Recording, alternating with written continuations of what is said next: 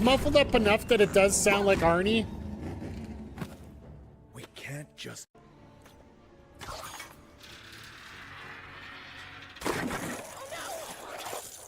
I, meant to do that.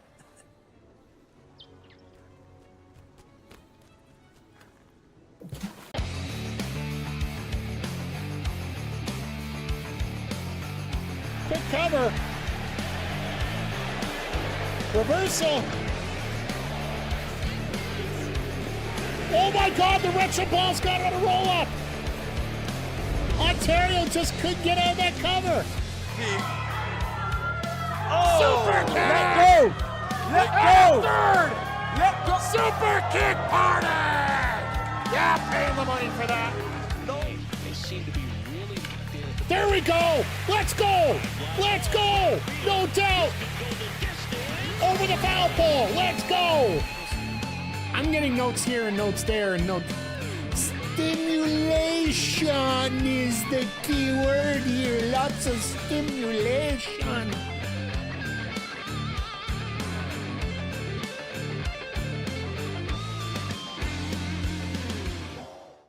Yo, yo, yo, and away we go. Hello, everybody, and welcome to the Mike Drev Twitch stream. We are 1 hour and 30 seconds away from Forbidden Door starting here, but we got the buy-in coming up momentarily, and they did just announce a brand new match for the show, so we got to have 3 matches on the buy-in. Daniel Garcia is going to be taking on Drilla Maloney from NJPW. No relation, but, you know, it's going to be a lot of fun checking it out here. We're also getting 2 women's matches on the buy-in with Sky Blue taking on Micah. Winner getting the final spot in the TBS Championship Survival of the Fittest match coming up on Wednesday, as well as the Divine Dominion taking on Thunder Rosa and Olympia for the AEW Women's Tag Team Championships. So I'm ready. I'm fired up. I'm good to go. I'm repping the Team Canada gear tonight because, you know, well, we are the champions of the day. But yeah, thanks to everybody who's popping in tonight. We are celebrating 6 years of me as being a Twitch affiliate. Pretty much this whole weekend's been a celebration of that here. We did have Collision last night, and if you didn't hear, Collision, I do believe, is being... All right, buy-in's about to start, sorry. Next week, Collision is moving into Thursday due to TNT Boxing being introduced, which very well could be a more semi-permanent thing going forward, so... It'll be interesting to see how it goes here, but yeah, once again, everybody, just thank you for being here. We're gonna be here tomorrow with a little Lego Batman. We played a few demos earlier today. Tried out some sports demos, some fighting game demos. I'll admit, I played a lot worse than I did when I tried them offline to start off. So, but I am sending the feedback in. I'll get the videos up too. Even though, you know, I might just do another run of a couple of them just to show you what's good here. Well, yeah, couple pieces of news that have come down over the day here. There was an announcement that Amazing Red and Conan are going to be inducted into the TNA Hall of Fame. That was on during Slammiversary earlier today. We have one rule for tonight's show. The opening of A doors is strictly forbidden.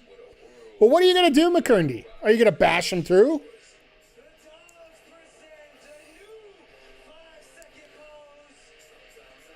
I will say, it is interesting, though.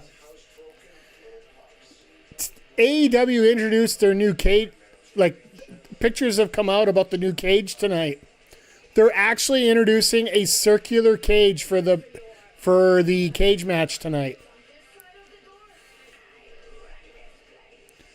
But I do find it interesting, though, I've read a few things online. It looks like Ospreay and Swerve may be the main event, which in many senses makes a lot of sense based on everything we've been talking about during the sidecast here. For anybody that doesn't come in during the week. Oh, no, we're not. We're going to sit down and enjoy the show. Doors aren't required because no need to leave the room. Hey. As long as you're able to get to the bathroom. Don't blame me because there's no door to get to the bathroom. Bruh. And Nat, good to see you here today. Hope everybody's doing well once again. Thank you to everybody who's just popping in right now. We got 5 hours of wrestling here. For anybody that's watched Slammiversary and then coming in here, Godspeed to all of you. 10 hours of wrestling. It's going to be crazy. Doing a lot. Hey, you know what? I'm glad you're doing well.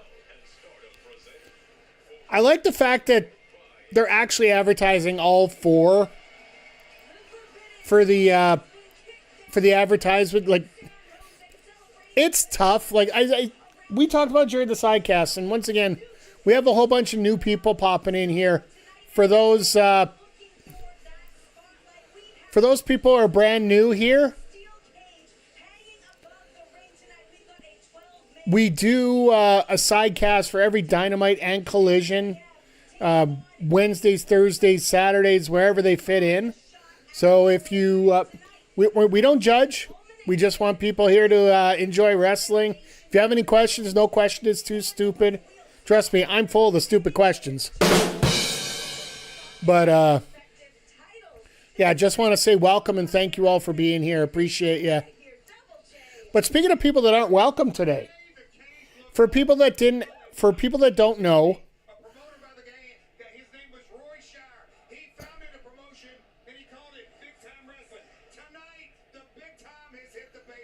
we brought up a Roy Shire reference, which I don't, Roy Shire's oh God, there it is. Only watched the Hardys match and the Nemeth match. Did Nemeth win the title? Or did Santana keep it?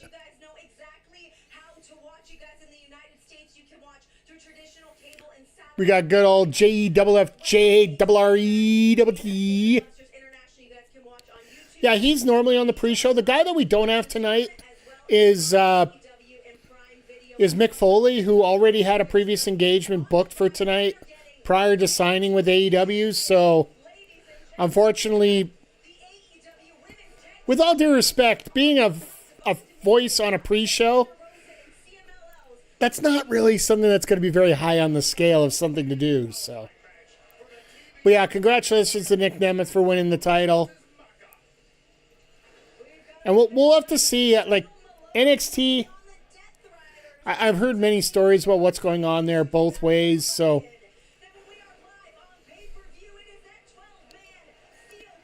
That is a great graphic for that cage match.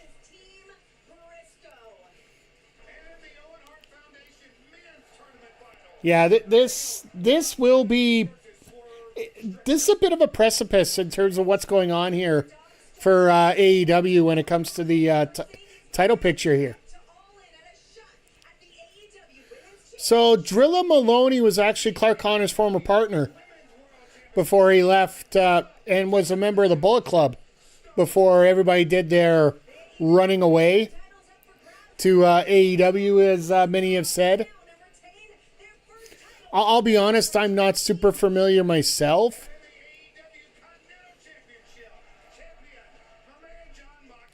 This will be fun. Like I said, they're running down the card. We're probably going to get Garcia Maloney to start off.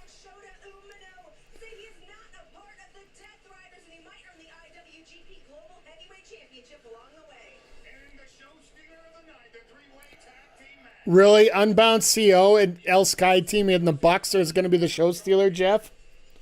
Which match are you guys looking forward to and take out the Swerve and Ospreay match? Because that's sort of an obvious.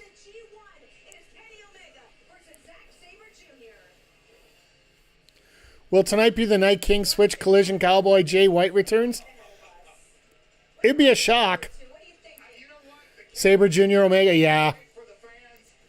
I wonder how this is going to go. If Sabre Jr. wins, you could see him taking a shot right now.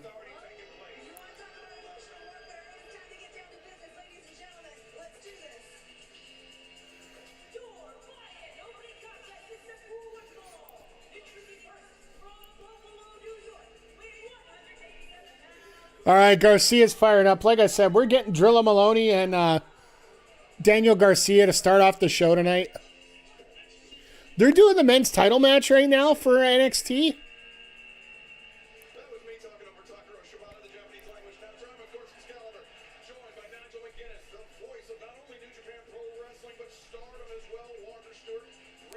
Walker Stewart on the card. All right. We just got a home run here.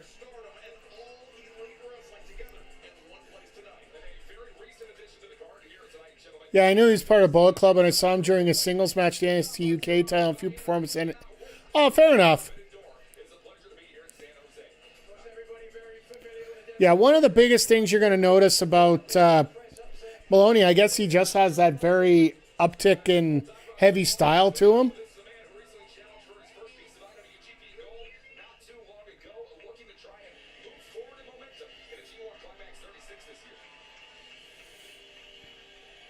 Oh, and if you aren't familiar, the G1, for the first time ever, the G1 is actually starting in America rather than in the States. Or sorry, instead of Japan. Next Friday, the 11th, it's going to be held in Chicago.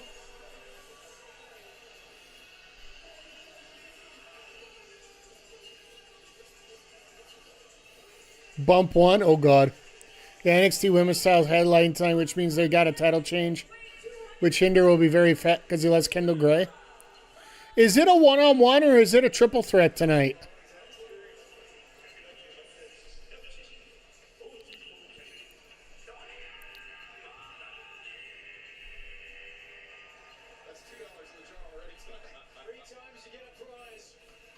Just one-on-one? Okay, so yeah, we're getting a title change there.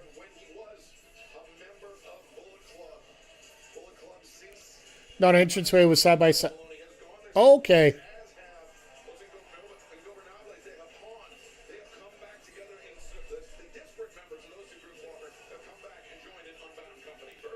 So Evo got speared through the entranceway to start off. Yeah, no, it doesn't surprise me. D'Angelo's going to go after it early and often.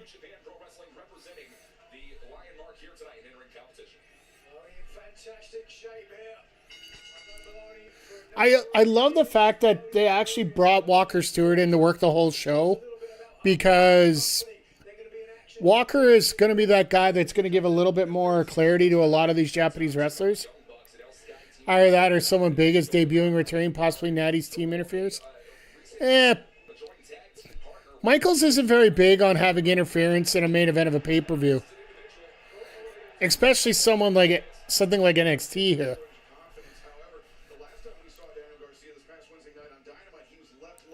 Garcia, I'd be a little bit more wary about Maloney here. Sorry, I get a little bit of a mind fuck here. The fact that somebody's actually using my last name as their name. It's not spelt the same way, but still. Michaels is a territory guy? Yeah, absolutely. But he's also a guy that... And this is something that's pretty much well known through most of the NXT shows. How many shenanigans have you actually saw during the pay-per-view? Like after the match is over? Yes, absolutely. No, it's Balls Mahoney.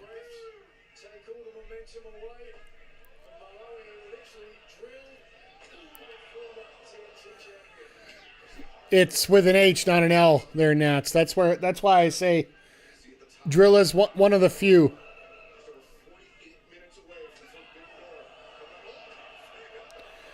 And they found a spot where the fans didn't show up yet.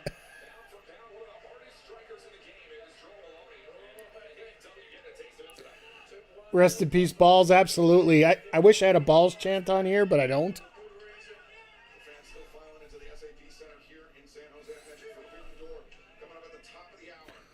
No, this will be fun. This is the SAP Center. This is where the San Jose Sharks play.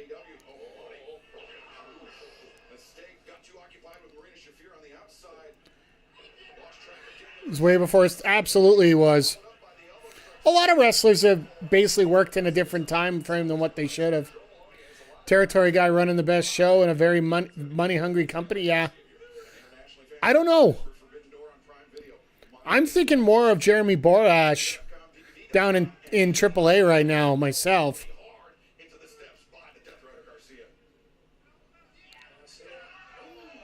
If you want to talk about the best booker in a TKO brand, I would say AAA is probably the best one right now. It's interesting, though. It's been reported that Brian James is headed over to TNA, so looks like there might be a bit of a shift there.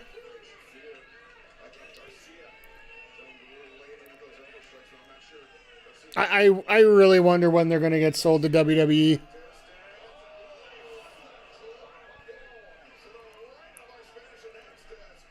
You're off tomorrow, so am I. We'll do a collective horn for that one. Vacation day. Yeah, I booked tomorrow off because, well, to be perfectly honest, by the time we get done the pay-per-view here, it's 10 o'clock local. Nigel getting all the respect in the world from Daniel Garcia. But, yeah, by the time we're done here, it's 10 o'clock, and yeah, days to use before August, so I chose tomorrow. Yeah, I don't blame you. Forgot AAA existed for a second, but yeah, I agree on that. The only bad thing about AAA is all their weekly shows are only 3 matches, so if you miss the first match, you're watching a 45-minute show. Hey, with all due respect, McKerndy, if you're over here for Backbreaker Pro Wrestling every week after Dynamite and Collision, if you actually put in full commercials and whatnot in our shows, you're actually very close to an hour. So I know the exact feeling about that. And we only have 2 to 3 matches a show. And I actually make it a rule of mine that I don't want it to go over an hour. Well, of course, last night was great for you. You won the number 1 contendership for the tag titles, which I actually got mixed up in my booking notes. We got to see. There is a possibility we might forgo Madness on Thursday and just do a PLE on Saturday. Maybe do our own version of Forbidden Door on Saturday, thanks to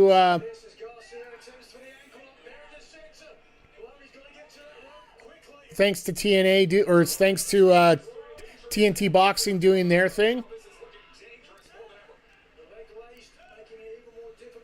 I'll see what I can do tomorrow after stream to see if maybe we can get a venue together yet.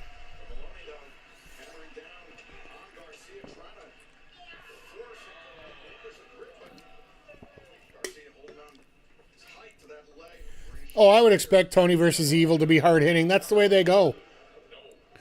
Hey, Homer. Good to see you here tonight. Good to see everybody here. Like, we're technically an hour before the show. We're 43 minutes before the start of the actual pay-per-view. And I know a lot of people are watching NXT right now, and I don't have the ability to actually set up both right now. Nor do I really care about setting up my Netflix next to my TV here. And yeah, the Psycho Circus's story, I heard it was actually rather interesting, so.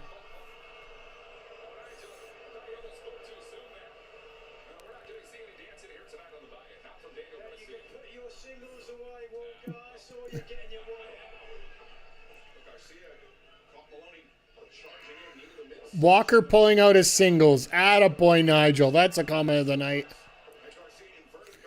Did you guys hear, like, I know this is baseball, this isn't wrestling, but did you hear the Tampa Bay Rays announcers to the center fielder for the, it's the left fielder for the Kansas City Royals, Max Kepler, and the comment that they made on a shot? So Kepler just came back this week from an 80-game suspension for PED use. So he hits the ball and hits it to the end of the track.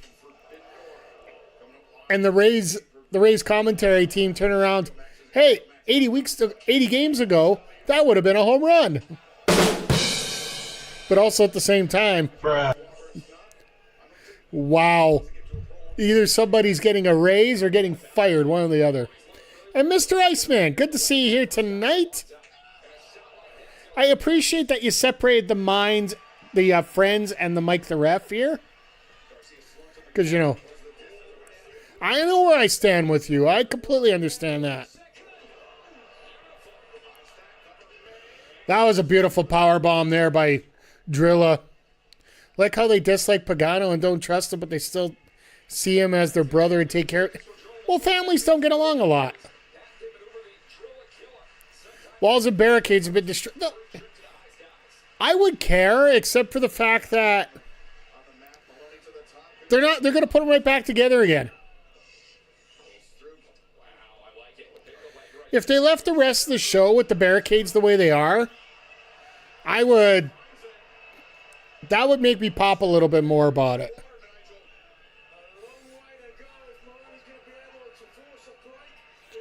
D'Angelo win it in the end, or we got a new champ?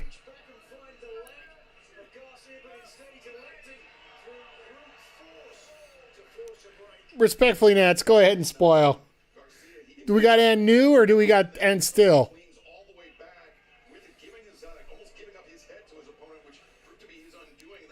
Yeah, I figured. Hey, now, you'd stand in a category with some of my other favorite people like Walker? My God. What do I... Where do I go with that?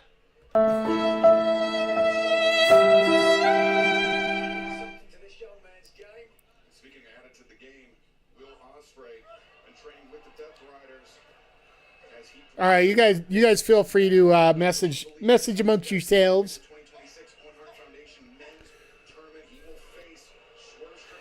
But yeah, no, Walker, I hope that he's feeling better today. Walker the jobber no more. He won last night, so...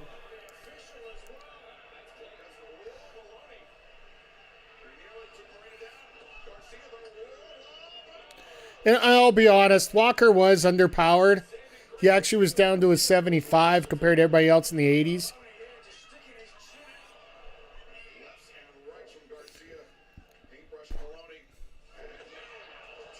That's Zarian Tatum next, right?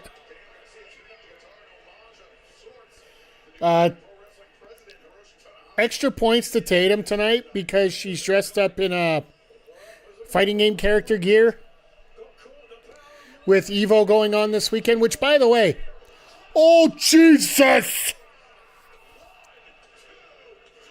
Drilla just drilled. Oh, shitty. Drilla just drilled, and I think he found some gold down there. And that gold he found was a 1-2-3. Frick, that was a shot.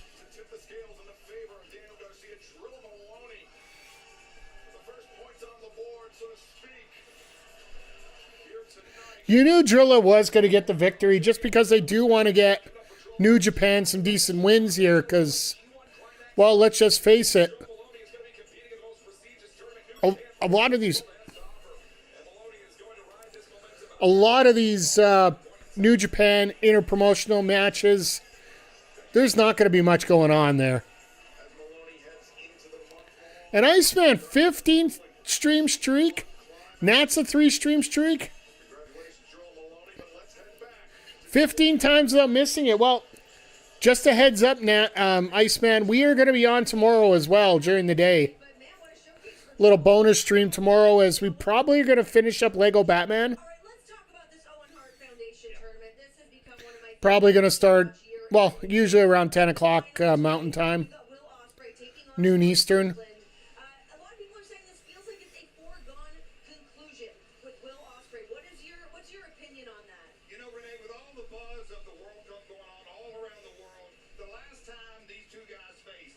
Our version, professional wrestling.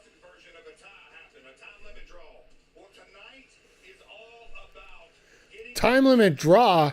Yeah, why didn't you just talk about what happened before that?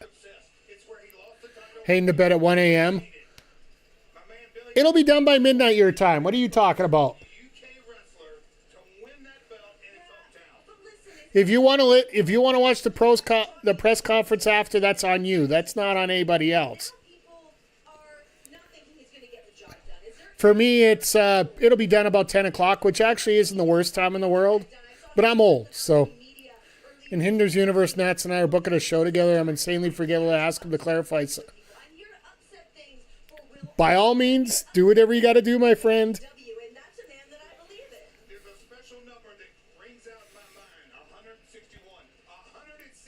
days is all it took for the Billy Goat to come back from neck surgery. He wants the championship. 161 days? An early morning. That isn't early. That's 10 o'clock. That's like... If it's actually hitting the afternoon in some other time zones... I'm sorry,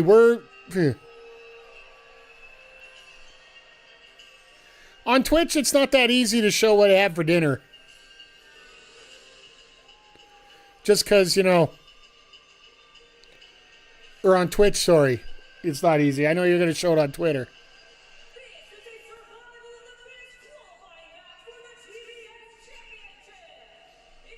All right, chat, I have to ask you, who do you want to win this one? Micah or Sky Blue? Like, I think Sky's probably going to win it. Unless Micah's planning to be around for a while. Also, the fact that we do need an extra heel in the... a heel in the match. Nice.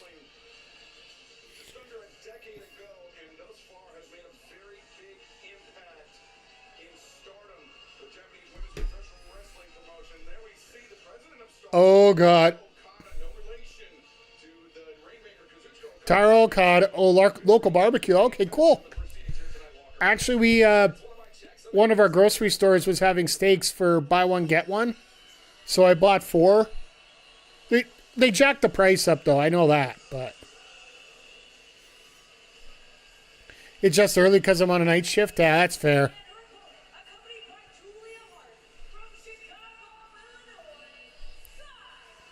Hello, Sky. Hello, Julia.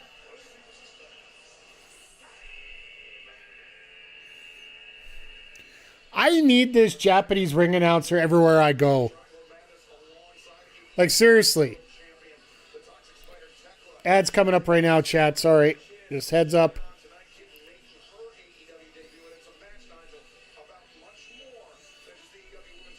But Julia's staying at ringside. That's something we normally don't see around here.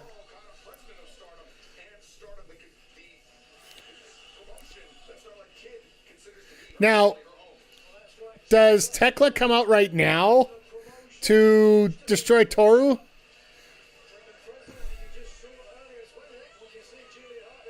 Oh, they're kicking Julia out. Okay.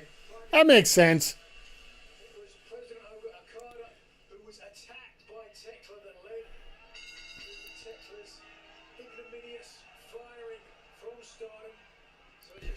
Now, this will be a good match here, and I know that Stardom is, well, out of all the promotions here, I think Stardom's the least represented.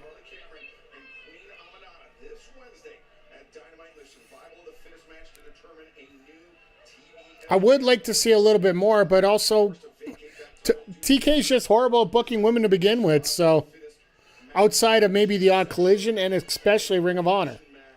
Ring of Honor does a great job with it, but when it comes to Collision, he gives them 2 matches a night, and when it comes to Dynamite, it's 1. Like, July 1st is going to be the first time we're actually going to get a decent amount of time that's not going to involve Mercedes Moné for a women's match, I hope.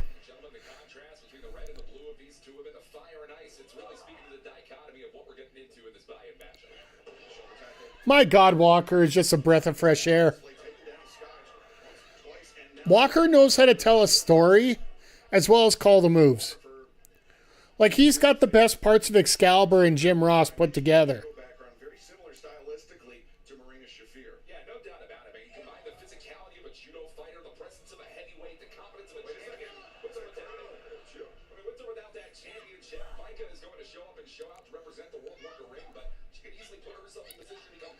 Proceeds of 50% to the armed forces for all barbecue restaurants. Okay, cool. It's like we have Firehouse Subs here. It helps support all fire department members. So And Micah on the move. Sky though, low bridge. Sends Micah spilling to the floor. And now I wonder if you actually try to do that low bridge on somebody over the top rope. I guess Micah is tall enough that she can make that go, but it just seemed a little bit weird. No. My God. All right, somebody's dead.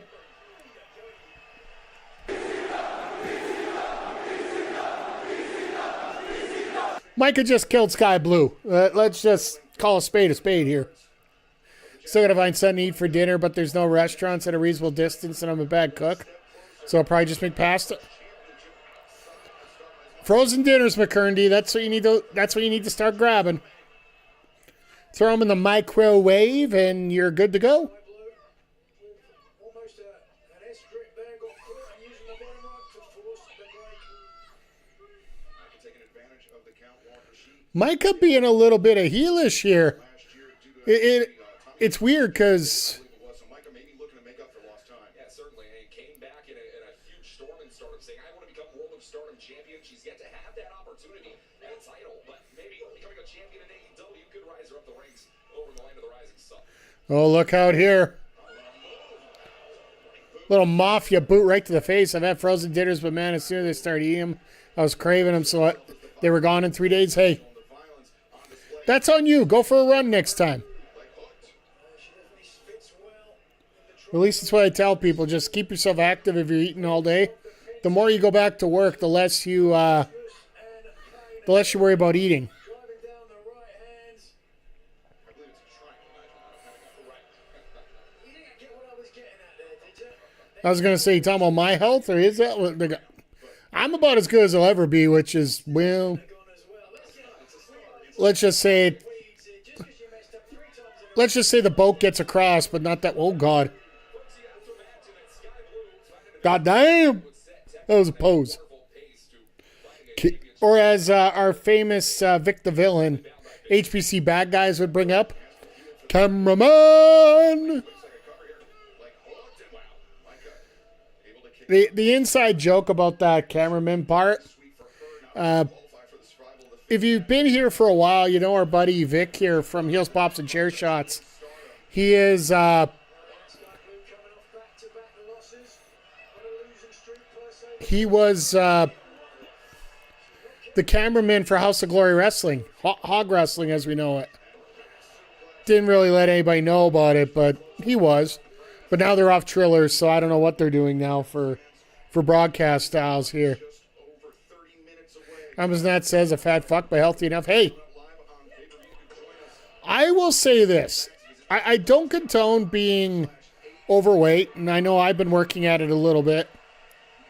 It's hard when your lung capacity is where I am because you can't take a real deep breath. But anyway, NJPW.com or main events. So many ways. I was literally on the borderline, and I just passed it, where I was obese enough to get priority for the COVID vaccine. So I take it as a win, personally. Sky Blue slowed down and now Like, there's being overweight, and then there's being out of control overweight. she's here tonight in her AEW debut.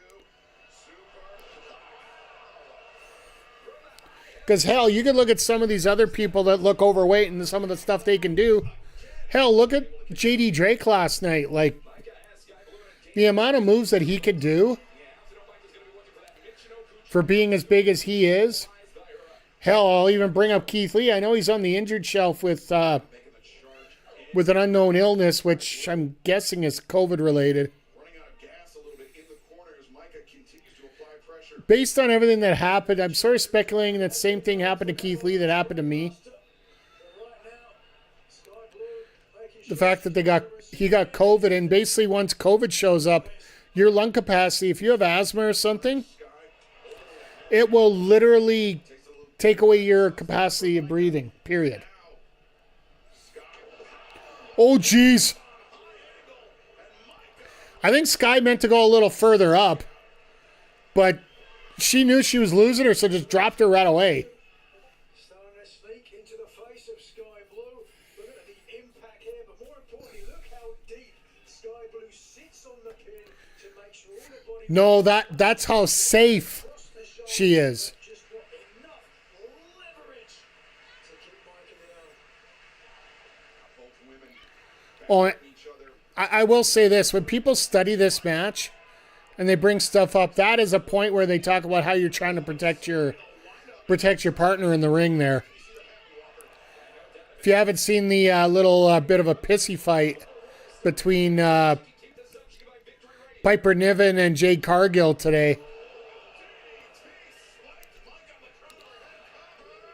If you're not familiar with what I'm talking about, Jade Cargill in the match with Tiffany Stratton hit a absolutely devastating black hole slam on Tiffy. However, if you look at it in terms of a safe wrestling move, she was extremely sloppy in it. You could watch Tiffy's head literally bounce off the mat a couple times. Already in the match. And Piper called her out on it after Jade was talking about how great she looked.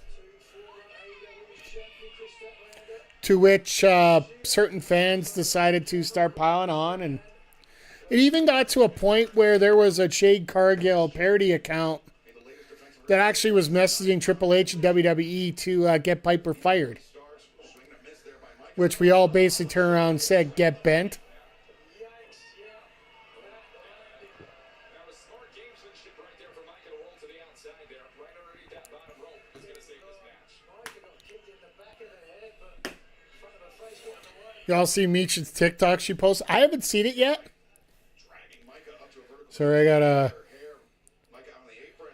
Sorry, Nats, I had to throw the Across the jaw. old allow thing on there. And Sky Blue. Oh, I thought Sky was going to try and do the Cesaro suplex. Get her over the top, thankfully, at least for Sky Blue. Nope, not all the way. Sky, Micah out to the apron. Go!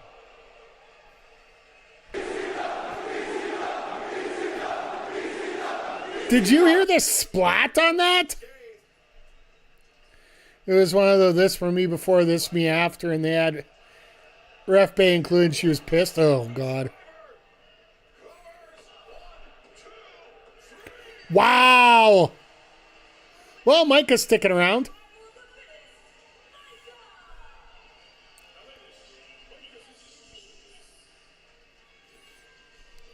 And actually, Micah was acting pretty heelish in this, so I can live with this. So my bike this after, too humid to bike outside, so while I'm out watching Napoleon Dynamite. Hey, I haven't seen it. I've seen enough clips on it, but I'm very shuddered when it comes to stuff like that. So, all right, who do you got for Survival of the Fittest? It's gonna be Sheeta, Statlander, Cameron, Aminata. Stardom President Taro Okada, very happy with what he just witnessed. Micah qualifying for the TV. I wouldn't be so happy if I was Taro there, because this means Taro has to show up on Wednesday, and if Tekla loses, Taro might not be very fit. How do I put this? They're literally going to light him on fire, possibly. Tekla actually went to Japan to try to cut his hair off, shave his hair. She was like this before. Faces her idol in Mercedes Moné. That is one of our Not to sleep with one eye open, absolutely. Nat's going to make a new version of your creator wrestler for Hinderverse, and the shirt's just going to say, for the boobs. Thanks for reminding me, McKerndy. I got to start uploading my characters. I've been waiting to get a lot of the balancing done with a lot of them, so I haven't uploaded any of the BPW wrestlers yet. But I should get to doing that now that things have been balanced out a little bit. We got a couple. I got to get a couple more people debuting here soon, because we only got maybe 20 wrestlers on the roster.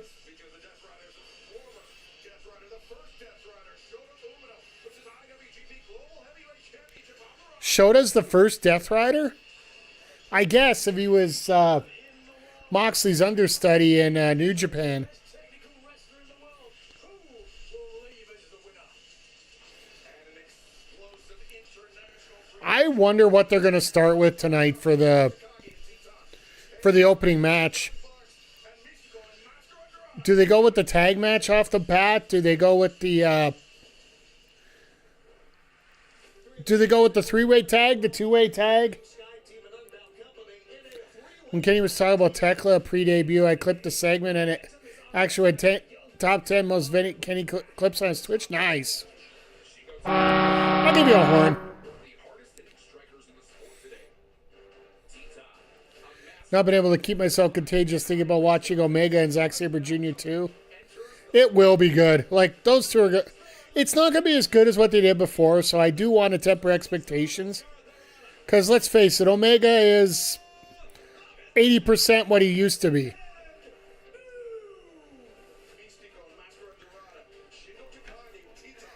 So, El Sky Team is the team that sort of helped Tony Khan fix a little situation right now. Apparently, apparently there was a little bit of an issue with visas for the Beast Mortos. Even though he is a lawyer. Zach is so flexible. I'm 27 and barely can bend to take my shoes off. Hey, fair enough. I'm 48 and I'm stiffer than a board. 47, sorry. I'll be 48 in a couple months here. Anytime I think about Tekla, I just think about I did not get fired from Japan. Okay, I did get fired from Japan. Where's the Mexican ring announcer? Where's the CMLL ring announcer? I declare bias here. Everything should be announced 3 different ways for this match. In Japanese, in Spanish, and English.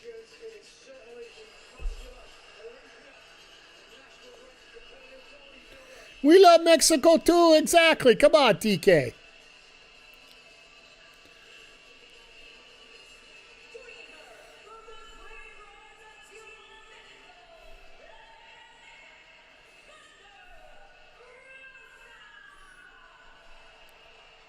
At least Thunder's wearing gear that she can't strip down to her bra again.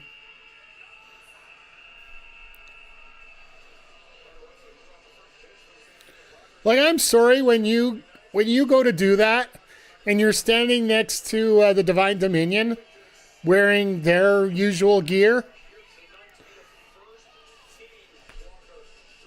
Respectfully. Yeah, no, it doesn't look good.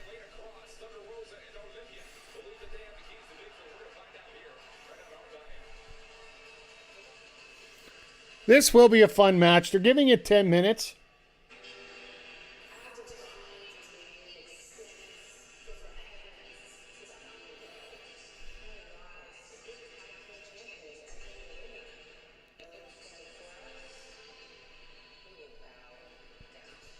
God, do I love this opening.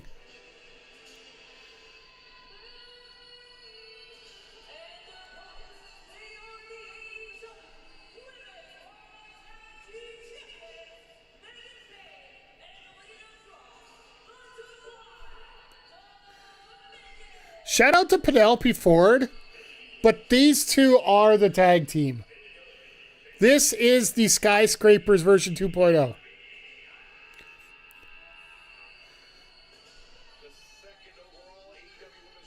Easy Nats. Heel boy.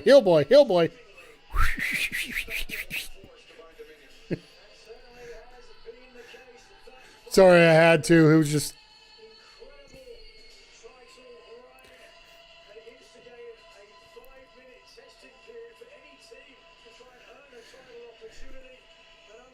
Yeah, why don't we get a 5-minute challenge out of this?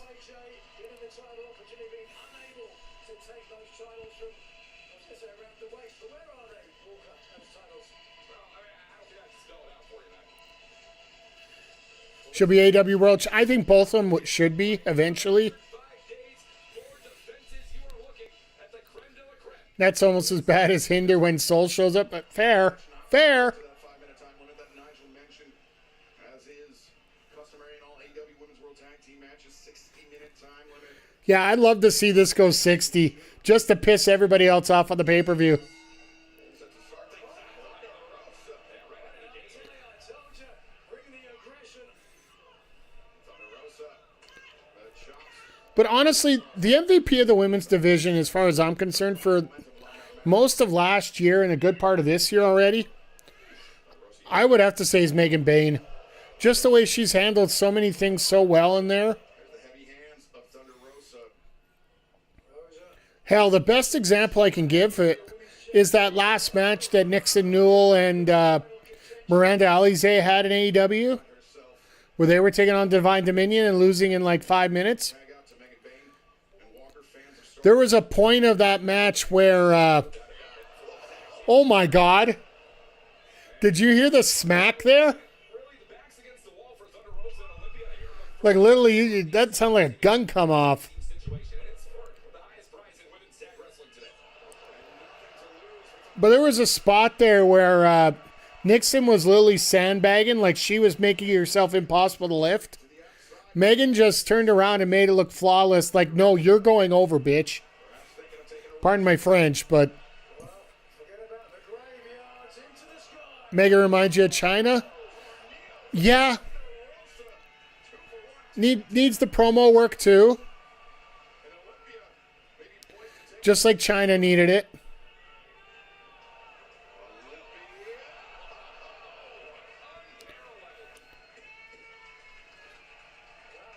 Oh, and by the way, tonight's sponsored by a tequila company. So I guarantee you FTR is a little extra pissed. Joey can help Megan with talking. Yeah, but they've been together for so long already. You think it would, if he was going to help, they would help her.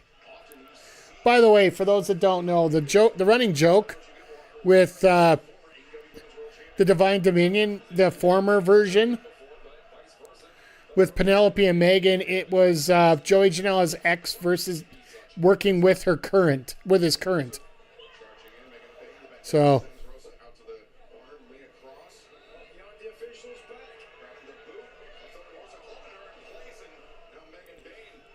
back. that was dumb.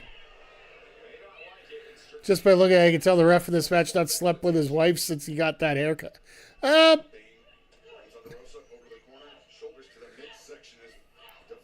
Why didn't Joey work out in AEW? just under 15 minutes away from Forbidden Door coming up at the top of the hour. Joey's got a very free spirit when it comes to the way he books and the way he wants to get involved in matches. And I think at the time when he was here, he just didn't have the... It wasn't conducive of what they wanted to do here in AEW. So...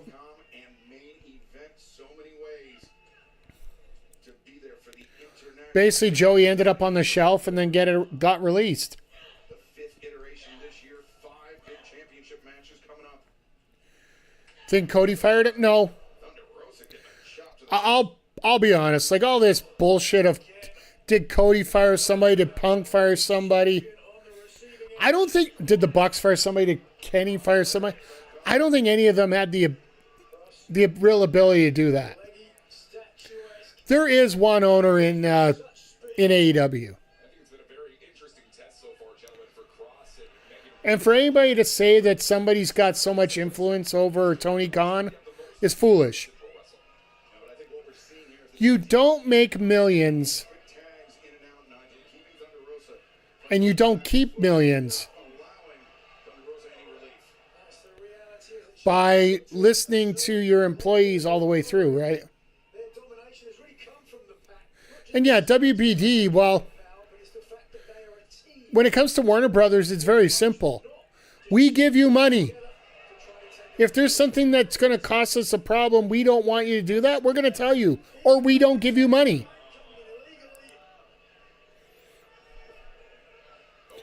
Like, I understand the ownership part of it. Going back to the But straight up and simple. Yeah, like they do have ownership, but there's thing about being a managing owner and just being a regular owner.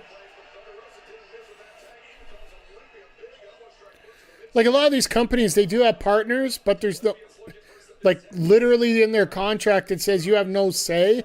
You just come in and collect a dividend when it comes through. CMLL making her tag team debut alongside Thunder Rosa here tonight in AEW. And coming in. Like The Rock and TKO, exactly. Like, well, actually not even, because The Rock actually does get involved once in a while, right? There are some other ones that are completely non-wrestling related.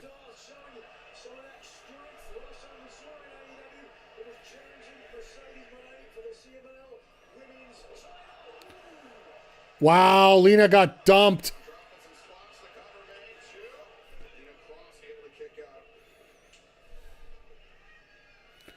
Now the challengers poised to go to work on one half of the champions. Lena, though, versus meeting of the minds. You know what? That's one of the times where I will call it meeting of the minds there. The one blower. And Olympia underneath, hoist up.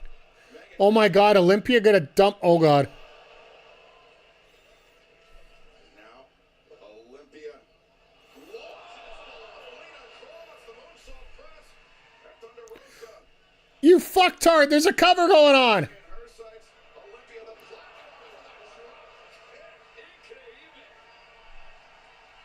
Wasn't that a pin? Wasn't. Looking sharp tonight. Huh? Olympia once again this spring. Splash this time in the ring. You could tell somebody from CMLL's in the match because, you know, you're not sure when a pinfall happens. You're not sure when With your favorite All Elite Wrestling merchandise on and off the screen. Search Shop the Show in your Amazon shopping app for access to our official AEW store. Support your favorite wrestlers by grabbing some Shop AEW exclusive merchandise today. Of course, they're going to show this 2 days after Prime Day, right? On Thunder Rosa, that's So, the power, Nigel, is such an asset. okay, get the goddamn graphic off of there. Thank you.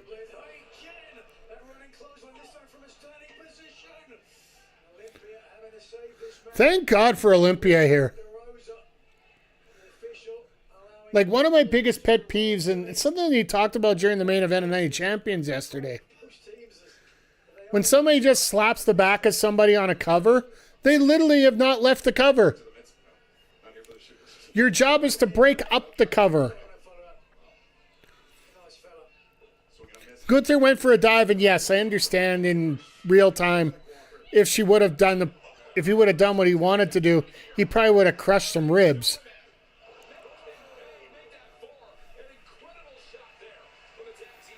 God damn this match. Absolutely fantastic match going on right now. And this is just the preview show, folks. We got 8 minutes left. Just so you know, we are about 50 seconds ahead of the countdown clock.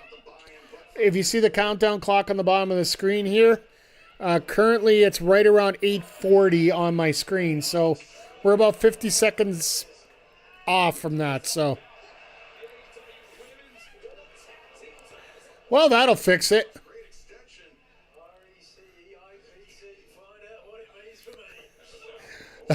Nigel spelling out receipt. Granted, most of the Americans won't be able to understand that because, you know, sorry, I'm talking about the Kachucks mostly. My God, did she get some lift on that? My.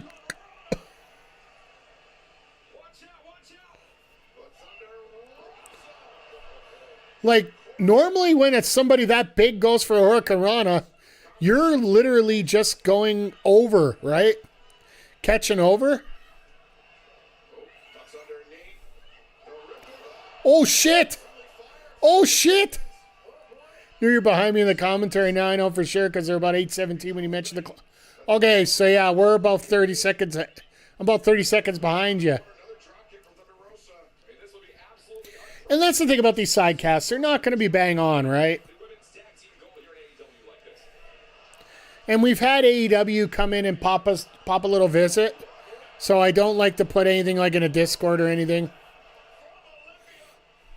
We might get new champions here. Now Thunder Rosa. To the top diving foot stomps. Cover. 1, 2. Lina Cross there in position to break up the pin. No way Cross was allowing him. Oh yeah, Viva would be there. It's sort of a home area, right? Always have your partner's back. Thunder Rosa. Middle kick. Like Viva Van is from Bang, but Bane ready for Thunder Rosa. the West Coast, right? No reversal. 1, 2. Nearly saw it. Okay, that looked uglier than shit. Thunder Rosa. A moment of indecision there. Lost her. F5. Thunder Rosa. Dun dun dun dun dun dun dun dun dun dun. I think that's why she quit doing it. Continues. Olympia the swinging the Now it worked. Dominion did not miss with that one. Olympia rolling to the outside. All right, Thunder Rosa's dead. Illegal competitor Thunder Rosa. Pouring its ass off right now. Yeah, I can see it. We've been getting that all week here. Yep.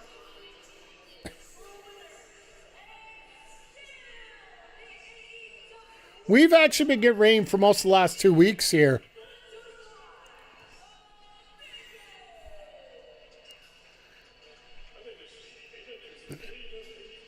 But yeah, now Divine Dominion win. Shout out to Zodiac.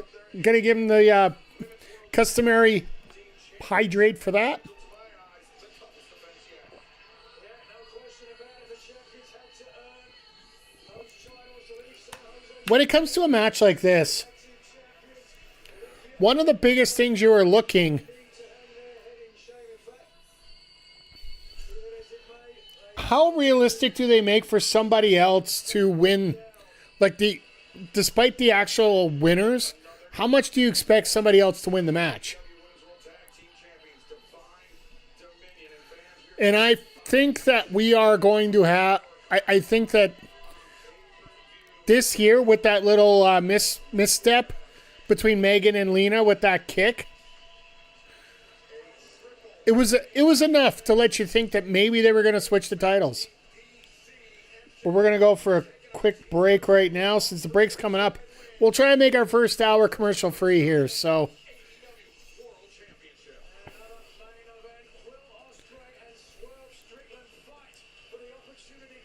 but yeah, as we go through, we do have the ads coming up. By the way, if anybody's interested, gift subs are 35% off if you buy them in groups of 5.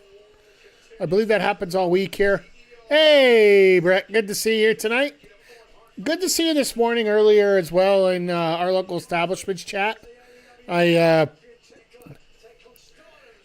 was too busy harassing Bobby to respond back. My apologies. That says a KCW. I'm a tag. An Indiverse, you're a tag team merchant. Ah, fair enough.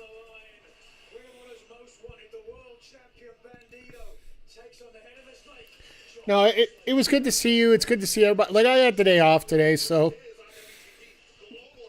we did some demos this morning on Twitch, and then we're back here for the Forbidden Door card, which definitely this definitely is going to be pretty exciting here tonight overall, I think, as we go through it. Bobby needs to fill the void left by El Assassino. Hey, I think he should get into a match. If he doesn't feel confident about being in a match, you put him in a Weapons Allowed Everywhere match.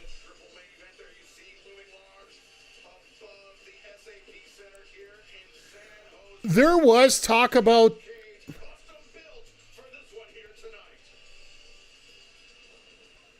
he's a big guy. He could do it. Fair enough. If they're going to do the cage first, it would make a lot of sense.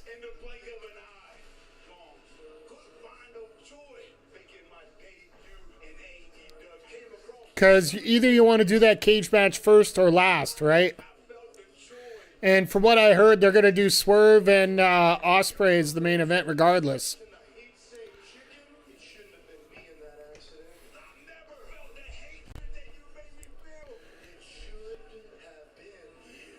But this story between Briscoe and MJF, I honestly feel that Briscoe's going to win, and that Beach Break is when they're going to have the title match.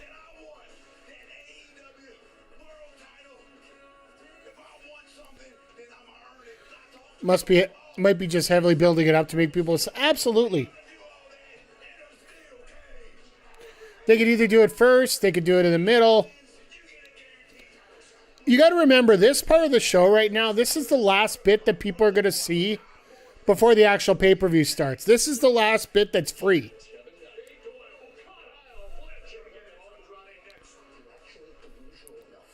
Congratulations on Team Canada for another victory. Abso-freaking-lutely right here. I don't know what's going to happen in the next round. I don't know if I want to take on Netherlands or Morocco, but either way,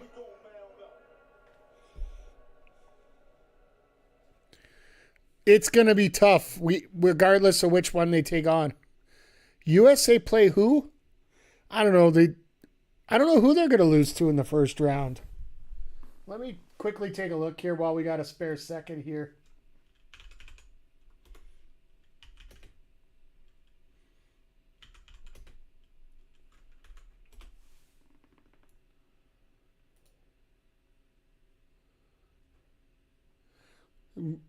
The actual bracket's going to be coming up, or the actual show's going to be up in just a moment here, folks.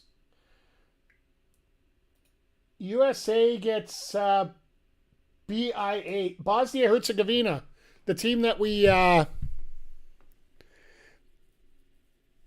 was the team that we tied, I do believe, in the round robin to start off.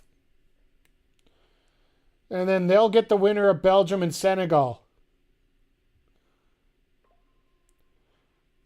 So,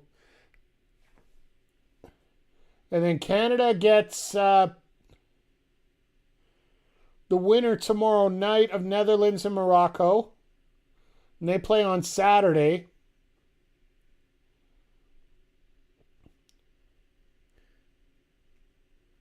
Sweden needs to get their shit together. Yeah, I would. Yeah. They did not look organized when they were doing... Oh, here we go. Here comes the main show, folks.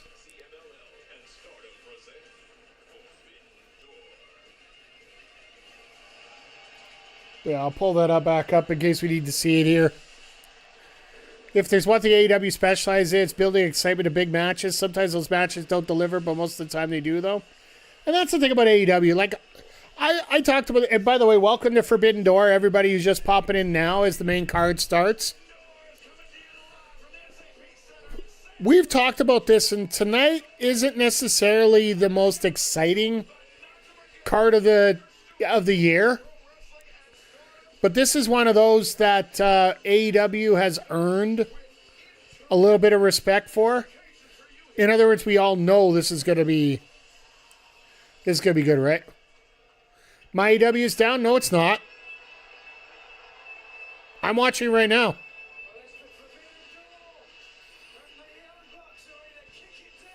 That's what I'm watching it on, so. Super Kick Party!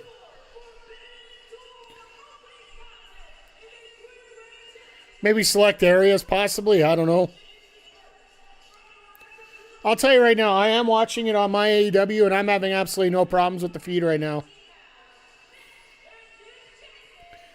Forbidden Door's been one of the most exciting cards for you. Absolutely, like, if you're keeping up with wrestling around the world and seeing a lot of things that are going on, absolutely. And McCurney, I don't blame you for being excited over this card.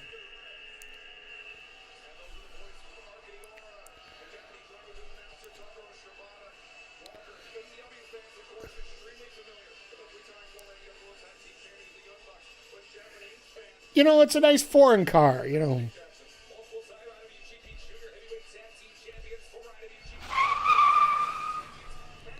We'll just let you speed away on that one there, McCurney.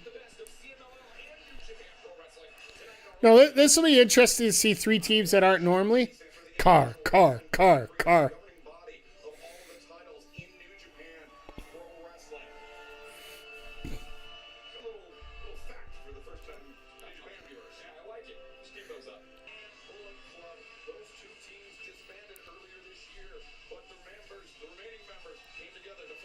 Amazon Prime loaded up. I was furious after the deadline this week. I don't blame you, Brett. I don't blame you one bit.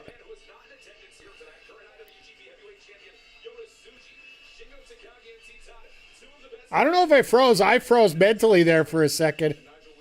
Kenny and Zack Sabre Jr. are both in my top 10 in the world right now. Kenny being my number one. So that match is one you're looking forward to. Hey, you know what? If Kenny Omega's 100%, I don't know if there's a single man in the world that can keep up with him. The problem is he at 100%? You might get the... okay. Just reload.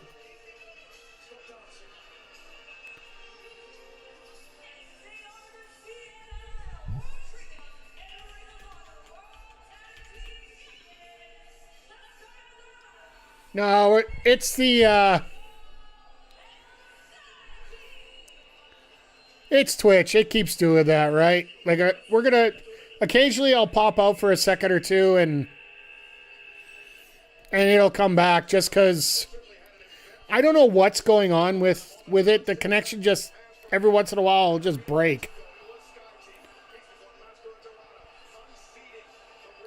My internet's fine. My computer's fine. I'm pretty sure it's a Twitch thing, that it severs the connection just for a little bit.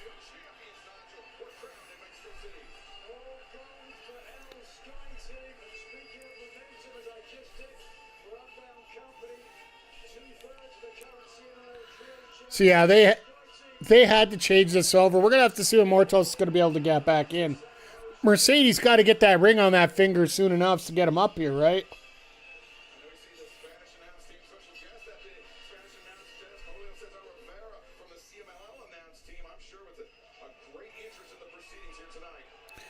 So why isn't he ring announcing instead of being a special guest? Yeah, but still, it's annoying when you're playing a game and all of a sudden it dies. It did that this morning. Mr. Zodiac, thank you for being here. Happy Forbidden Door Day. Had a really fun night so far here. Micah ended up defeating Sky Blue to get the final spot in the Survival of the Fittest match. We also had Drilla Maloney beat Daniel Garcia in our opening contest. And the Divine Dominion, once again, breaking hearts and breaking bones. Ended up getting the victory tonight. So, and in terms of big news, no, not really. They got the last match. They got the last match booked for. They Can't Break My Bone. Yeah. Give you that one right there. I walked that one right into you. You just smacked it down.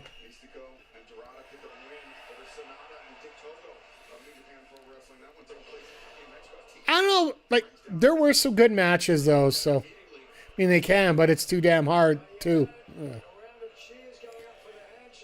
Just kidding. No, they ended up having a nat. Yeah. Kevin and Desmond was pretty good. You had,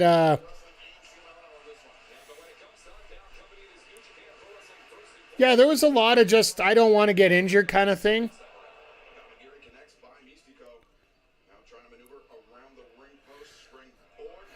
Just a quick note, apparently they didn't announce it formally, but either we're getting Collision moved to TBS this weekend or it's getting moved to Thursday, one or the other. They haven't formally said one way or the other. Because TNT Boxing is going to be debuting this Saturday, so we're going to have to see how that goes.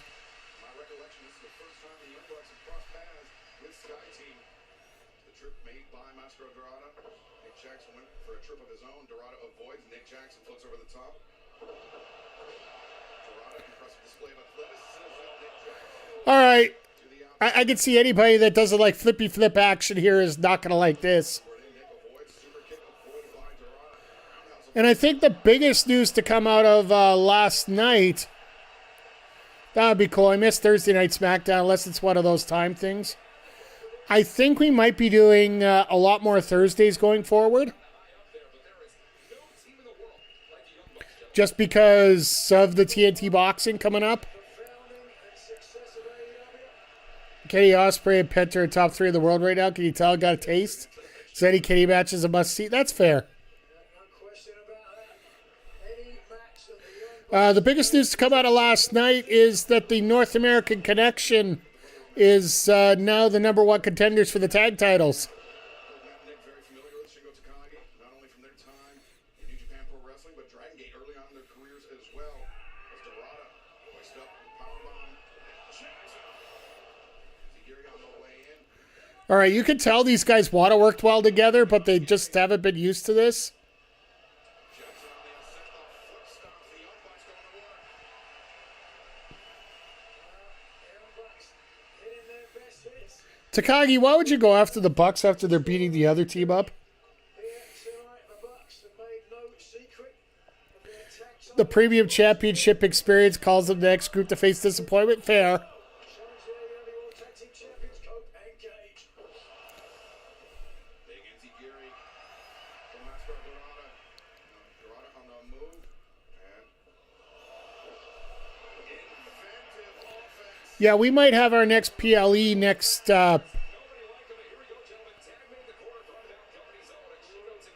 Robert Roode has been added to the active WWE roster at WWE.com. Probably just a mistake. Unless Roode's neck got cleared. Because he right now is an agent for WWE and that's it. Unless you're looking in the alumni section, which that would definitely make a lot of sense, but hell, if he shows up tonight or ate some fruit before dinner, it's almost fair enough. Always good to get some good fruit in you before you have a big meal and just keep things going all day, right? Unlike thing in a match full of like things. One of these things 2.5 men, fair. for the others. Just scrolling through WWE.com on their roster, Robert Roode is still there. I don't really, he wasn't a few weeks ago, or either they just. I think it's a mess up. That's all. By Teton and Shingo. Suplex. Just trying to update their website, even though they. I'll be honest, I don't really even look at the WWE website for the most part. He's controlled the tempo of this match. He's slowed every one of his opponents. Oh, Dorada. Nice slip underneath. What about the company? Meeting the mind. Shingo. Swinging a miss. Tag hang on needs to go. On the Honestly, I wouldn't mind seeing Team CMLL win this. stunning Teton. That's buffoonery compared to the greatest podcast on the face of the earth. 2.5 men. 1.5 men? Ooh. Have you ever watched Great North Wrestling? No, I haven't.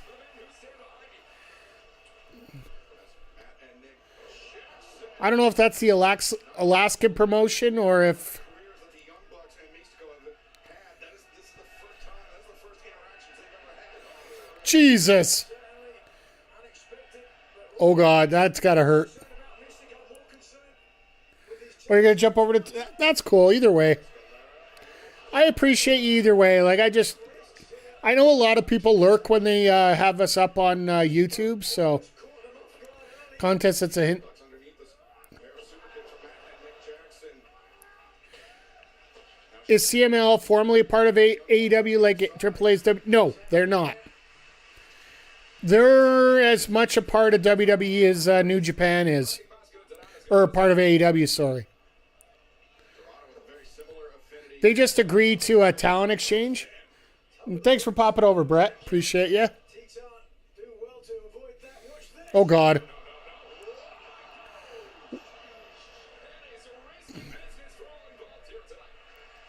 Well, Dorada didn't get all the way up there, but they made it work.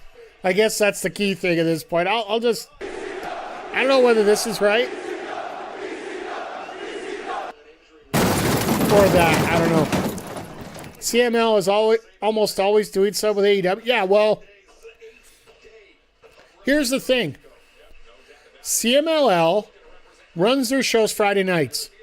Every Friday night is when they have their shows.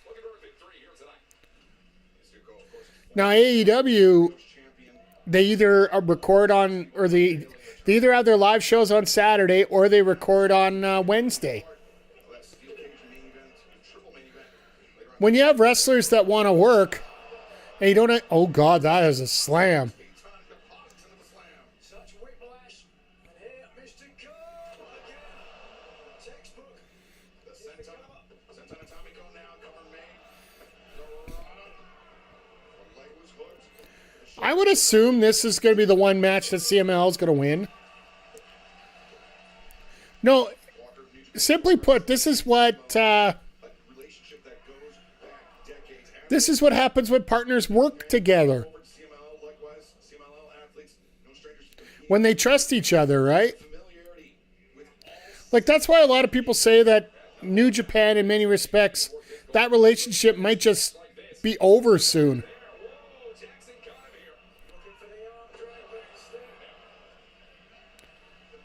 People in Brett are typically bad news, with Bret Hart being a prime example.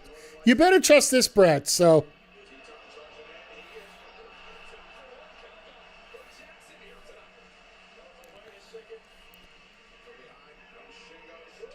He's going to try to get Shingo for that? I don't think so. Damn! There's a reason that Shingo Takagi is a former IWGP heavyweight champion, and he's showing it here tonight at Forbidden Door. drags Mascara Dorado over the corner. For a moment, I thought so was. Well, Shingo wants to get this win, not just for unbound. yeah, and don't worry, most of us are out here. We do like each other. I'm a very quick ban, if you didn't know. destroyed Brian Danielson, as you mentioned. In the matchup not too long ago. Come on. I protect my chat very well, so I don't have much for mods, but I'm using. Thinking ahead to their relationship by AEW, there's a possibility. Here's the thing, and you have new owners for New Japan, the TV company that that broadcasts New Japan. They actually bought the company earlier this week, or earlier this month, sorry. So there's a possibility that they might be working a little bit more with WWE. Plus, also, AEW pulled all their programming off of New Japan World in order for them to expand my AEW into the Japanese market. So, do I think it'll happen? Probably not. Just because Pro Wrestling Noah and WWE are working so well together right now. And I say that to levels, right? Like,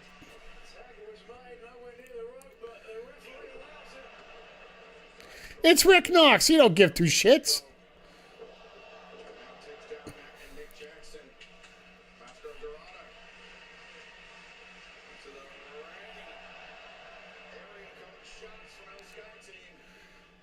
I like how they just call it area code shots now.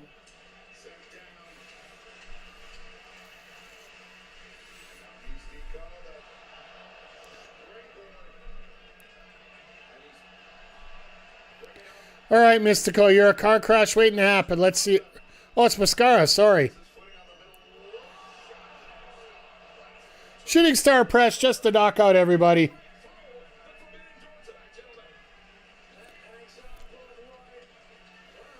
The forbidden car crash.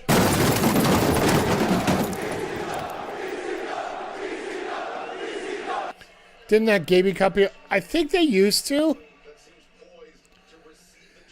But whatever company, like they own both Stardom and New Japan, but they just unloaded New Japan. And still have Stardom in their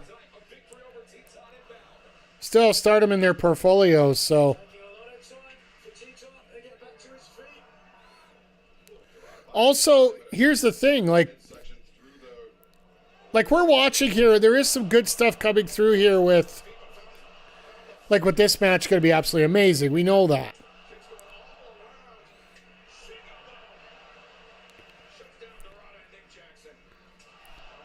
But the top 4 or 5 wrestlers in New Japan are worth bringing over. But when you got a champion like Yota Tsuji who refuses to appear on an AEW show because he was given just such a poor spot on last year's show where he worked a pre-show, so he doesn't feel like it's appropriate for him to show up. It speaks wonders to a lot of that stuff, right? Like if your company is serious about working with your partners, I don't think you're going to let your champion talk like that. Unless you're going to make it into a work, which they're not doing.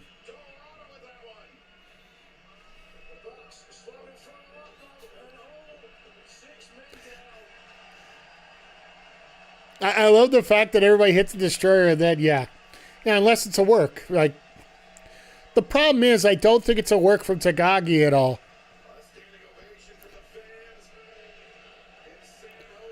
Because he's proven it, because he was a global champion and ended up losing that to Andrade because he was unwilling to defend the IWGP title against Andrade. Yet he was only going to give the global one there. It's the same global title that Shota Umino is defending against Pac tonight. Slipped out of the corner. There are kicks to the face, forcing Takagi, now Mystico. Making the climb to the top. Oh boy. Ospreay ran some defenses for AEW New Japan as well. Don't know if they're trying to smooth things over or frustration. Yeah. I don't know if they're trying to smooth things over. Oh, God.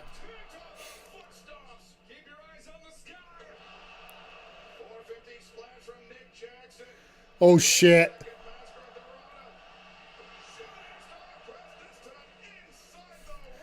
Let's just hit, we're not going to be in this position here where we're just going to hit 1 or 2 finishers. Let's hit all our standing finishers. Then we're going to hit all our top rope finishers. And now we have to get into our tag team finishers.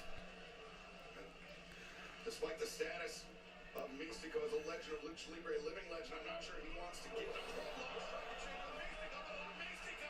Mystico is cinched in. This is how he and Dorado won the ring. I would say that CML should win this match.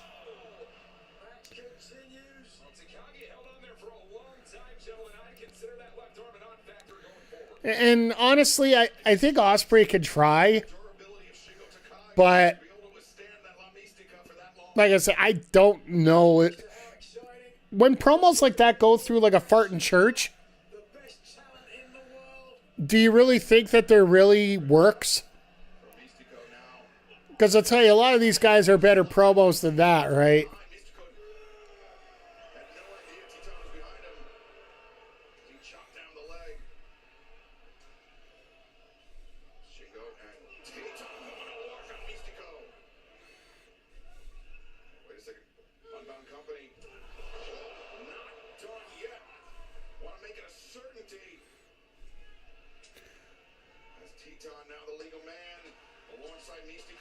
All right, crowd's getting behind this here. Let's see if he can end this match. Teton falls off the chest of his partner, the DDT. Follows it up. Oh, shit. What do we got here? Oh. Unbound Company.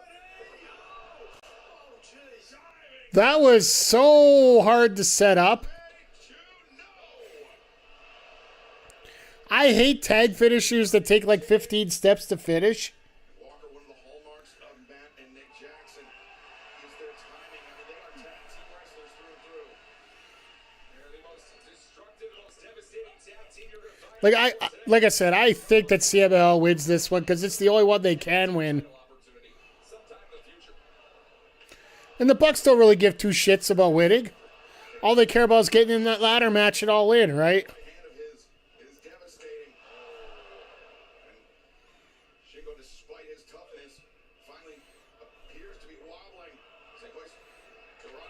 Jesus. Shingo's done. The super kicks there. The hands of Shingo were occupied. That allowed free reign from the Young Bucks, but now Teton up to the top, diving crossbody. Might not be the best thing to do here. The Young Bucks with Teton inverted. PK, Meltzer driver.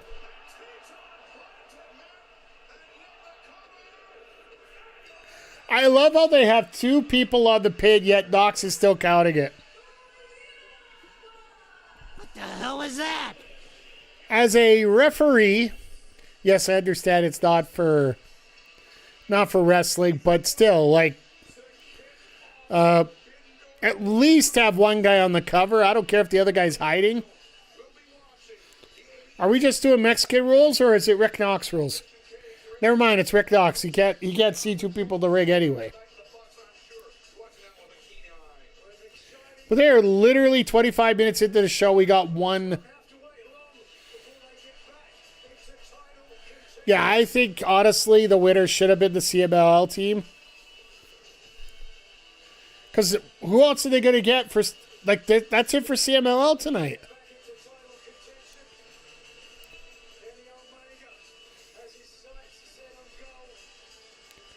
Like, there was Olympia in the pre-show and Sky Team here.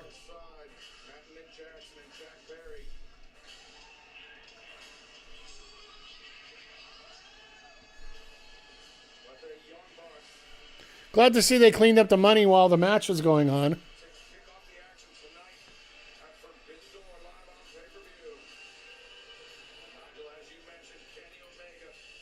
And sorry for those that have been watching on the YouTube with the wrong logo in the background. I thought I fixed that earlier, but obviously it decided not to happen. We're doing Omega and Zack Sabre right now. That tells you the caliber of card when you're putting this match on second.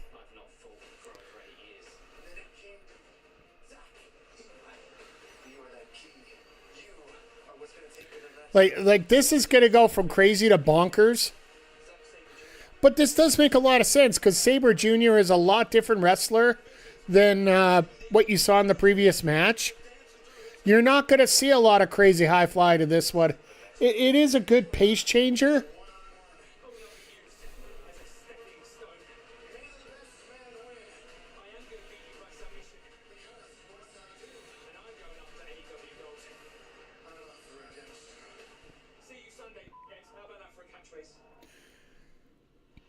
I would love to see this end in a draw. That both of them get to work at Redemption.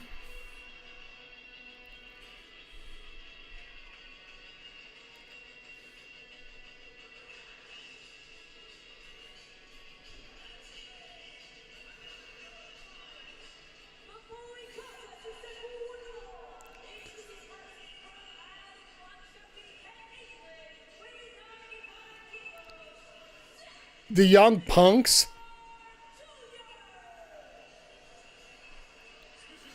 It makes it a little bit funny when you think about it. You know, CM is also a young punk as well.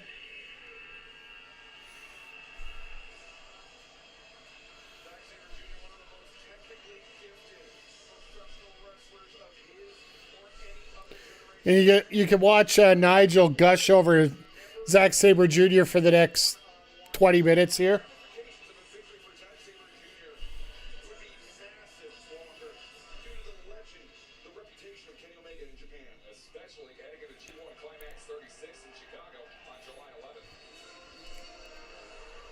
All right, here we go. Here we go. This entrance always gets me fired up regardless.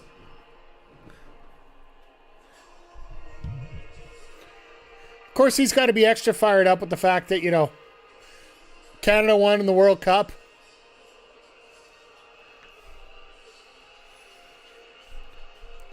And there is a possibility that England could go out in the first round.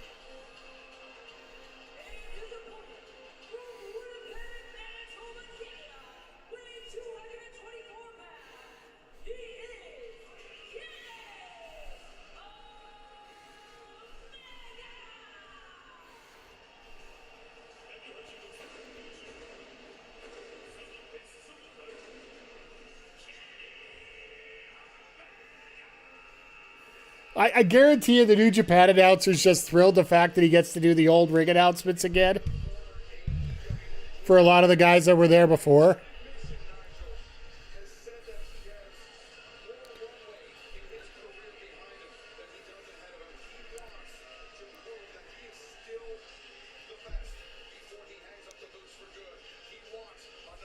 Uh-oh.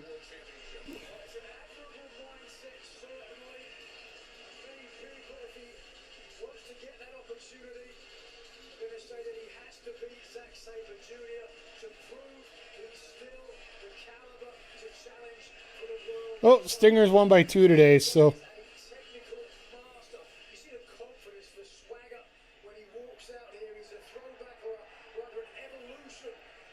Oh my goodness. They just announced Art of Fighting 3 is coming back to Steam. With rollback netcode and everything. Sorry, I've been doing a lot of watching a Vivo this weekend, so it's always weird because last year Evo was in August, right? It was literally on Forbidden Door weekend. And Forbidden Door last year was a month up as well, so it seems like they just intertwined for some weird reason. He is not one of these athletes that looks at technical wrestling like an analytical mindset. He looks at technical wrestling. He looks at technical wrestling like jazz artistry. It's free flow. Nigel, I'd love to hear your comment on that. Having stepped in the ring with Zack Sabre Jr. 1 year ago with the IWGP Heavyweight title on the line. Yeah, jazz, not my favorite type of music. Nigel, attaboy. When it came to technique with Zack Sabre Jr., very early on I realised I have to change my game plan. I tried to use strikes, kicks, lariats to the best of my ability, but ultimately it was Sabre that defeated me with a pinfall. And so ultimately you can certainly understand why he still lives by that moniker of the greatest technical wrestler Yeah, I like it. in the world. You're going to see the pace of this match really slow down. And I don't mind it one bit because these guys are going to get every little bit of feel out of every single move that's in here. Zack Sabre Jr. early on in his career, he had a reputation for being susceptible to strikes, and so that is something that he worked on, he trained on, and he rounded his game out. And since doing so, especially doing so in the dojos in Japan, has become a more. Can you imagine these two literally just call this on the fly as they go? You feel a body move, but sometimes when I hit him so hard, it was like he was hitting me. Walker, fans of New Japan Pro Wrestling, obviously very familiar with Kenny Omega when during his run in Japan. If there was Damn, what a shot. in New Japan Pro Wrestling, there's a good chance that Kenny Omega held it at one point. Yeah, no doubt about it.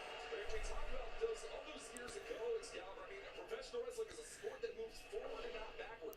The first time these two ever tangled inside Like Sabre Jr. is one of those guys that he can work as a face, work as a heel without an issue, right? then, as well as the last time they faced off inside the ring, 2018 G1 Climax, and Zack Sabre Jr. Mr. McGee, how you doing tonight? Appreciate you being here. Thank you for posting the custom badge once again. I will work on getting more of those badges done up here and try to get those up for future events here. So, hope you're doing well. I hope everybody's doing well. We had an excellent trios match or three-way tag match to start off. Still a little bit buggy that the fact the Bucks won, but not the worst thing in the world.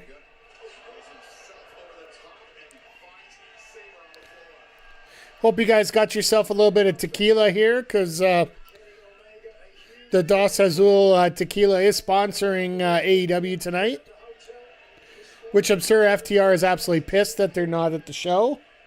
Soon he was talking about Omega, he didn't just need new towels.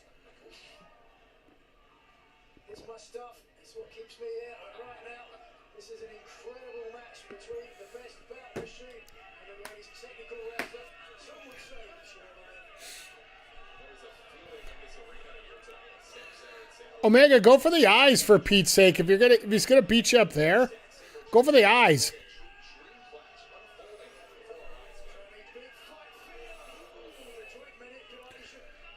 Like, I don't know about you, but you know, when somebody's trying to break my hand, I think decorum and rules sort of go out the window a little bit here.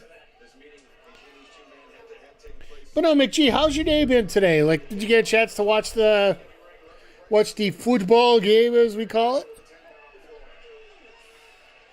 Taking a couple of knees there after the impact, showing just how hard Omega hits. Fortunately, I'm not going to be able to see the game on Saturday, their next one, so. Zack Sabre Jr. not exactly well acquainted to the outside of a pro wrestling ring, at least not until Kenny Omega introduced him.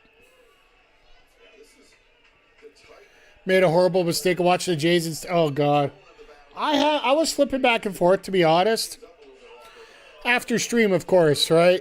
Because Potential AEW World title challenges, but Zack Sabre Jr. said himself, hey, if I beat Kenny Omega, maybe I should be next. Maybe New Japan Pro Wrestling. It's like the AEW World title. hear me out, trade Vladdy, the lazy spoiled brat. You got to do something with him. But you're not going to trade that contract unless you get the Dodgers to take it. Okay, that sucks. That was stranger than heaven, that's for sure. Look in the eyes of Omega there. This is his wheelhouse. It's where he loves to be. Pinpoint precision driving, not just his body weight. That board is actually going to help out a lot with those ribs, but what I think you do with Vladdy, you literally, you can't tell me that Vladdy isn't injured right now. That's to me, I think, what's going on. He's got an injury, but a $700 million paycheck. He's so concerned that he has to make it. He's too proud to say anything about it.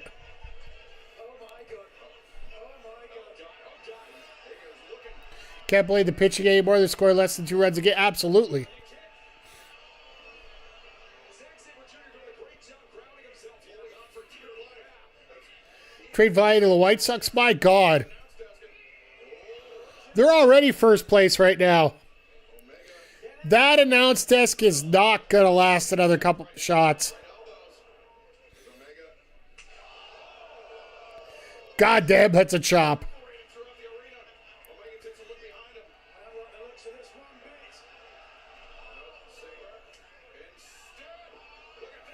Put the they need to be in first through place. I love the fact that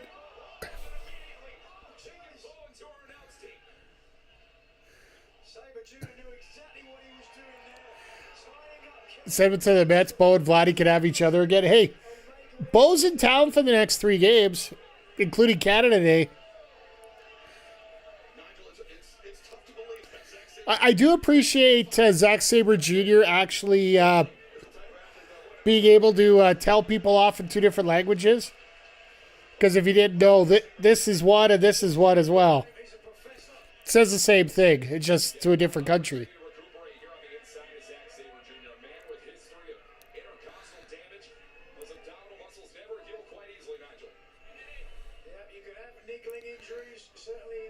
But he's still working on the hand.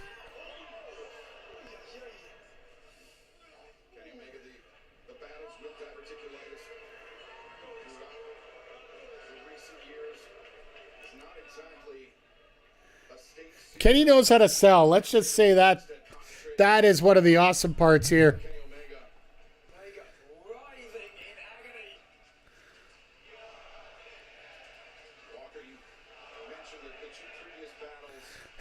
You hear the crowd? You're a dickhead. The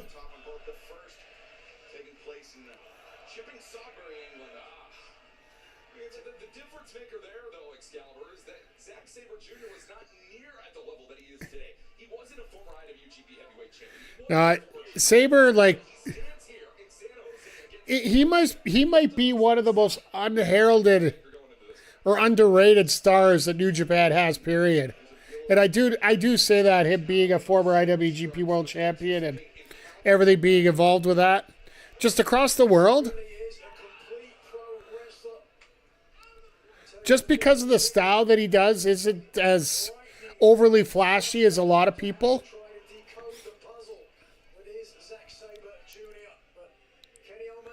Let's just say Zack Sabre Jr. isn't a person that you've always heard the mystique about, but when you look at the matches, you're sort of their background viewing instead of just main event viewing. He is a joy to watch. Like, he's a technical masterpiece. Justified with people with short attention spans. They run a little quick. At least in my opinion, but when you actually sit down and understand the psychology of what he's doing, he is an absolute mastermind in this ring. Cannot turn your back on Kenny Omega whatsoever. Proof in the center of this ring right now.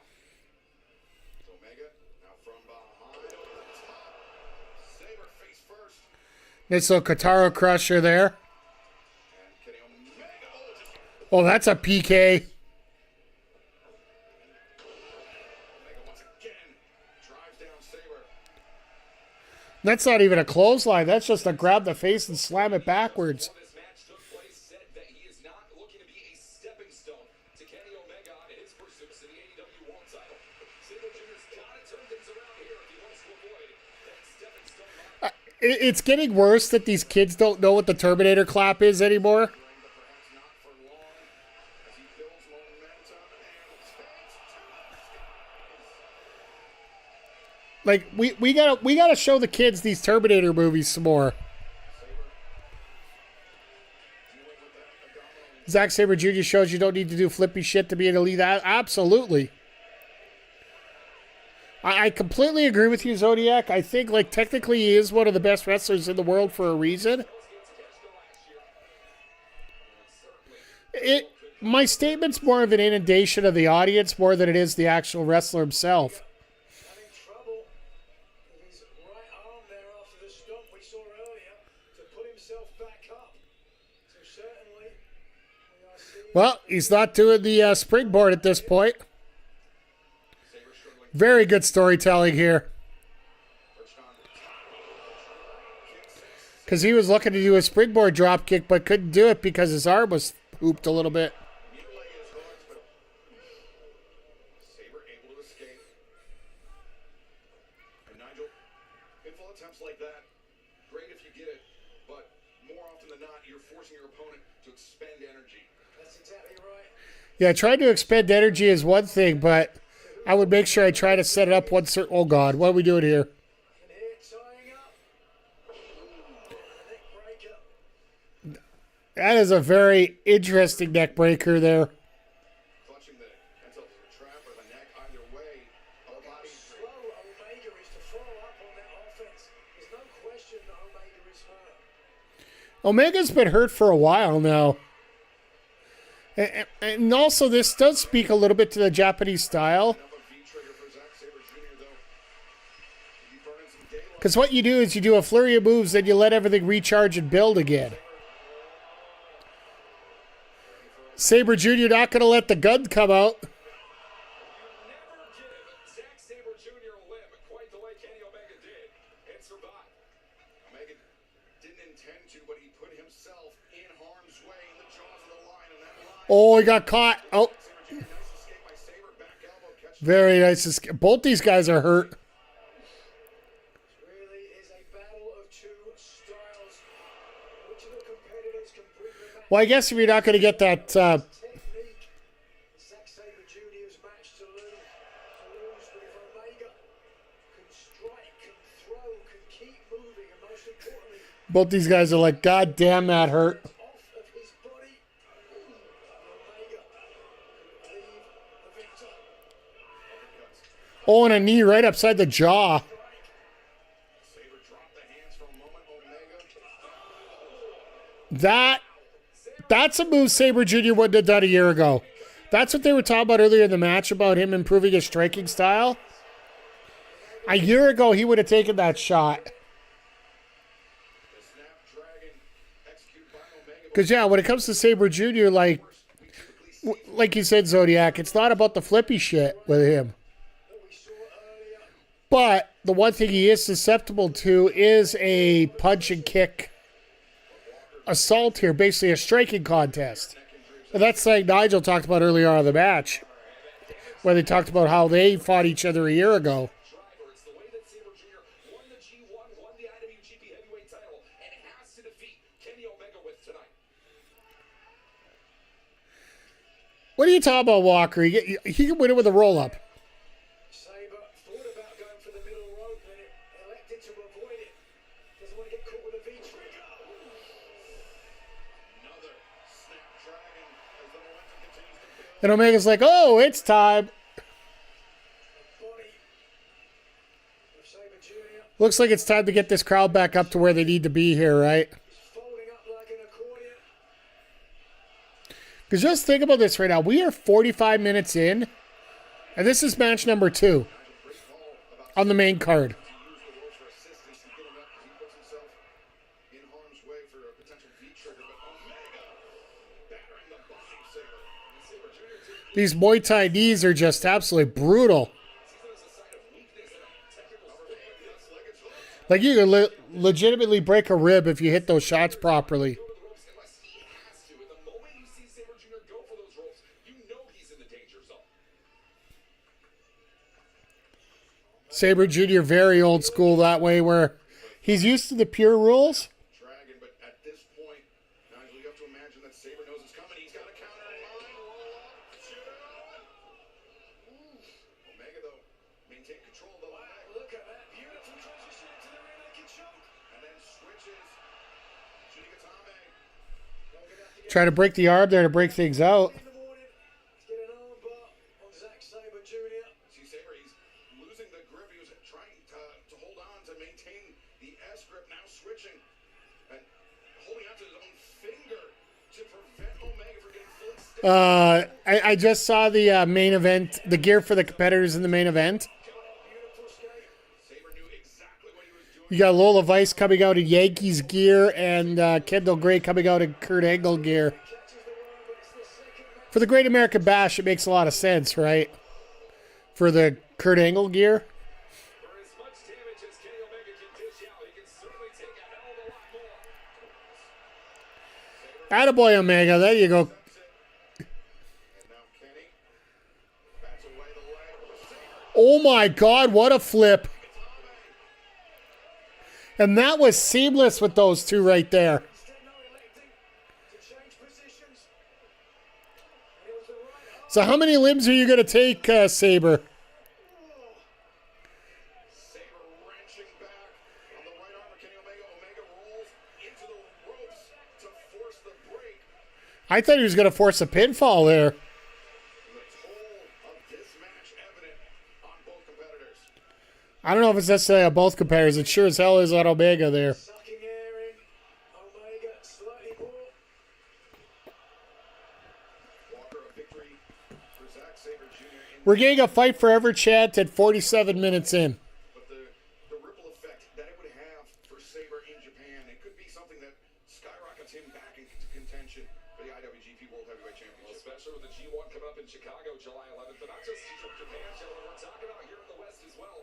Zack Sabre Jr. loves to make these international excursions quite often. Who's to know the next time we'd see him here in AEW? I could just imagine Sabre Jr. showing up on Wednesday.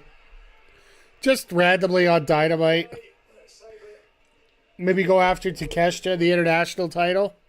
knows he has the advantage. He knows Even though I don't think many of the people that are in the cage match are going to be on Wednesday. if he gives Omega the opportunity. Depending on what they decide to do. W World Champion. McGee, have you had a chance to see what cage they're using tonight? They're actually using a circular cage for the cage match tonight. They're literally going to be in a circular cage. No pods, though. It's huge. But I like that it's a circular cage because it's different, right? It's a lion's pit. Omega took two to give one, but it was the one. And really, I don't think we're going to see many people try to do any flippy shit off of it, right? That right arm is torn to shreds, courtesy of the best technical wrestler in the world. High boot delivered into the jaw. Omega, a second, that one to the arm. There we go. And Kenny just said, screw this. Darby will try, yeah. Did you guys see Darby got married on the weekend here? I think it was actually yesterday he got married. His father-in-law got chopped by Brody. Zack Sabre Jr. with a left His mother-in-law still feels it. body slammed Darby through a bed of tacks. Swerve Strickland rode a bull.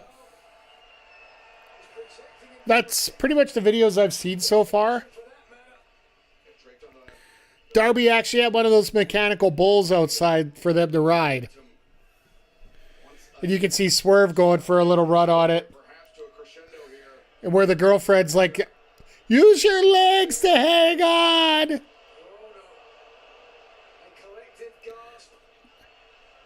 This is going to suck if it hits. Saber's like, nope.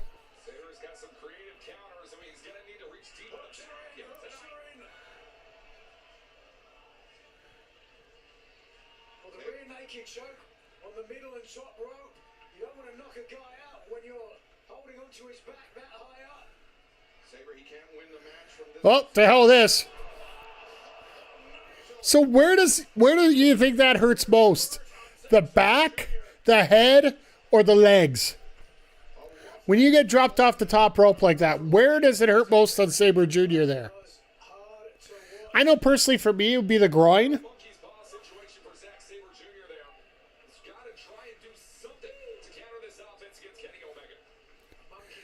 They actually used the monkey's paw reference on an AEW show. Let's go. Simpsons all the way here.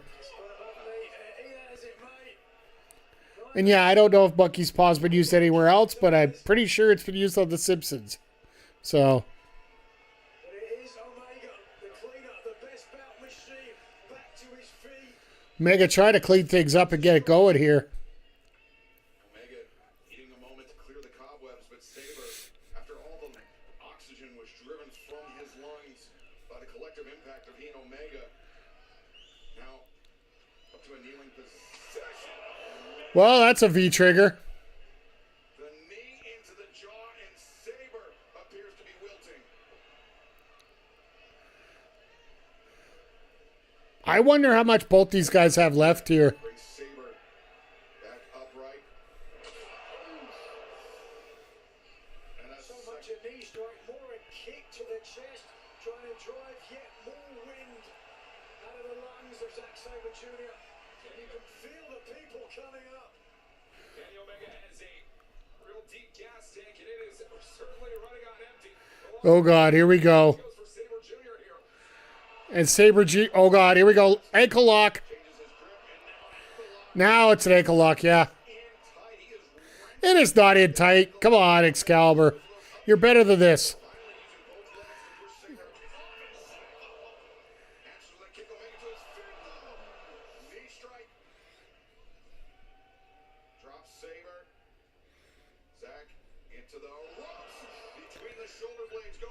Is he going to try for a Poison Rana or One Wing Angel? Son of a biscuit!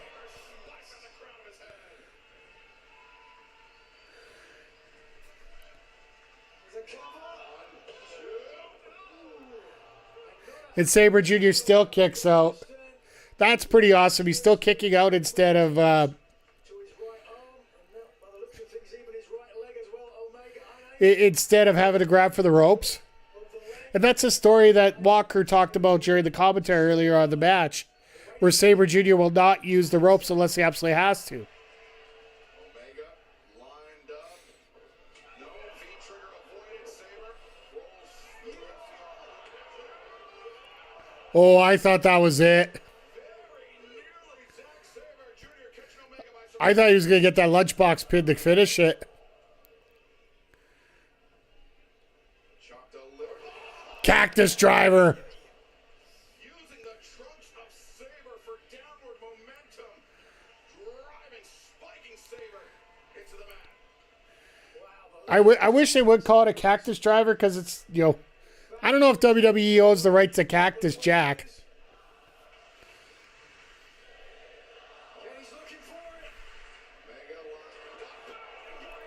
Well, there's the V-trigger. You think he's going to actually hit it now? He's going to try. Nope, straight out of it. Oh, I thought that was going to be it.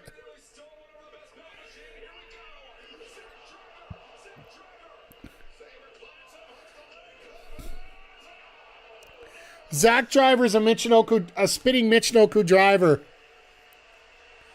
Okay, I can live with that. Just a heads up, we do have an ad break coming up in a minute and a half here, folks. We tried to clean it up for an hour, but we're back to ads again, unfortunately. This was high angle. A ricochet from the impact and a deep hook of light within a split second. Beautiful reaction there, and just Has proven in the last few moments why he has earned the global reputation that he has. I wish we got to see Zack Sabre Jr. more than just twice a year. Fingers. Omega put his hand on the throat of Sabre. Not sure if there's some words exchanged. There's certainly some open-handed. Get up, you pussy. That's the words that came out. Two of the best fighters in the stand-up game today. Ha, keep. Oh, never mind.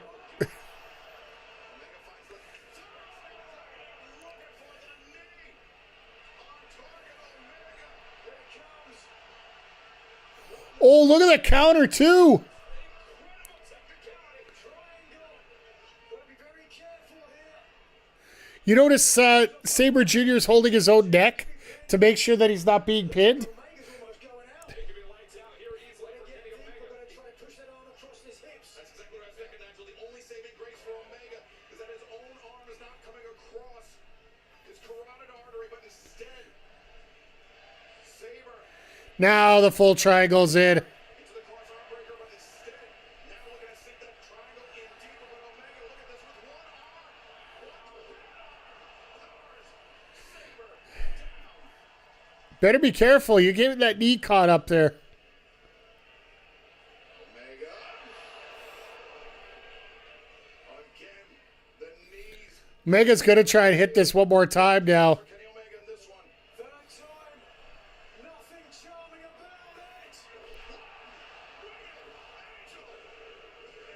There's only been 2 people that have kicked out of that. One of them is MJF. What a finish.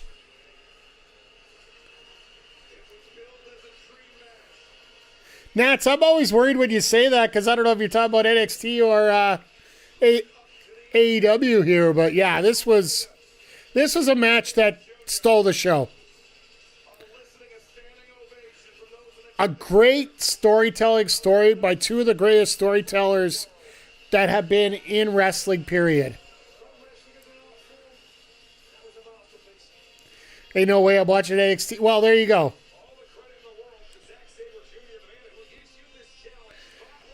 I will forget. Well, no, it's already over.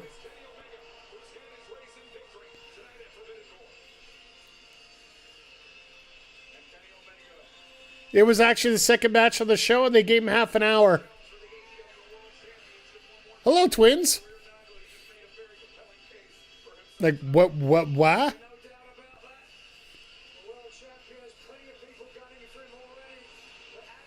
Oh, you made that 30-minute... That's fair. No, this was a storytelling classic. All the stuff I say about, the style not being there. If you're willing to invest in a guy like Zack Sabre Jr., if you're willing to invest in a guy like Kenny Omega and watch what they're doing, you're going to be taken for a ride. And speaking of rides, if Bandito might get run over by a car if Moxley had his choice here.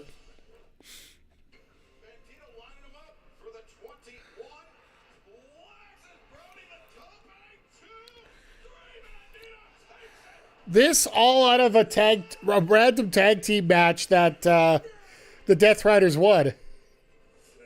Yeah, that's what I'm with you, Zodiac. I feel the same way. Like, this is all out of a tag team match that Brodito won.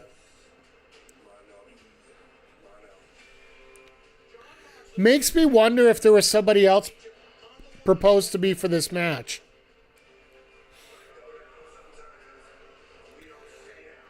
Would you ever say that a Jon Moxley match is considered a breather match? Like, I'm just thinking about that. Like, a Jon Moxley match being a breather match?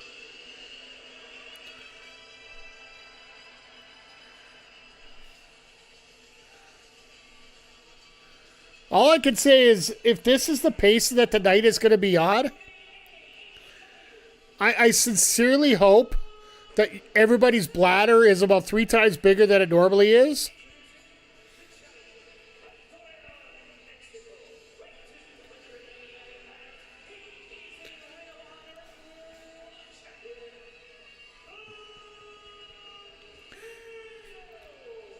You gotta love how it's white versus black here tonight.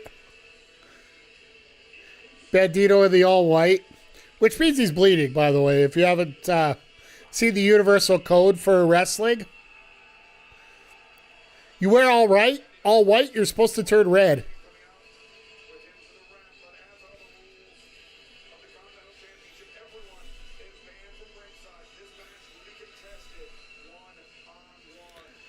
Yeah, this will be fun with these two.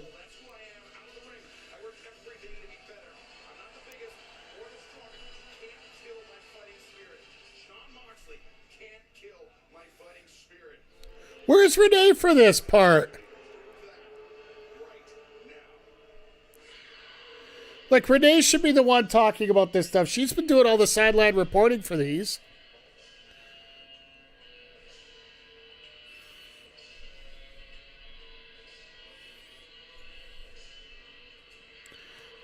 Everybody's trying to figure out where Moxley's going to come out from.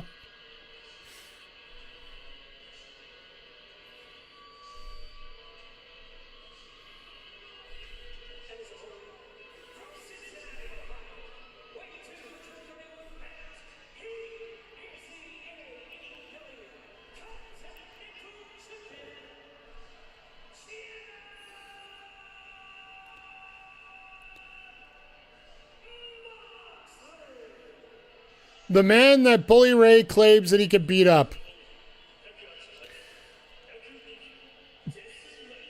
Yeah, yeah. Basically, if anybody hasn't figured it out yet, and I'm sure most of my chat is pretty smart about this stuff. Oh, now Renee's going to talk.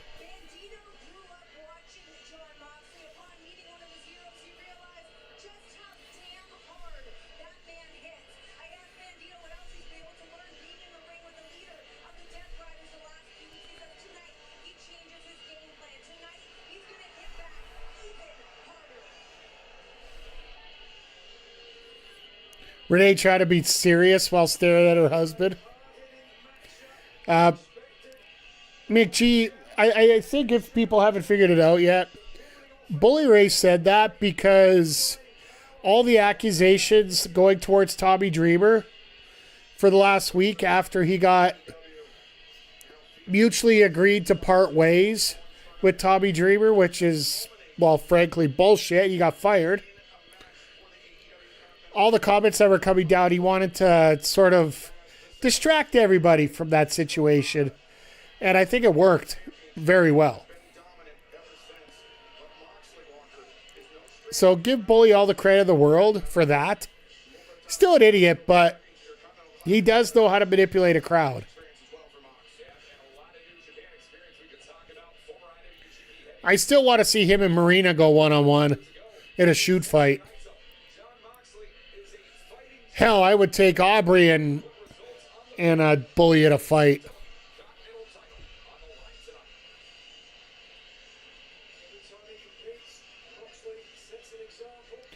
I love looking online and seeing a lot of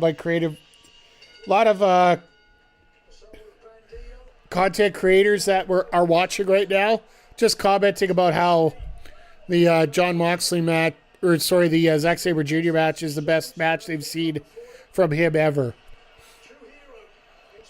Which basically tells me you need to get a catalog, you need to start looking.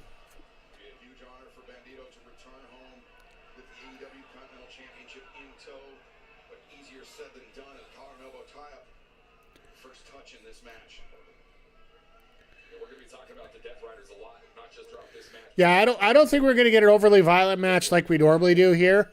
I think Moxley's got a bit of a point to prove here tonight. Jon Moxley, by some accounts, the very first Death Rider, but he was cast out, not so gently, Focus on the vertical base of Bandito. To the mat. Bandito, though, up into And Aubrey's like, you want to give up? That's a pin. himself to pivot around and then find his feet. Moxley how to make Japanese fans happy as well. Absolutely. Continental champion. As Moxley, I don't want to say apathetic, but Well, Moxley is a former IWGP US champion. knows how It's the forebearer of the global championship that Shota Umino has right now. see what he does with this. Takes aim. Well, Moxley doesn't have a gun. He has a finger, though. Nigel, correct me if I'm wrong, but I don't know John Moxley to have much experience in the world of lucha libre. You know, he might be right there. Did they actually do a ball chant on Mox? But Wait a second. most of the time, when he's competing in Mexico, it's resembles more of a Death Rider match than it does something you see on a Was he really going to try and do the Garcia dance there? Moxley and his MO, whatever match he's in, he tries to make it his style of match, and that's a smart decision from a veteran. side headlock. Taken. Bandito comes in the shoulder tackle. I love the little dance there that Moxley does at that point.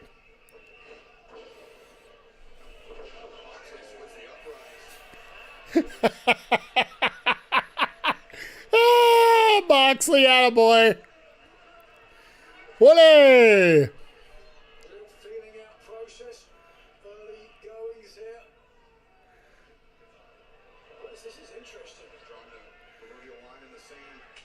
Bandito. I dare you to cross that line. Well, he just crossed. Is this Bandito's right strategy? Trying to exchange strikes. Do you really want to get in a striking fest with Moxley? I don't think so. Cross stepping in AEW. Nigel, it's a great point. John Moxley is a psychological mastermind. We know Bandito to be the type to go 1,000 miles a minute when he gets the opportunity to. Oh, geez. Yeah, Moxley's like, yeah, now you know what it feels like. With shots like this coming your direction. Moxley allowing or inviting Bandito to play Moxley's game.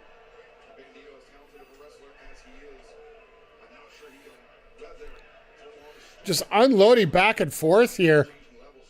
Just the body. Trying perhaps to get Bandito to drop his hands when he's Oh, I love that running heel kick right there. Moxley. To the outside, no. Bandito pivots there, and Moxley comes back around, drop kick to the knee, sends Bandito down to the floor. And now it's Moxley. Tope Suicida. Perhaps harkening back to Moxley's time he spent in Arena Mexico, Nigel. Moxley tried to get a few Lucha Libre moves in here just to pop the crowd a little bit. Every once in a while throws a little what here and there. Advantage. Also took one out of the playbook of his opponent, Bandito. There's Tope through the middle there, but By the way, just as formally announced today on the X account, congratulations to Uha Nation to making his TNA debut today at Slammiversary. For those that aren't familiar, Uha Nation was formerly known as Paul Cruz. Championship. This match continues at this rate. As he is signed with the company today. Slow this match down. He cannot match the pace of Bandito. Bandito. Charging in. Oh, damn! Moxley, both boots into the chest of Bandito and shut That was a shot. Earlier, moves 1,000 miles a minute. You're not going to be able to stop him unless you take shots like that. Moxley sends Bandito out to the floor. Anytime the action starts heading in this direction, it gets a little tense, Nigel. yeah, right there. What a shot right there. Bandito might be a little tense after. I was talking about you and I. He went to WWE's AA League, yeah, pretty much. Well, no, now that it's pretty much apparent that Brian James is going to be starting there soon, I have no doubt in saying it. Over on the steps, we've done it before. Moxley employed this before. The pile driver on the steps. Bandito's dead. Able to land this. Splat. Bandito has been sucked right into the Death Rider playground, and now John Moxley has no problem taking the attention back inside the ring. He's like, yeah, no, I'm good. I didn't do anything wrong. I just, Gentleman is banned from ringside. Nigel, John Moxley there, as vicious as and Aubrey's like, what did you do to him? Why would you do that? Like, because I want to win? benefit. And look at Moxley now. You know, if he's just staying warm, limber, having fun. referee Aubrey Edwards on the outside conversing with Bandito, seeing if he is able to continue. Oh shit! Oh shit! I told you, white equals red. A laceration on his head. Can't tell if it's above the mask or Moxley biting the head of Bandito. Moxley was intimating that there was something in the air. There certainly is. Tearing at the mask of Bandito. I can tell you from experience, gentlemen, that if He was trying to rip the mask so people could see the cut better. case scenario for Bandito, because then it starts bleeding down into your eyes more freely. He's bringing out everybody to see it. That's all. Ugh. John Moxley has long been considered a So he turned around and say, Renee, do you kiss that mouth? television screens as we speak right now. Moxley now tearing at the mask of Bandito. Oh shit! You gotta be kidding me. Of course, in Mexico, this will result in instant disqualification for John Moxley. However, that is not part of the rules here in AEW. But Moxley's a man with Well, Moxley wanted to be a dick, and he showed it here. injuries whatsoever. Cut that mask a little bit more than what he was supposed to. Excites many people to follow him in the Death Riders. Bandito struggling to get upright, and perhaps will have to struggle. You know, since he likes blood in his mouth, I'm not asking Renee nothing. Not afford to fight on. Yeah, I didn't think about that, Zodiac. Thank you for bringing that idea up. I am so glad that I ate my supper before the stream tonight. Some would say it gives him his power, his strength. Before anybody asked, it was steak and pierogies tonight. So Respecting tradition, not just of lucha libre, but of Mexican heritage, Mexican culture. And it's something that Bandito very proud of, but something that John Moxley perhaps is looking to take away from. I wonder how much more this goes, because I honestly feel he ripped the mask more than he should have there. Here's a cover. No. So Moxley just lining up those knuckles, targeting that laceration on the head of Bandito. I truly believe somewhere in the mind of John Moxley, he's thinking that Bandito would make a hell of a Death Rider in a different universe. But Bandito has chosen a walk of life that was nothing like this. There's no reason that John Moxley needs to be laying in these egregious shots here. Using I wonder if Aubrey would DQ him. to try to widen that laceration and force more blood to leave the body of Bandito. It was perhaps the respect that Bandito had for John Moxley. But all the respect to Bandito for going into this match here like this and willing to do stuff like this. Like, Type of match has given Moxley clear advantage.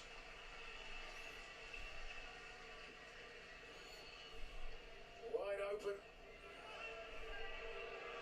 Count along if you will. Uno.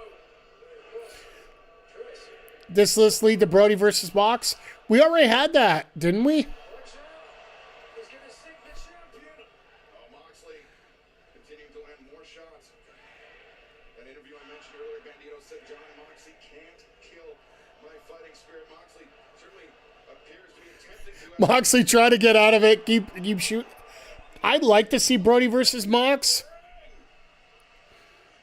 I thought we already had that match, though. Now Bandito. No, Brody got the shot at the world title, not the Continental. Everybody here in San Jose. I think the only time we had that match was during the C2. Let's watch the impact. But what you didn't see is after that, Bandito slow to follow up because he had to adjust his mask to try to protect his anonymity. Or was that the other pool? Even if we did, I'd be okay with it. Yeah, absolutely. Like, don't get me wrong. If we get that match, oh, God. This is disgusting. But that's the man that the AEW Continental Champion is. He's an animal. It's a pig. Bandito. Very nice sky twister there.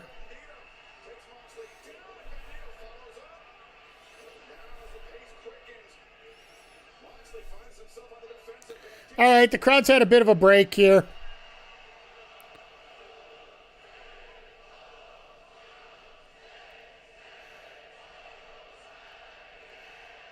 Half the crowd speaking in Mexican or Spanish, the other half speaking in English. Either way, it's effective. We are a multilingual society here at AEW.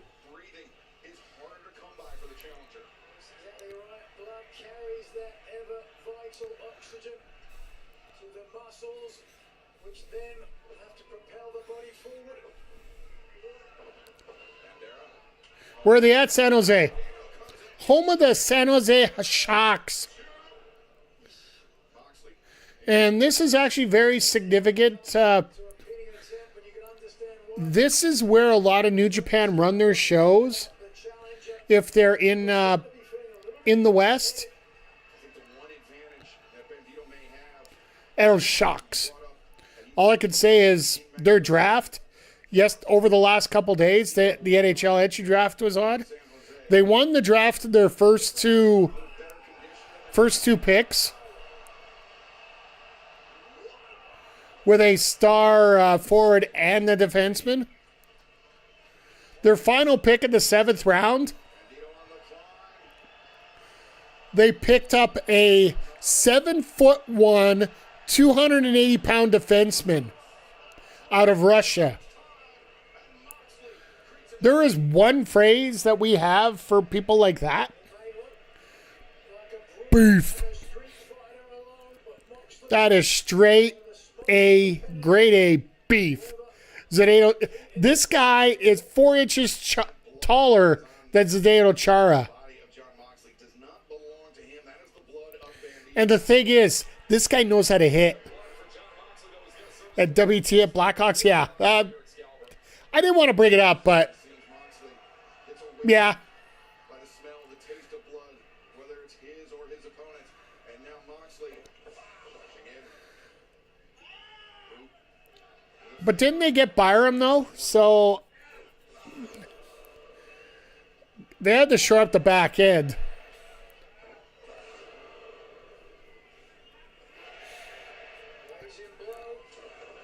I had the first round on when I was on call for work on Friday.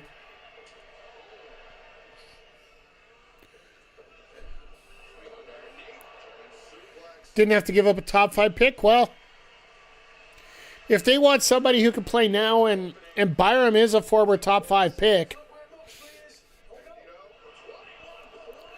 just straight up, Buffalo wasn't going to pay him, so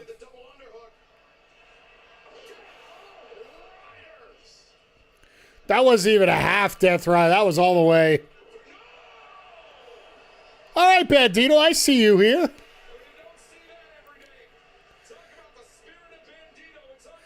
Yeah, that mask got ripped a lot more than it should have there. That high impact, right at the back of the neck, across the shoulders of the challenger, and Moxley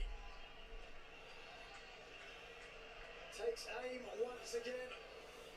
Bandito drawing on those reserves, the fighting spirit as he called it. How much more does he have left? Can Moxley empty the tank? Not often, All right, let's go up. Let's see what we can do, Box.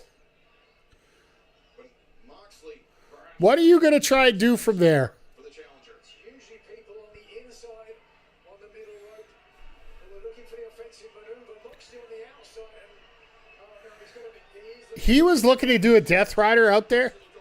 Chicago isn't guaranteed to pay him. That's fair. They could flip him, though. Free agency starts on Wednesdays, so Moxley is willing to end a man's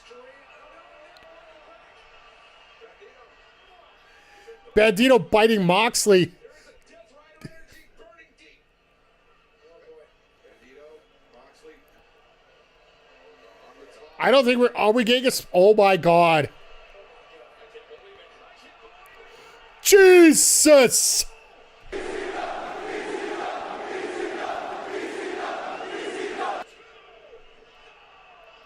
Just because of how crazy that was.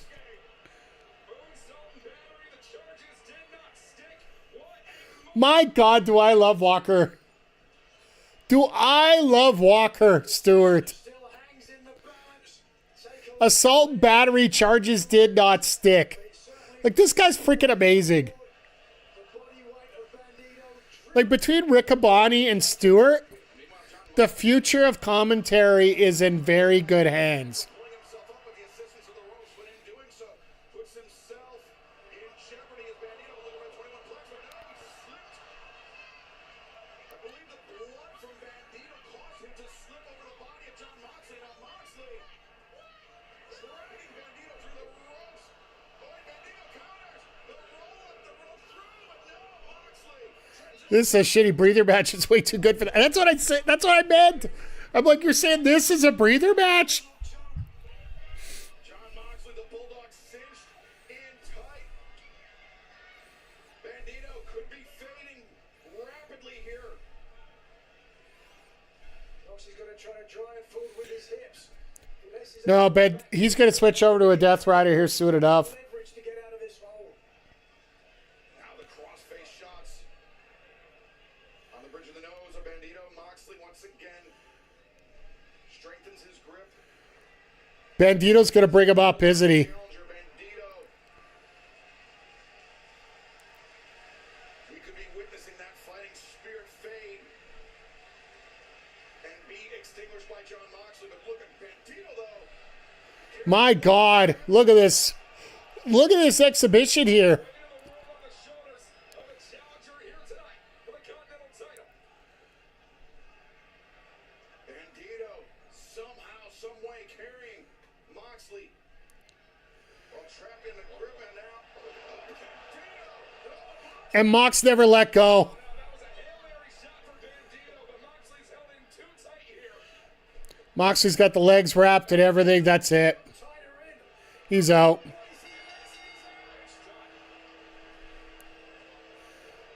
All right.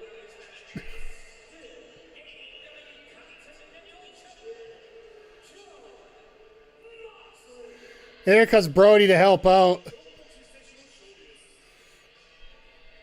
tremendous effort by Bandito. I don't want to say a calculated risk at the end, Nigel. I think that was a last-ditch effort by the challenger to try to escape the grip of Jon Moxley, but in doing so, Now, do we get Brody versus Mox, or do we get the possibility of Brody turning heel here? Whether you like it or not, Jon Moxley, for years and years on years to come, has been on a different level. Remaining NEW Continental Champion, that is going to be a nice feather in the cap of the Death Riders as we move on. Drawing our card here at Excalibur. we saw Brody King at ringside attending to Bandito. And Moxley waved off Brody. Okay. And Nigel, there is one way to earn the respect of a Death Rider, and that is to fight and bleed with them. By the looks of things, that's exactly what Bandito has done. He earned the respect of Jon Moxley, but not All right. We got a little respect spot here. This scares me a little bit about what's going on, but A tough loss for Bandito, but the reign of Jon Moxley Moxley's never going to lose that title, is he? continues. Like, he's going to have to lose it someday. He might even lose it at the C2. Honestly, give it to Claudio at the C2. I just looked off my monitor up at the ring. I see Bandito. He made his way to his feet, but he was swaying very unsteadily. I'm sure the blood loss combined with the submission hold, the sleeper, is going to be causing Bandito some issues. Moxley getting some extra camera time. That man remains your AEW Continental Champion. Makes you think that Bandito might be in a little bit of a rougher shape than you expect. To a man who is considered to be perhaps the very first Death Rider, Walker Stewart, Shota Umino, the IWGP Global Heavyweight Champion. Oh, we're getting Pac and Shota next. This should be fun. His first career title in professional wrestling, the IWGP Global Heavyweight title, is on the line. Just a heads up, we do have an ad break coming. I'm going to throw it right now so we don't miss anything here. So 90 seconds coming right up. It's going to go through one way or the other, so let's just do it right now. making a statement, and we'll see what Shota Umino does with Mask covered how much he was bleeding. Yeah. I think that's why he tried to rip the mask as much as he did. Like, they literally needed to find a way to... He should have been bleeding out his chest maybe or somewhere, but that wouldn't make a lot of sense with a pile driver, but...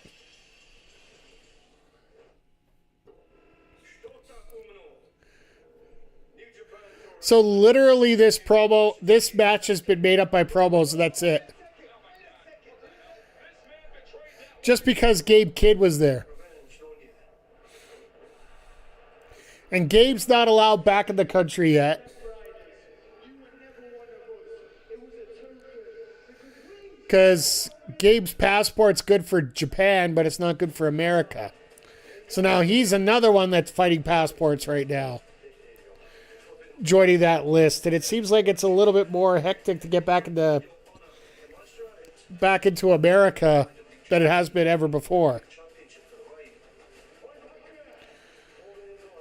We might not see Gabe Kidd until Redemption.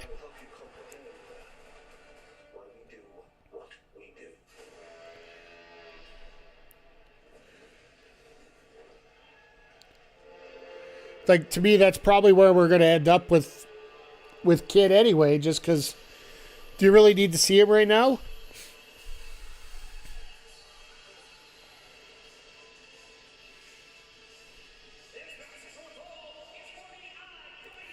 He's in singlet mode tonight, folks. This is serious.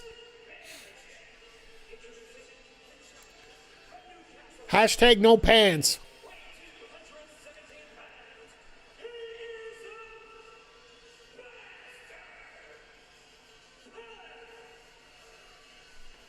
Moxley couldn't even stick around to say hello? Remember when Pac had a reputation for not wanting to take a pin, but he's been doing a fantastic job of getting people over? Yeah. I also think having the same visa issues that are experiencing some other wrestlers right now, I think having the same visa issues, you could have a promoter turn around and say, hey, bud, I'll get you back in here, but I'll stick my nose out a little bit more for you, but you got to be willing to work with me a little bit more here, too. So,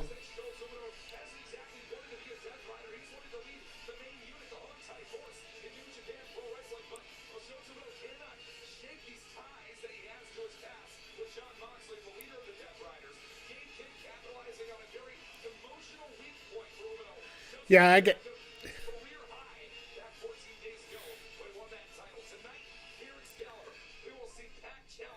And you notice they aren't saying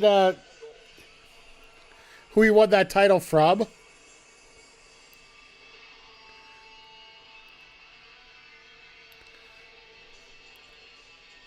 I remember when this guy came out. Yeah, he literally had to shave his own head at one time in a hair versus hair match. And it literally changed him completely.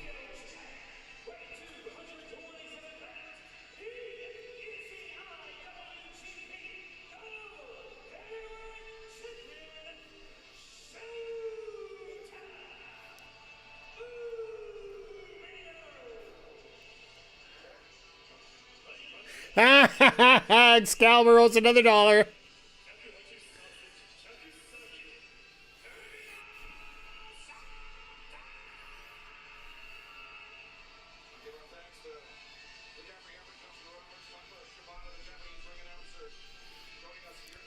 He has to give an extra thank you every time now, too. That's hilarious.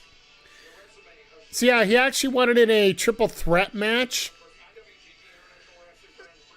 but ended up pinning Andrade for the title, so...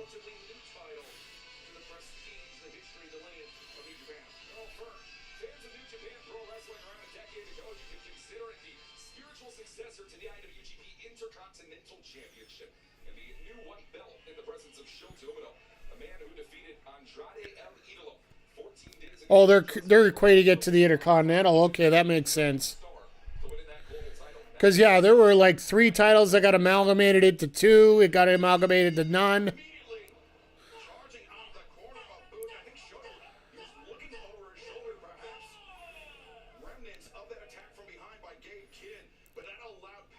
He was looking for an attack by Kid. Kid ain't coming out tonight. Right away.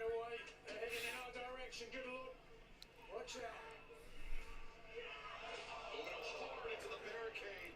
I'm really surprised so far that we have tequila as a sponsor, yet we haven't yet seen a bottle of tequila out here. Mentioned it. He was at one time a young boy of sorts. By the way, chat, has anybody else noticed that there is ads on the turnbuckles tonight? Case may be. Since then, has gone by the moniker of Roughneck. He's a real brawler. I didn't notice it till the third match, so that should say something here. Thus far against the perfect soldier. And truth be told, Shota has gone through a lot of personal changes. It's been a very difficult journey for Uno to find himself over the course of the past 5 years, ever since he was taken under John Moxley's tutelage. Now, you were talking about breather matches. John Moxley, Uno now he calls himself a champion. Distasteful, it should be in the center. I will give you the affordable one of those for that. He strayed from the foundation of New Japan Pro Wrestling by adopting those Death Rider ways, and over the last few years is just trying to make amends, penance, if you will, to join, as you said, the main unit of New Japan Pro Wrestling as its leader. That's certainly one way that you could put it. I mean, Shota Uno for Oh, look how we're going up to the top here already. a lot of talk, but he's never been able to back up inside the ring, even when he was with John Moxley. And under that I wonder how much time this match is actually going to get here tonight. We still got a boatload of matches, and we're an hour and a half in.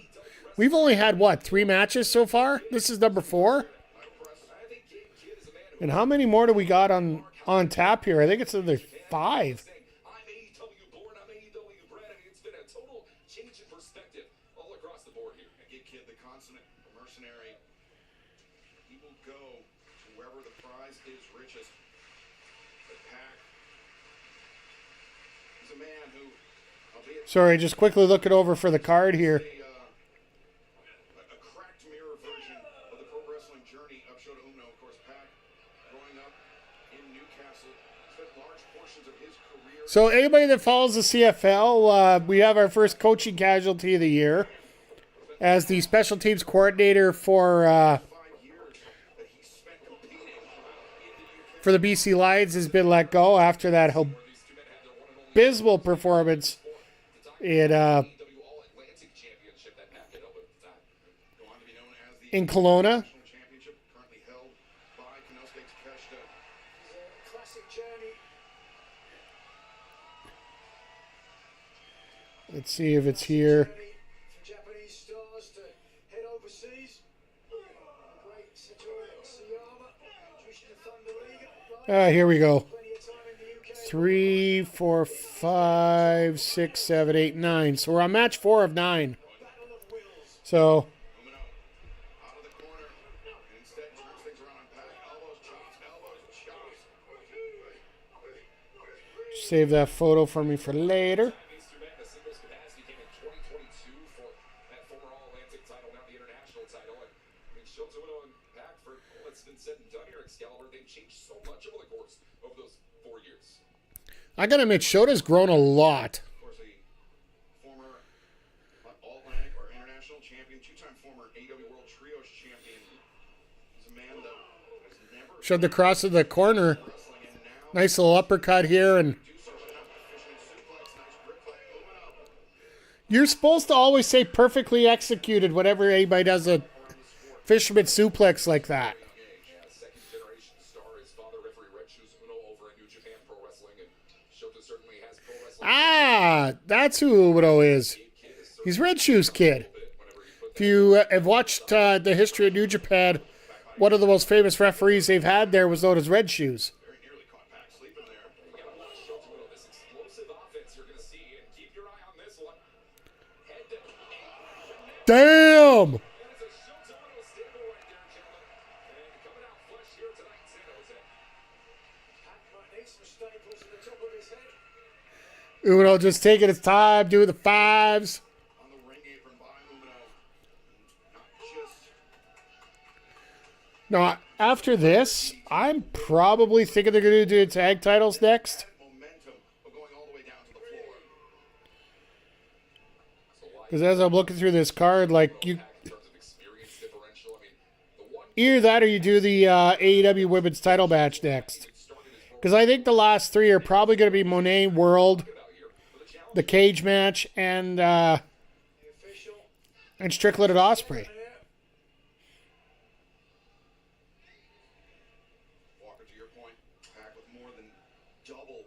Because, yeah, we got the tag, we got the cage, we got the 2 Owens. And we got the women's title match. So probably the women's title match will be the one that's on next.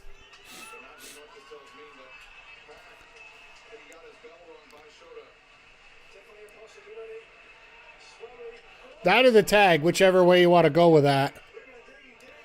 I think you do AEW women's, then you do tag, then you do the Owen Hart women's, then you do the cage, then you do Swerve and Ospreay. Would have opened with the women's Owen. The only reason I wouldn't do that, and this is one of those things you would notice, you were asking for talking points coming out of Collision yesterday. Watching Maya in the ring, fundamentally she was sound, but there were certain spots where she looked a little, I don't want to say lost, because she didn't look lost. She just looked like what she was trying to do and what she accomplished to do ended up being two different things. They still got the job done. Unfortunately, it still led to a loss where Athena ended up pitting Hyatt. But personally, I'm a little worried about that match. So you put it before or after the cage match then. Well, the only match that's going up after the cage match is the main event. I can't see anything else going after that. Put it before, maybe. And that's where I was predicting here. You put that before the cage match. You put the tag of the AEW women's before those two.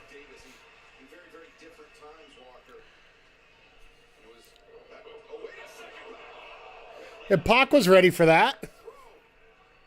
Seemed like Umino tried to pull up short at the very last moment, but Pac just too powerful. Couldn't avoid the throw, avoided some of the impact. The problem was he didn't get enough height on himself, and he ended up landing on his back instead of landing in the corner there. Sometimes doing the right thing is the right decision. Well, here's the other thing. I trust Mercedes more than anybody else. Like, this is the challenge of the women's Owen match going into it tonight. Can Mercedes get Maya into a decent match? It goes back to that category of how believable can Mercedes make Maya be?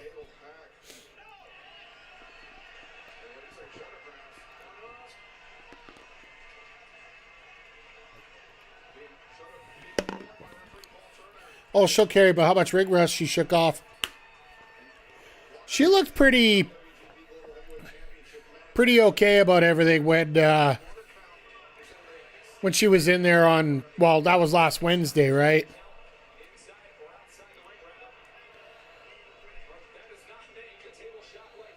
I think that ring rust is pretty much shaken off for the most part. The thing is, she's been working a lot on the indies too, so... Because for all 12 belts that she had to gain, she had to lose them, right? And that doesn't happen overnight.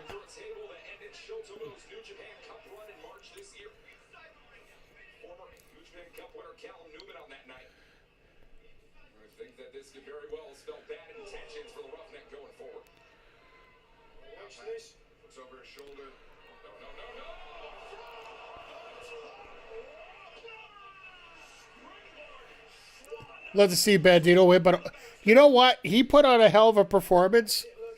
Moxley made one mistake that brought that match down a little bit.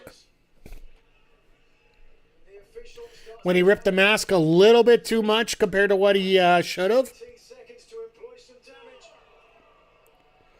So Bandito spent a lot of the match just literally rearranging the mask.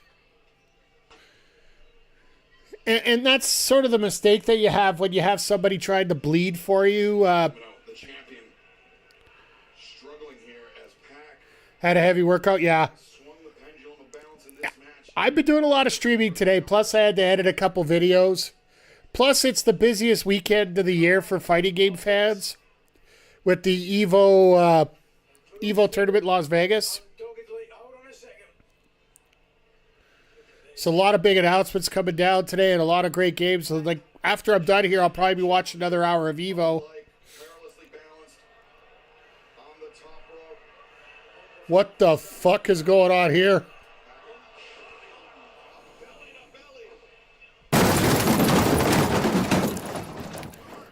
Belly to belly from the top? Jesus. Narrow escape for the champion. They are not training for bumps and blows like that in the New Japan Dome. So yeah, for me taking 2 days off from work, I'm definitely getting a lot of work done here. So, Kenny Omega,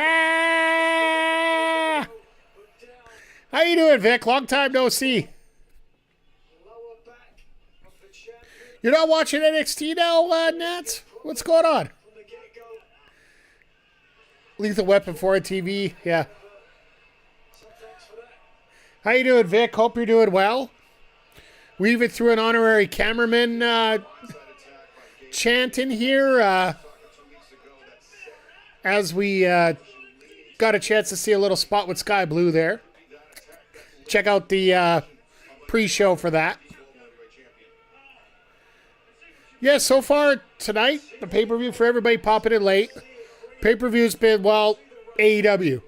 Just straight up. Yep, we're pretty much amazing here. Vocal members of the New Japan roster, Game Kid notably, said that Shota Umino was a poser. That he was only in this position because his father was a referee for New Japan Pro Wrestling. Shota Umino is on a mission to prove tonight that he is bound and determined to be a top champion all over the world for as long as he damn well pleases. I love when these guys are starting to hit hard here, but going through this pay-per-view tonight, we've only had 4 matches. This is match number 5. Flush there. Sorry, this match number 4. We had the Bucks win the triple threat. What's the main tonight? From what I've heard, it's going to be Swerve and Ospreay. There is a possibility it's either going to be that or it's going to be the 6-on-6 cage match. And I don't know, Vic, if you have had a chance to see what the cage looks like. They're actually using a circular cage tonight. They're not using a square one. They're using a Lion's Den for the main event, for the cage match tonight. He's going to have to dig deep. He's going to have to step up. He's going to have to earn his spot. If you wear championship gold, Team MJF versus Team Briscoe. Basically, MJF and the Callis family against the conglomeration Takeshita and Darby.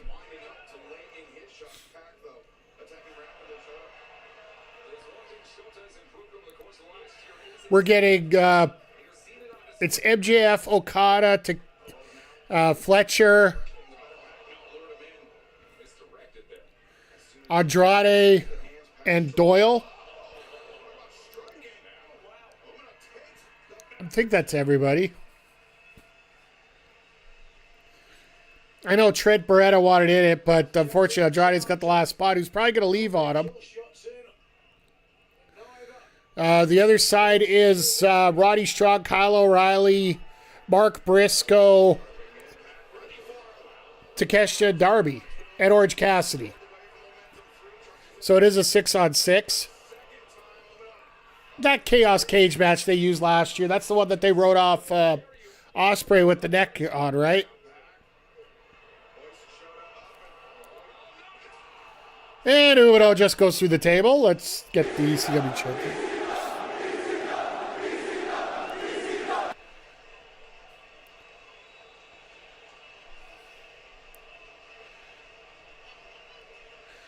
Like Umino's playing dead outside, like DED dead. Let's take a look at this one more time here. I spell it like that for our Florida Panther fans, just to... Hard to watch. Well, I will say, if you do it like that, that table will break. Table that he set up. Lumbar through the lumbar. And now Pac on the climb. The bastard to the top of the floor. Didn't do the Black Arrow, though.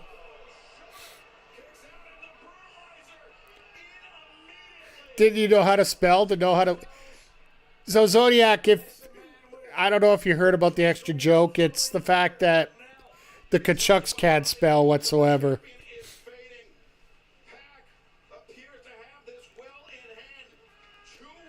I don't know the whole story, but I know enough that that's the problem.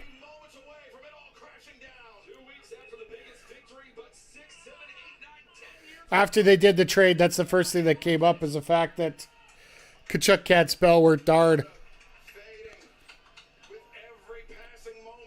Do they need to? Well, for as much money as they're making, they can get somebody else to spell for them, I guess.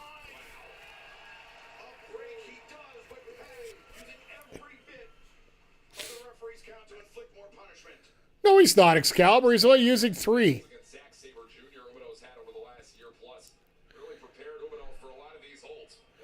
Is he looking at Black Arrow? I sure as hell hope so. He hasn't hit this in forever. Pac's like, shit.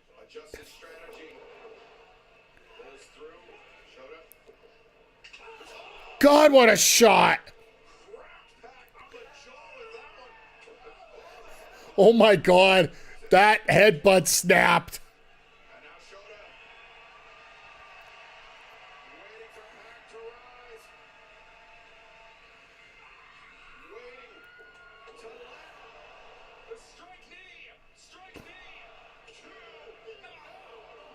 Is that what they call it, a strike knee? No, this has turned out to be like AEW always pulls out an A+ pay-per-view, but for matches that didn't have a lot of feel to them going in, they sure as hell have a lot of feel in them. One of the biggest jokes we had here was the fact that we thought that Bandito and Moxley was going to be a breather match. After we had, oh God. Those poison ranas are absolutely insane. But as a breather for Sabre Jr. and Omega, they thought Moxley and Bandito was going to be that. It's like, ha, nice try.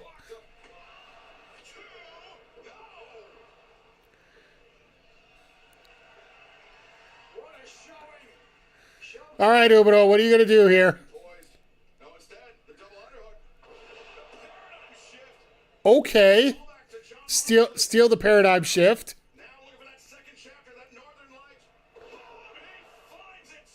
The second chapter after. All right.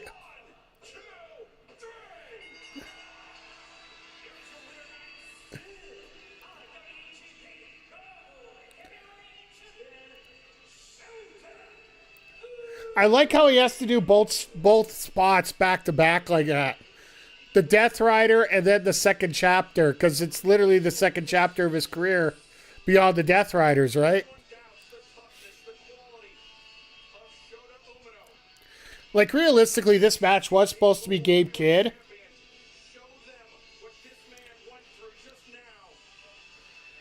But, unfortunately, I think visa issues caused that there. Pac is definitely a great second place spot for it, so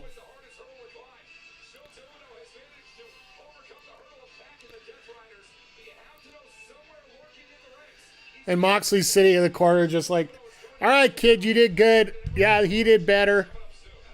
Get your ass out of here. Let's keep going. Pac's earned a run with, absolutely. Like, he hasn't had a run with a title since that feud with Orange with the international title.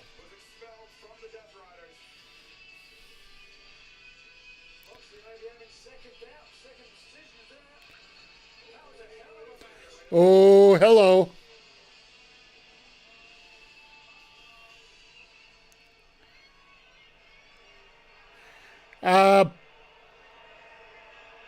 Mark Davis has the national championship. I was talking about the international, the one that Takeshita has.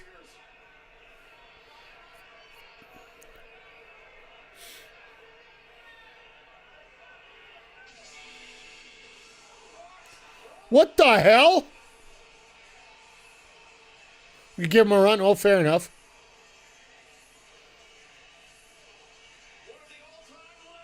All right, Tanahashi. The president is out. This is like Tony Khan coming out to the ring.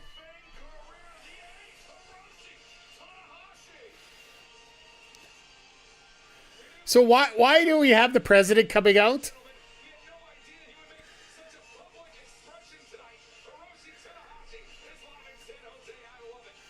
So yeah, Tanahashi retired in January, but he is the president of New Japan Pro Wrestling. The difference is it's actually a real position with it.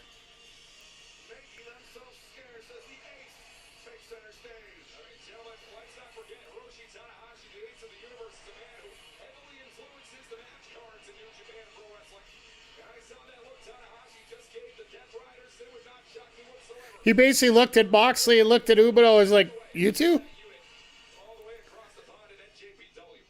Moxley and Tanahashi, the two men that were in the main event of the very first Forbidden Door. Now in very different... It's a New Japan title match. So he barely could walk last year. Do you remember he was in the cage match at Forbidden Door last year? And he was going to go up to the top, and everybody literally looked at him and said, don't get your ass back down here.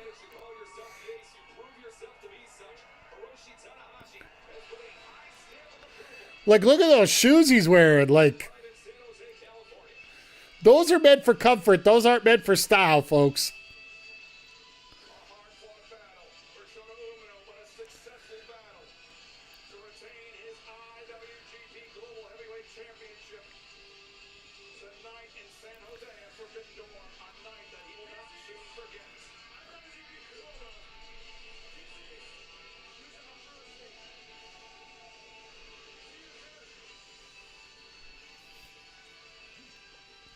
Maybe he's going to be around on Wednesday. Looks like he's enjoying retirement. Well, he hasn't gained that much, to be perfectly honest, Zodiac. Yeah, just what I thought. They're going to do the women's title right now. Then we'll go into the tag title right after this. Everybody grab a tequila. Speaking of, instead of tequila, I'm going to grab a Monster. I'll be right back, folks. I gotta reload a little bit here. It has been almost 2 hours, so, well, 3 hours with the pre-show. At some point, I just decided to make Stardom mine. You couldn't take it anymore.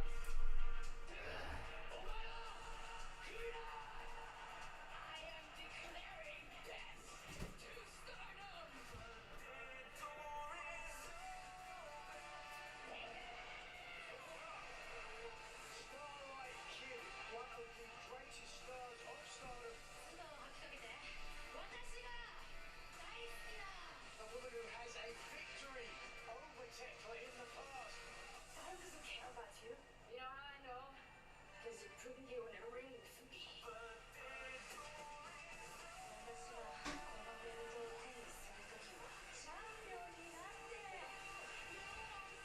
Starlight Kid, President Okada, and even AEW.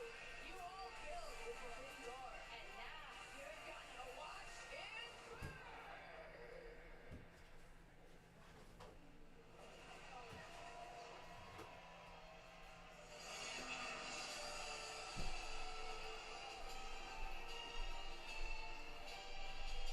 So they did show Starlight Kid coming in earlier tonight.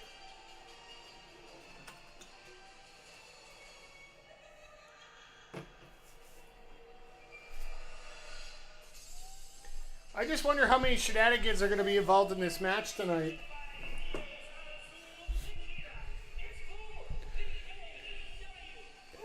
Because, you know, with Toru in the crowd,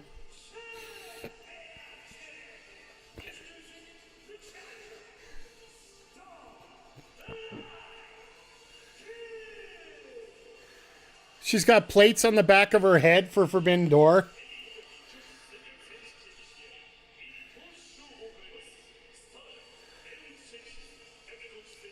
Apparently, these two have worked quite a few many times together. So, For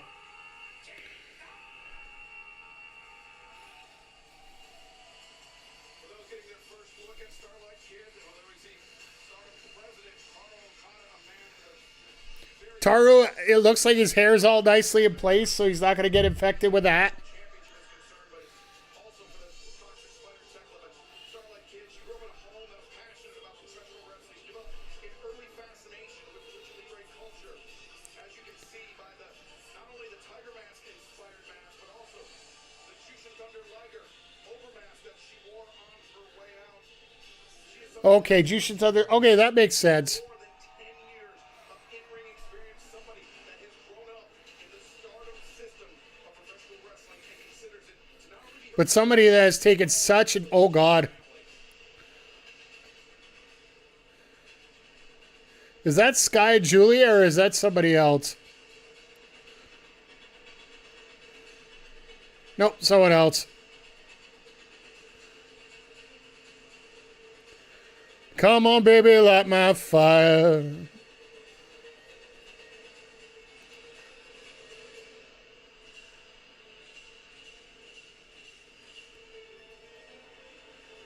Darby's jealous right now because, you know, somebody else has fire and not her. Not him. Yet.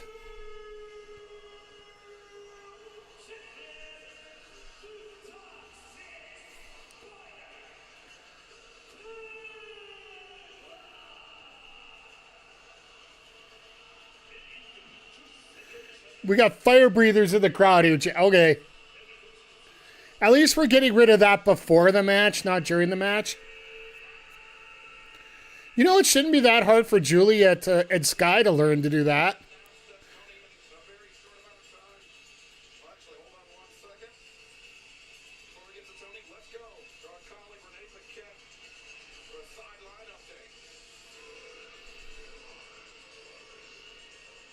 Standing at just 4'11" and 5'1", these two women packed one hell of a punch. Starlight Kid, the standout from Stardom, who holds 2 victories over our champion, is looking to end a woman who embodies such a hateful spirit. Meanwhile, Tekla I love that the production is a little bit off right now.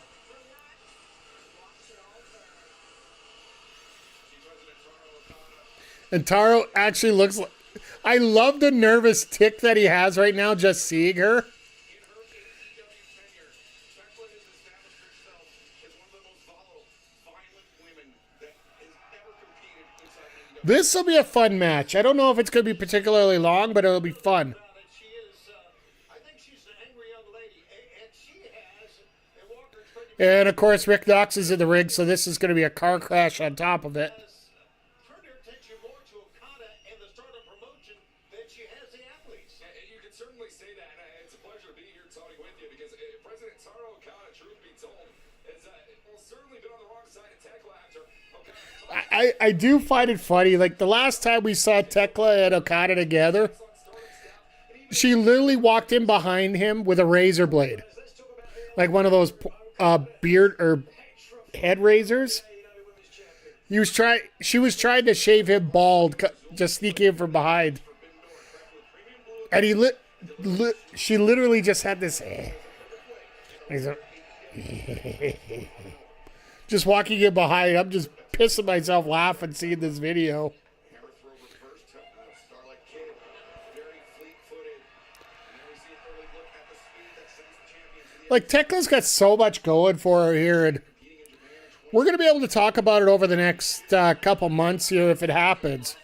But it's going to be interesting to see how they're going to try to do a Mercedes Tekla match. time training in various Japanese dojos, and she felt that she received much harsher treatment walking Because Japanese contemporaries. She felt she was almost singled out. no one spoiled who's going to win the Owen tonight.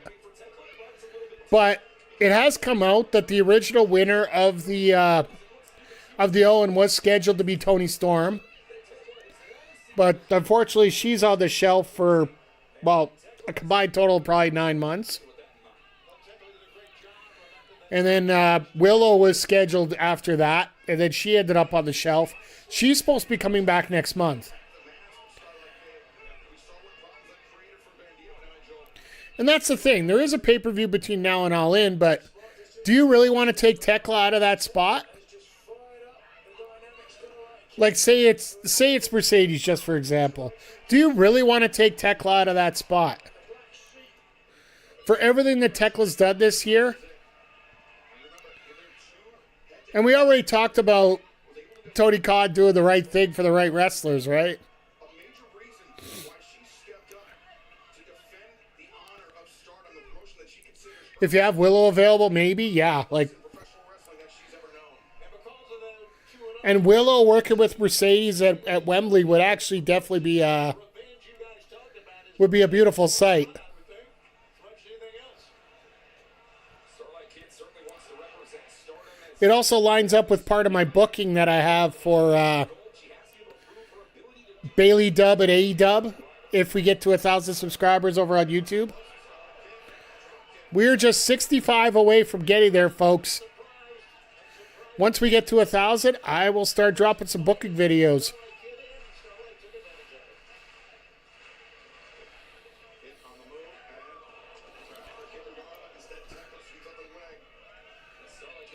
Starlight Kid, I thought she was going to try and hit her head on the apron, but she even missed it there. That might even have been worse.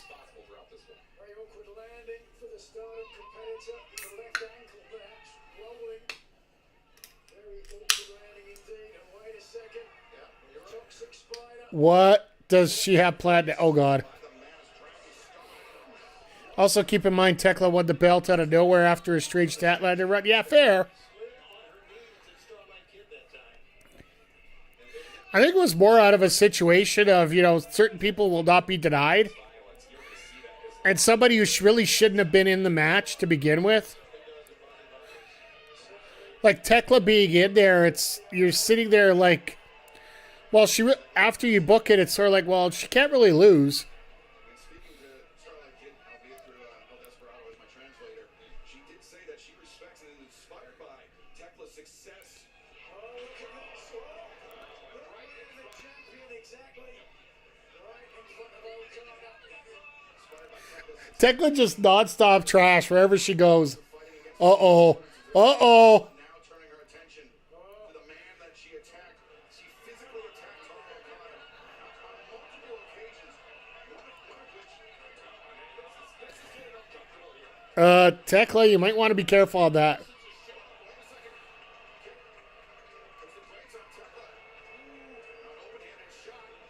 That was a shot, to say the least. surprised Okada wanted to sit in the front row for this. I guess he thought for sure there would be some confrontation, which there was. I'm surprised Okada didn't have like 4 security around him. Athletes from Stardom already gave up a victory tonight when Micah earned her spot. Wait a second, cover made. 1, 2. Kid able to kick out. Micah defeating Sky Blue to earn her spot in the survival. Of course, a cocky cover. Wednesday to determine the next TBS champion. But Walker, Okada is a man that is very proud of not just the in-ring product of Stardom, but it's what these athletes do outside the ring, how they represent this company all over the world. I mean, what it is for community and culture. I mean, that's what professional wrestling is bound by in the year of 2026. And Oh, there we go. Nice little flip out there. Oh, missed the drop kick. Now a shot right to the back here. Like, the thing about Tekla, even if things don't go exactly the way they're supposed to, she's so willing to adapt so easily. But the problem is, when she's in there, well, the thing is, when she's in there, I don't want to say it's a problem, is things don't go wrong. As you mentioned, Walker very much embraces that idol culture, the showmanship, so to speak, that goes beyond just competing inside the ring. You know, talking a little bit about I find it funny that they have the Stardom gear for Okada there, but it's the same company that does the AEW jumpsuits. It literally just has the extra patch on it, so maybe they got a co-deal here. she has flourished. One would say she's dominated the women's division. Could say she's achieved her potential. Because I know in many respects when it comes to Stardom, they usually travel with tracksuits just like, most teams would if you don't have to wear suits to every show kind of thing. Because let's face it, this is wrestling, and in many cases the wrestlers don't have the money for fancy suits. calling the Sky Tiger for a reason. Starlight Kid, you gotta keep your eye on her every single moment of this one. As indicated by our mask, we alluded to it earlier. Did Tekla not kick out there? Tremendously inspired by the legendary Tiger Man. It is Rick Knox, so I can sort of question that all the time. Outstanding moonsault from the Starlight Kid, who has known that. Tiger fake kick and also That was interesting. She can execute. Now maybe thinking stretch muffler, numero dos perhaps? No. Just driving the knee down. Toxic spider. What a great inventive move that was. One that I don't think we see if at all here at AEW. And now Oh, knee breaker. I love this. attacking the knee. Knee breaker on the rope. Dulce inspiration, her mentor. And a dragon screw into the rope. Let's just rip her knee apart, leg apart, ankle apart. For New Japan, Starlight Kid has adopted that. And a lot of championship success in Stardom with it. See Tekla trying to adjust the knee pad, but now Now the stretch muffler comes in. Starlight Kid, Tekla trying to escape. She knows what danger that move presents, and as Starlight was trying to pull back the arm of Tekla, Tekla goes for the mask, goes for the eyes of the challenger. Desperation move, but it got the job done. Now Tekla needs to get out of the ring and just try to get away here for a second if she can. Stretch muffler? Respite. The spider Yeah, in her leg. it's an inventive way they do it. The jaw now. Tekla. Oh, God. Just the torque on that move right there, how they set it up like that. Starlight Kid into the ropes that time. Great job by the champ. Great job. Now to mention Shivani putting over Tekla. I'm like, she's the heel. I don't care if she's your home promotion. She's the heel. it seems like Starlight maybe a step and a half quicker than the champion. Oh, potential. Damn, what an arm breaker. Proving your point. And it was Tekla who elected to go to the top rope for some offense and instead had to play defense. Right now, another big risk. Sky Tiger making the climb to the ropes with Tekla, ready for it. Well, And answers the right hand. that time it was the champion who was faster to the draw. Oh, watch out. Oh, that everyone Tekla, women want to be here, so do men. Men want to be with her, so do women. That's fair. So It looked like she was going for a superplex up on top, but, well, maybe she still is here. There's the spider. Let's face it, some of the best wrestlers in the world right now are coming out of Austria. From her web. Something wicked this way comes, but it's her opponent. resilience of Starlight That's a receipt right there. challenger. Climbing the ropes, landing a drop kick into the spine. I wonder if Starlight actually landed on her feet there, but they just didn't catch it on camera. Now Just don't tell them their heart sucks to be fine. Very nice, sir. Very nice. move Tekla. No intention of finding out what Starlight had in store. Tekla is such a great striker. We saw that right there. Stunned. Damn, what a shot. Starlight Kid. Tekla was looking for a textbook spear, a move that she's used to beat a lot of opponents, but Starlight Kid has the experience from facing her before. That's going to suck. And now we're doing it. Oh, God. No way. It's dangerous. Snowplow on the apron. From Starlight Kid on Tekla. Well, I guess Okada's cheering from the outside a lot right now. In serious trouble here. This might be... I wonder if you flip it right here. I can't see them doing it with somebody they don't know, but the hardest part of the ring. Protect their neck as much as possible. There's only so much you can do. That divine punishment walker. Another nod to the history of Tiger Mask. His battles with longtime rival Black Tiger. But right now, the legs are crossed. Just seeing a lot going on here. One, two. Oh! Really got out of it. You saw how Tekla, after she kicked out Tony, she felt the whiplash perhaps on the neck. Sure did. That's a great call. And So now what? it looks like What's Starlight doing now? President O'Connor said Starlight Kid is going to illuminate San Jose. Watch this. Yeah, I saw it. She missed this. Oh, here we go. Beat the toxic spider. And the fact that Starlight Kid ran into it makes a lot of sense. speed for the corner. Tekla's not done yet. Looking for the stop. Missed the stop on a damaged knee. Because she was working on that knee all match, right?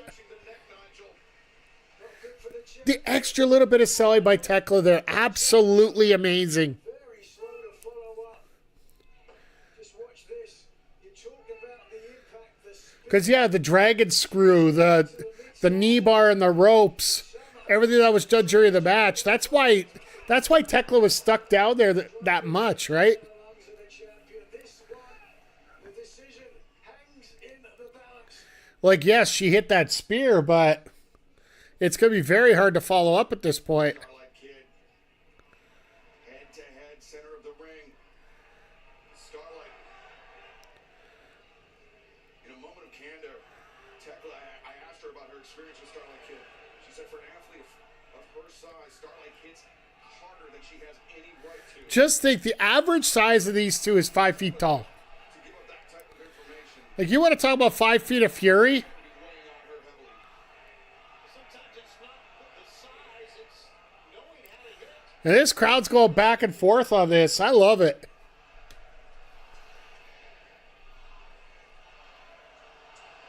But the crowd seems kind of divided here. Look at the smile on Tekla's face. When you have opposing brands going at it, there's a possibility you're always going to see this, right? Destroying the idol culture over in Japan, and Starlight Kid, a real high icon in that regard. Tekla, she felt as if she was almost punished in Japan for not embracing that idol culture, that Starlight Kid received preferential treatment and only served to deepen the resentment that Tekla felt What a shot. over there. But Starlight, she's proving her quality right before our eyes, Nigel.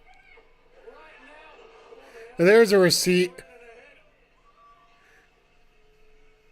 match, the direction has gone back and forth so many occasions. Wild swing by Tekla connected, as did that boot. All right, we got the boot. We got a second boot coming. And again, She's got to be set up for that spear again.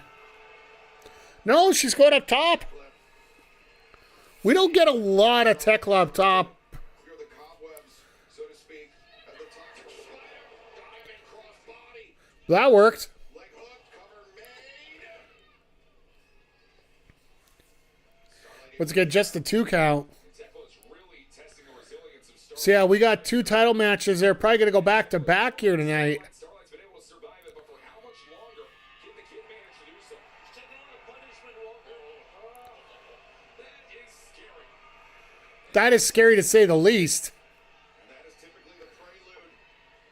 I wonder if Clark Connor sees that all the time. What a chop block. That was beautiful. That Tekla jammed earlier now. The numero dos, perhaps, yes. Oh, the numero dos. Oh, my God. twisting, tying, contorting the champion. Like a torture rack. A stretch muffler with the arm capture. Numero dos, and now a giant swing for good measure. Starlight can pull out all the stops. This is amazing. This incredible result from the Sky Tiger Could you imagine Tekla tapping out here? as if she wants to win the AEW Women's World Title. As Tekla struggling, trying to make it over to the Now Okada comes over and holds the rope away. captures the head. Holy crap, Bender like a pretzel. This is a unique variation on this hold. You don't see it too often out of Starlight Kid, but it works every single night out. Oh, Jess gets there. Force the break. How tough is Tekla Tekla's in a damn war right now. to the ropes and keep the match going? But Tony, we're at 10. Quick question for a chat. Has this been the tightest With that, I really title defense that she's had? see you right now. Like, I know she's had Statlander, she's had Hayter. Starlight. Looking for that divine punishment once again. But this feels like this has been the most... This feels like the biggest title defense she's had. Like, and it is a bit of an indictment on the AEW locker room. I get it, but at the same time, Stardom knows how to tell stories. They don't get promo time in Japan. They tell everything in the ring. Jesus! And somebody's bleeding. Of all of her title defenses, I don't ever remember Tekla being beaten around. It might be Rick Knox for all I know. I mean, it just speaks to how personal Somebody's bleeding. Knox is putting the gloves on. This is great. This is a tremendous women. This is amazing here. As good as it's about title match. You're right. Somehow back to her feet. Starlight searching for that tiger suplex. No, Tekla escapes.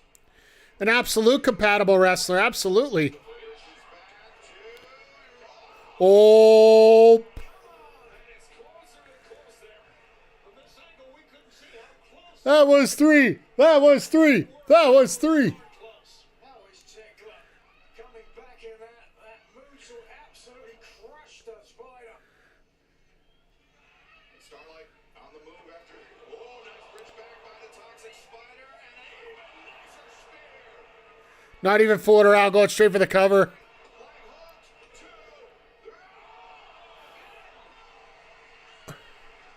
3. Yeah, I'm pretty sure Tekla's bleeding somewhere. I just can't see where. Escape by Starlight Kid. And Tekla cannot believe it. Look at this. I don't think we've ever seen her like this in a match. May simply be a state of execution. Oh, here comes the stomp.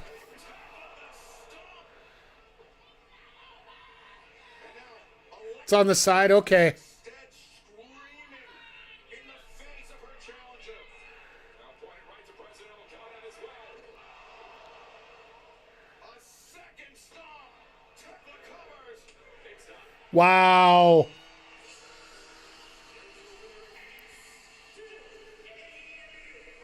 You can see her even after the match, just literally going up to her over the head, saying thank you. Disappointment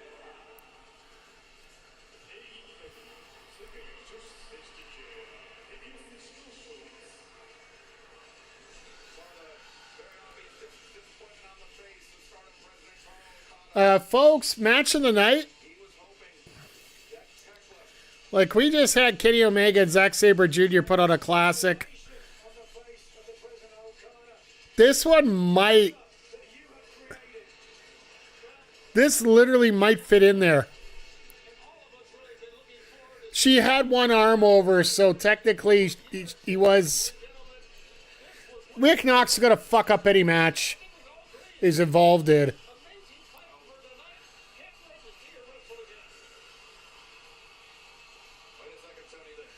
Oh, goody, the sisters are here. The hell is Sky Blue not wearing? Oh, God, no. Better than the opener of the Pac match, yeah.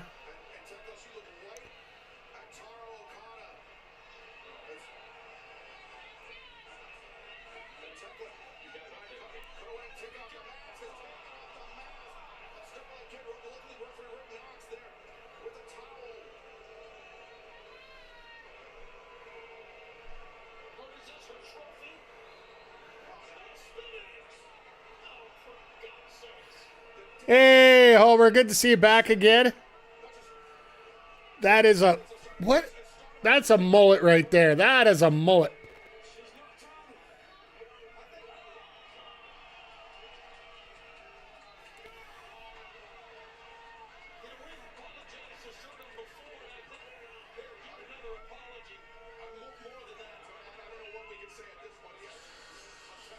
Like, what do you do besides suspender?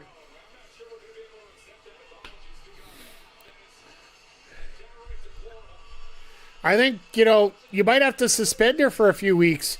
That might be the perfect way to get her to the next pay-per-view, right?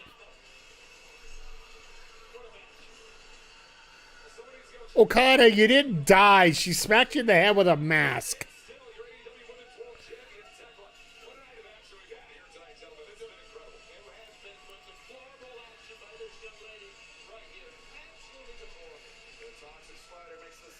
Mass wrestlers are down bad tonight, yeah. Bandito got his ripped horribly. You had Starlight Kid go through this.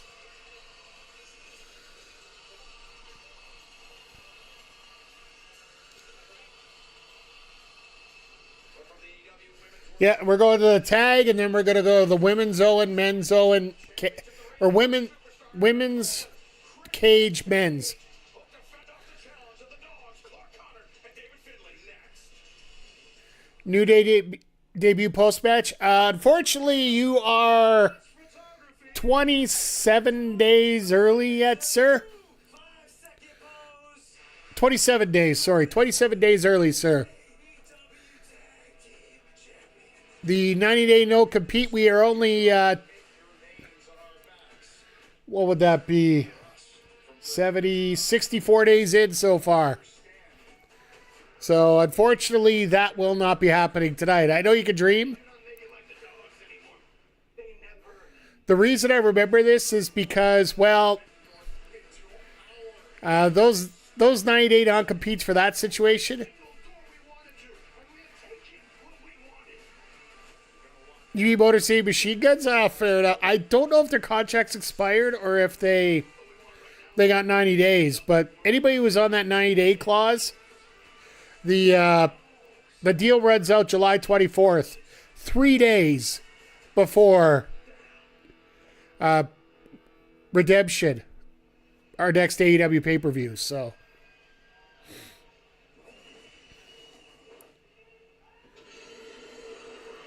it's going to be interesting to see how this match is going to go, and more likely how long it's going to go. Finley could be a huge talent to develop in your roster. AEW be a great pickup, yeah. Yankees about to lose. Well,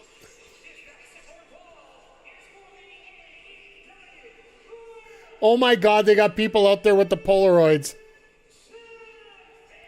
Always good. You know what? Let's give a horn to that when the Yankees lose. Or how did they say it so appropriate last year? The Yankees lose. Is that the way it goes? Unfortunately, Vladdy can't do shit now besides, make smart-ass comments. As the Dogs pretty much destroy everybody.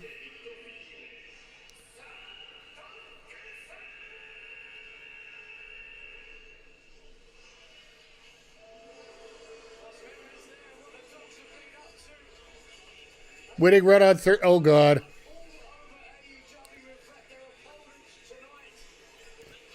You know what? That's the best way for the Yankees lose. Have the lead and then choke it up in the ninth. They do that any more often, they'll be called the Blue Jays.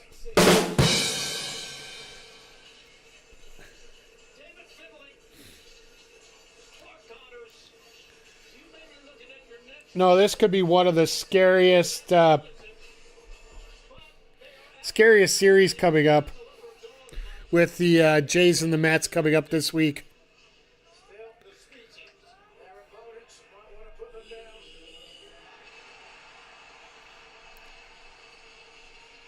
Nats play the Red Sox next. It'll be a fun time.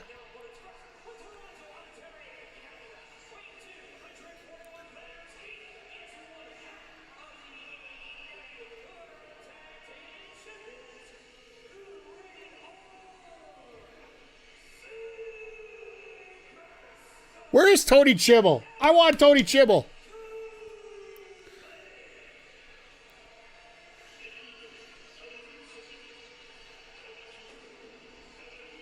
He's back. No, actually, he resigned as a producer.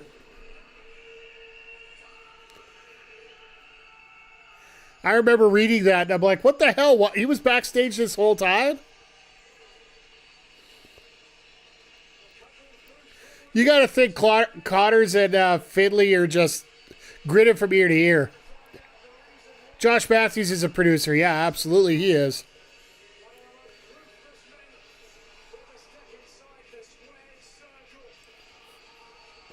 Like Josh Matthews' wife, Madison Rain, she is a producer for most of the women's matches.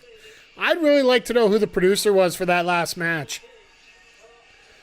Because whoever, if they did have a producer on it, did a hell of a job on that. That is probably...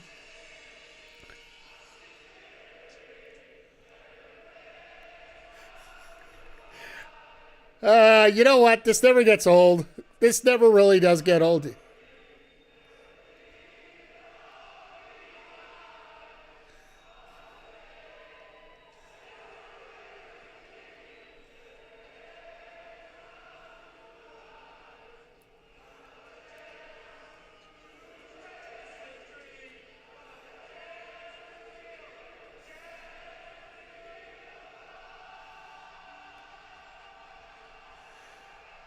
hats off to AEW for not cutting the music off too early. If you want a song to sing along to, listen to this. You know, Nigel, this is an Evanescence song, right? So, piss off. One of my favorite bands. Fucking Nigel, seriously. It's a remake of... No. Alter Bridge is for Cope. Christian is Evanescence. So, I'm just getting that straight here. This is a remake of an Evanescence song, so...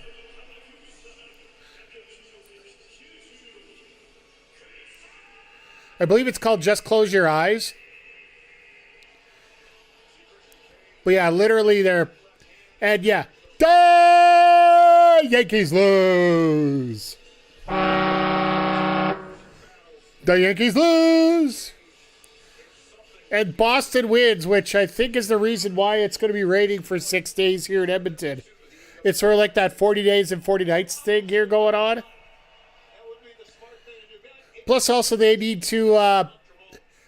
extra water to refill the beer that they ran out of in Boston the last week.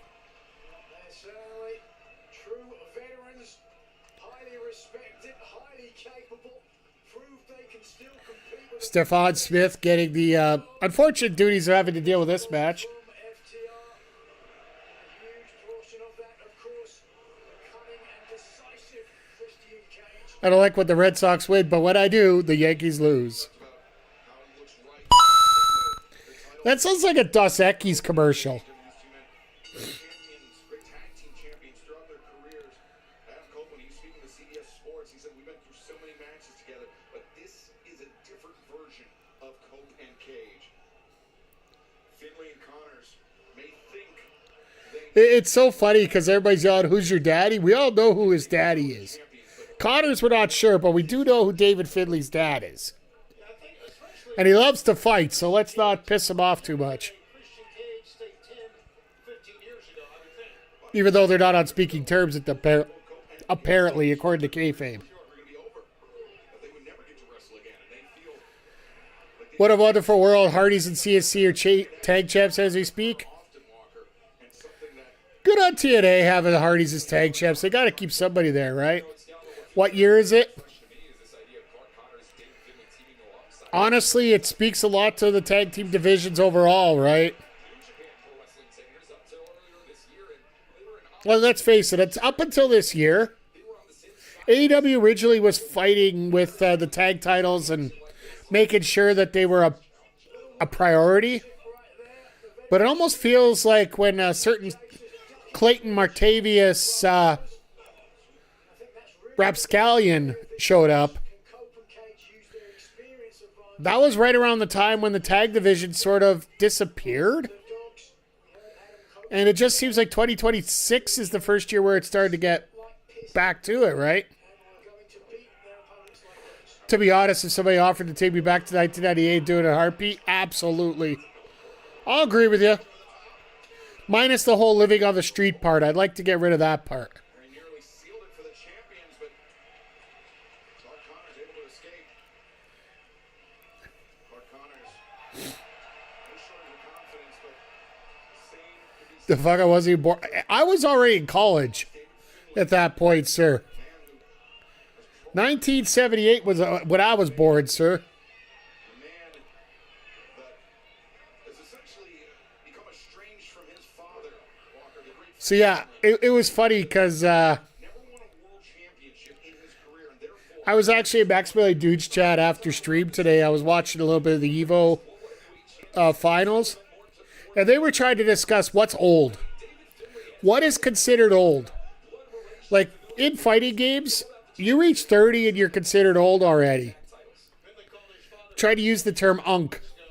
On Collision, a bag of bones. Listen, Fit Finlay, and I knew it very well. And I'm just like, you guys are calling yourselves old. What the hell am I then? That wouldn't be... Marvel vs. Capcom 2 is old? Yeah. Thanks for reminding me. I got to get on the sticks for that a little bit next couple weeks if If you haven't seen the hints that have come down through a certain podcaster's list, I'll be doing a MVC2 podcast with a streamer here in the next couple weeks here. So scheduled to be out third week of July. So I got to get a few games in. Can we bring back the language of the 90s back, ECW Heatwave? I'm sorry, I don't feel like bringing out a promo talking about how a young lady's mother needs to teach her how to perform linguistics of a different kind with her in other situations in a crowd. Oh, Jesus. Well, I tried to make a dick joke and I just literally... Would that be considered a low blow right there, folks?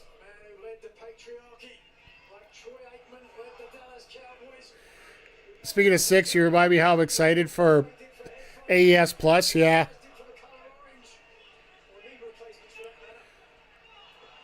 AES Plus.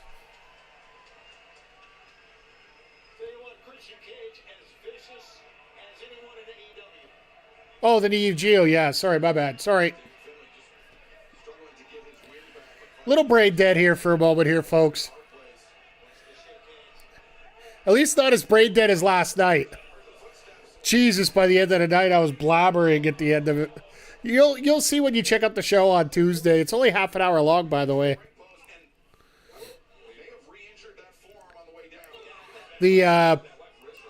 For some reason, 2K decided not to show the entrances for the tag match, and it cut out an extra 5 minutes out of the show. So.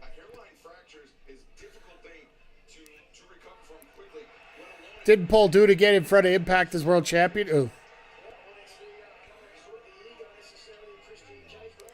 Oh, Bully, I'm sure did it in 2012. Back when he was with the Aces and Eights kind of thing.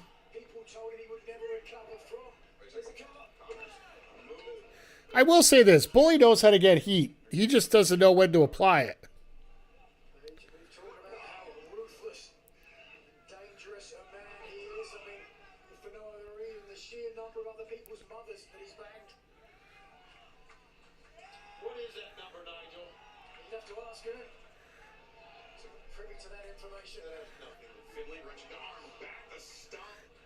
I wonder if Nigel's going to get a tally together just so he can keep track of this, how many people that Christian has slept with.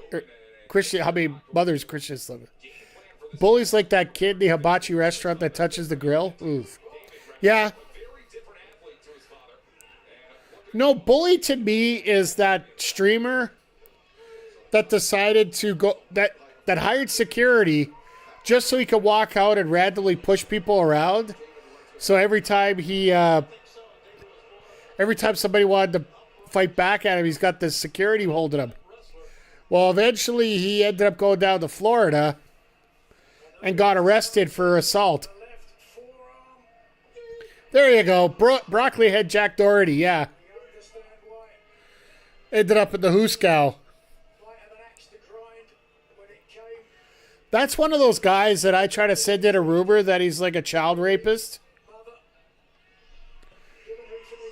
Yes, I know that's not a card anybody should ever play ever.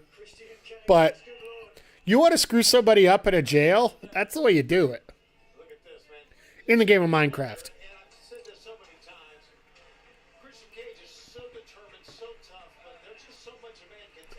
I've learned there's a lot of things you can do in the game of Minecraft.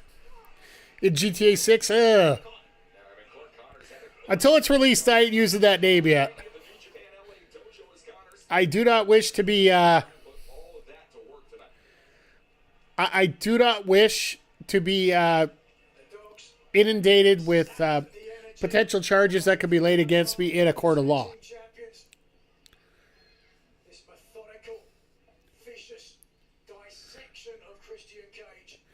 Yeah, I'll be honest, I won't be playing GTA right away.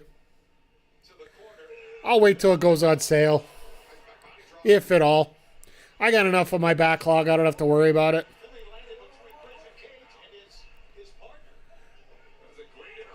I still enjoy 5. Well, I haven't played any of the GTA games since Vice City.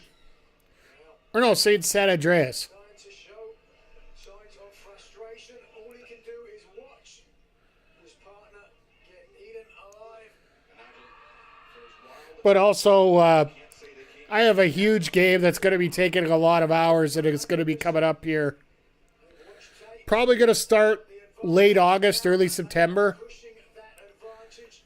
Cage is going to have Might take us really deep here. God of War. No, Fight this man. we've already done the God of War 2018 game. Something since the line The eventual lineup, like I'm supposed to. Oh God. of a Charles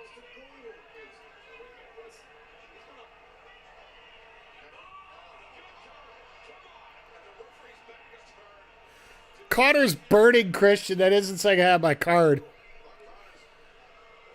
Plan is to get into FF7 Remake.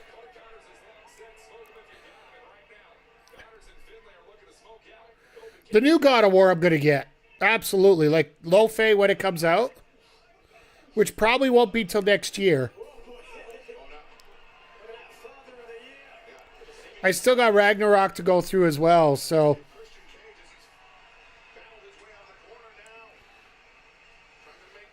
But yeah, the only must-get day one that I'll be doing is Halo Campaign Evolved. So, couldn't think of the... Yeah, that's fair. No, in terms of games I'm playing now, like Lo-Fe, I don't believe is until next year. Or maybe even 28. Time traveling. I mean, those are hours-long bus rides that you have to talk, to get to know one another, to develop chemistry, and we're seeing that chemistry.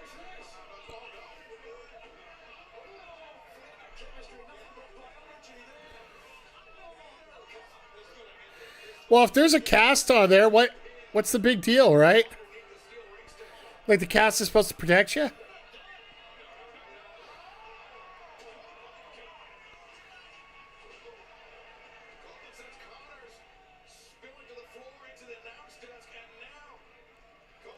Ha!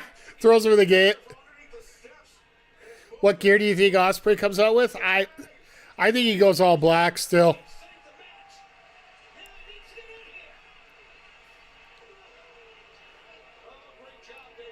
Why didn't Cope just push Christian all the way to the corner? Ha! Good old Christian, just rake the eyes so you get the hot tag in.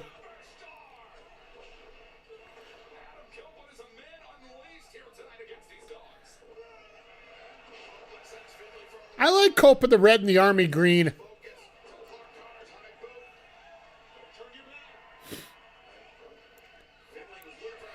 Oh, the execution. Think of Finley Jr. He's in the ring with his dad's friends. Yeah.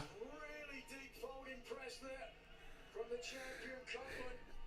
An ill-tempered Well, hell, he's in there all the time with his dad's friends. Like, you got to remember, Finley's also an agent for WWE, so he knows a lot of people. Man fighting by himself. I'm not so sure that Cage can help him out anymore. He looked down towards him right there. I think Copeland looking for the spear, looking to end this. No, he was looking at Connors. He wasn't looking at... Like, he was looking to his left. That's where Connors was. See the right of your screen that Cage just got to his feet. And he drops down to one knee again. Once again, Cope is all alone. Goes all alone. He's surrounded on two sides. Finley, Connors. Into the ring post, the little punt. Nobody's safe here at ringside. Hey, we never are. And Oh, God. Finley's not safe either. Cope the splash across the back. The champs know what they're doing. Christian goes over and Oh, I thought he was going to get the boss man move in. And personally, I think Connors is more entertaining, but Finley's better in the ring. Yeah, absolutely. Connors does have more charisma. And it probably just bleeds off of him coming up. Like, if you think about it, who's Connor's girlfriend? You want to talk about a crazy household? Like, I'm trying to figure out which household is crazier. Juice Robinson, Tony Storm, Really looking or Clark Connors and Tekla? and claim the title. Dogs by name, dogs. Yeah, it's Connors and Tekla, who Tekla said that they weren't, in an interview, she denied that they were together, but it's one of those that I think she was just being kayfabe about it. You no longer like definitely Storm? Fair enough. Because here's the other one, and I don't think this one might be low-key crazy that, you know, is completely normal on regular TV, but at home it could be absolutely nuts. Willow Nightingale and Gabe Kidd.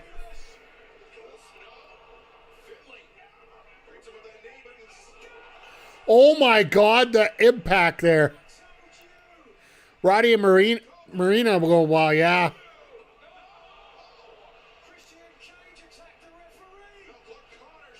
Connor shoved Christian into the ref. Oh God, here we go. Shenanigans. Let's just...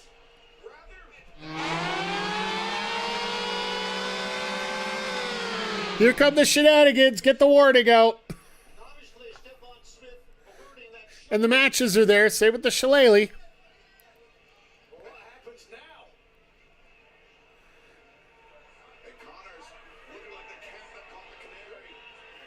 Cue the Motor City Machine Guns. Are we doing the bull thing? Two bulls are just going to charge at each other and see what happens? Yep. Andre. Well, they're both dead. That's... How about the hustle? Renee, you know what? That is definitely a valid. That is definitely valid.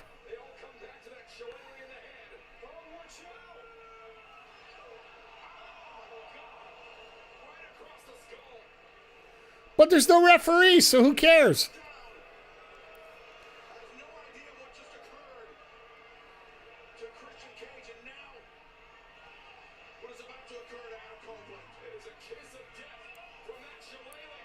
Oh shit!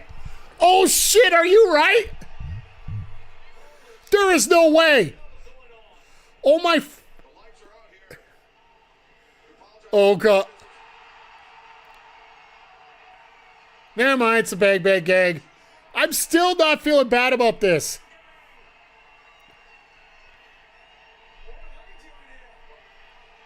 Wait.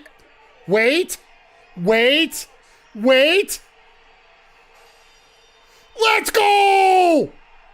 Let's freaking go! Let's go! Finley's a dead man! Blade Runner!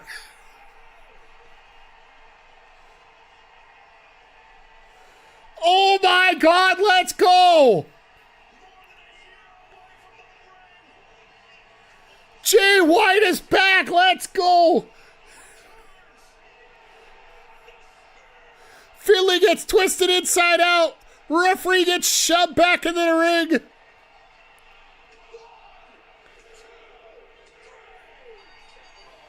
Let's go! The most protected move in wrestling is back. Yeah, absolutely. Welcome back, Jay White. I don't even want to look at my phone right now because it's probably going to be comments. Nats, you said Motor City Machine Guns. Don't even go there.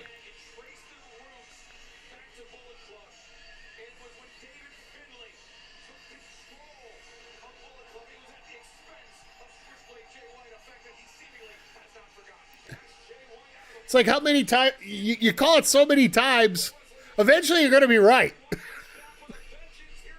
This is a great night for it, though.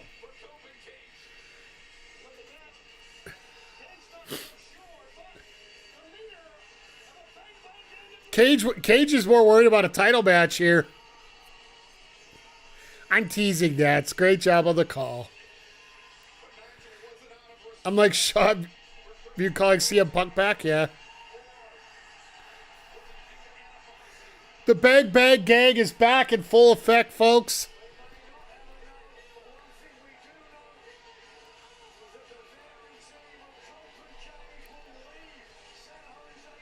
Now, could you still have that second surprise? But the fact that Jay White's back, like, this is big. This is huge news. Like, do you really need an extra little bit of news? No, you don't.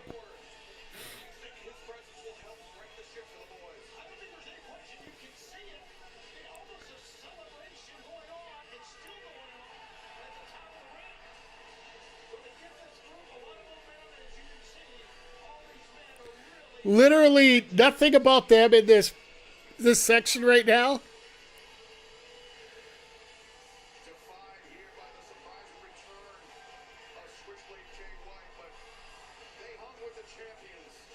You know, once again, credit to the challengers here. They did a lot of work.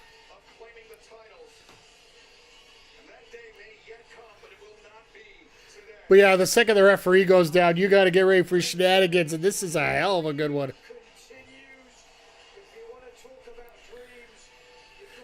I don't think you get any other debuts until Redemption.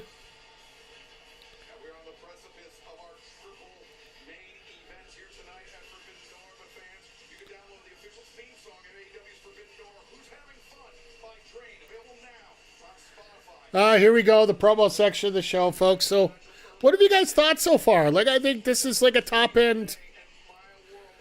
This has been a top end show.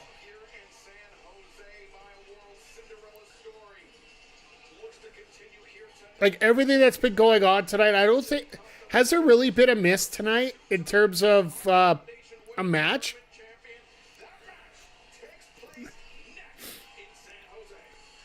Like I said, the only match I'm personally worried about on this card, living up to potential, is this one.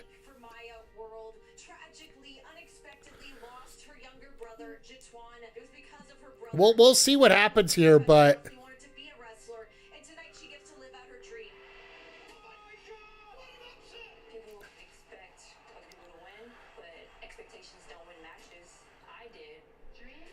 But yeah, as we get into this here, this will probably be your best time if you want to get a beverage, want to get a little bit of a break right now. Got to load, unload, reload.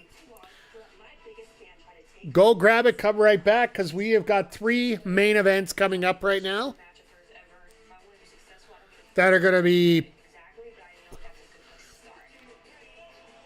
I will say, if this one holds up, this will be a hell of a trio to end the show on.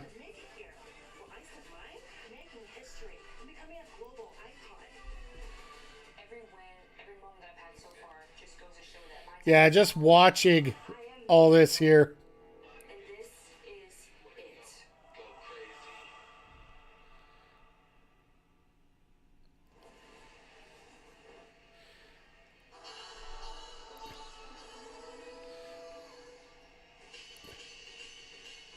Just going through all these socials right now, it's just...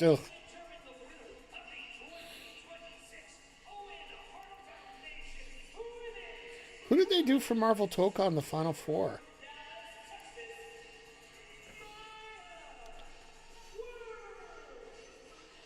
Okay. For anybody that's cares and checks out Marvel Toka, they revealed the last team for the game. They're including Blade, Deadpool, and Loki as the last team, along with Ghost Riders. So, 20 characters, a little bit of craziness, a little bit of insanity, and I'm really looking forward to it. So,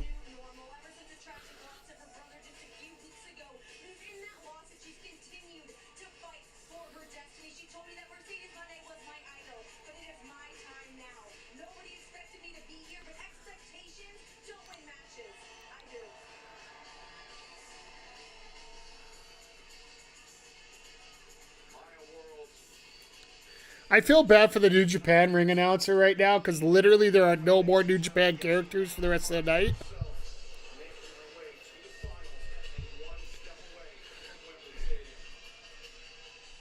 But good on Maya either way, getting the pay-per-view spot and really getting one of the 3 main events. Like, she feels like she will be the upcoming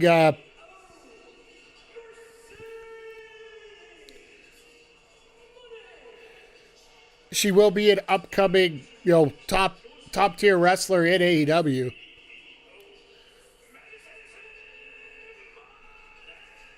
I just find it funny that they do have an ROH wrestler, a full-time ROH wrestler, being the one that's going to the final here.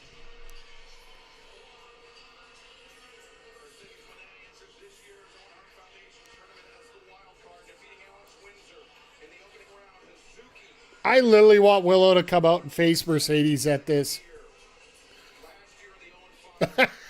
Oh, the Mercedes dolls, the mini bonnets are available tonight. I love it.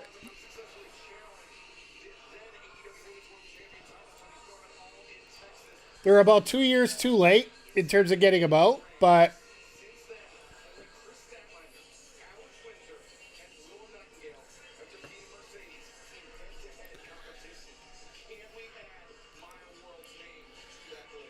that seems like a really strange list, to be honest.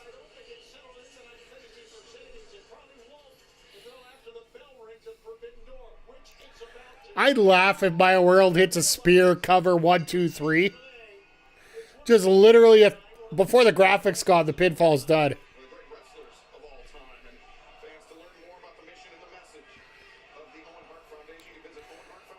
One thing I am thankful for tonight, and I know this sounds evil, this sounds bad, the fact that Martha Hart isn't out here giving a 10-minute speech. I am very, very thankful for that.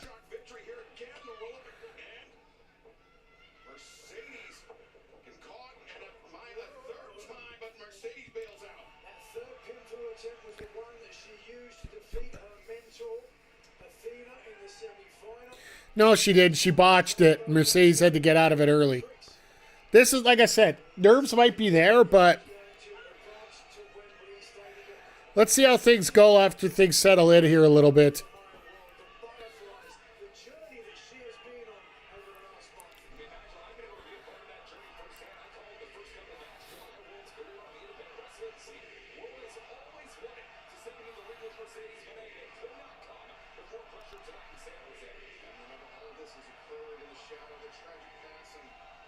This crowd is really 50-50 right now. Also, they want to do the CEO chants forever here. Ha! Mercedes has cut out the dance, but apparently it's been brought back again. And just a heads up, we do have another ad break coming up in about 3 minutes here, folks. If you are looking to get away from the ad breaks, Twitch Turbo or feel free to subscribe. Gift subs are 35% off in groups of 5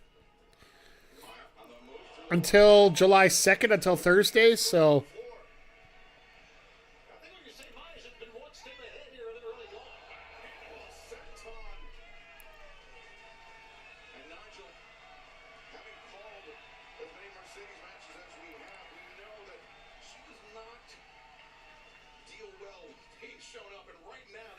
Mercedes doesn't like losing. That's what she doesn't like. And she really shouldn't lose a whole lot. She is a formidable and resplendent professional wrestler now. Finally getting a little bit of respite after it hasn't been the opening of the former TBS champion. I think a large ego is correct, Nigel. And also, I think the worst fragile. She can have a large ego, but it's still a smart. Oh, God.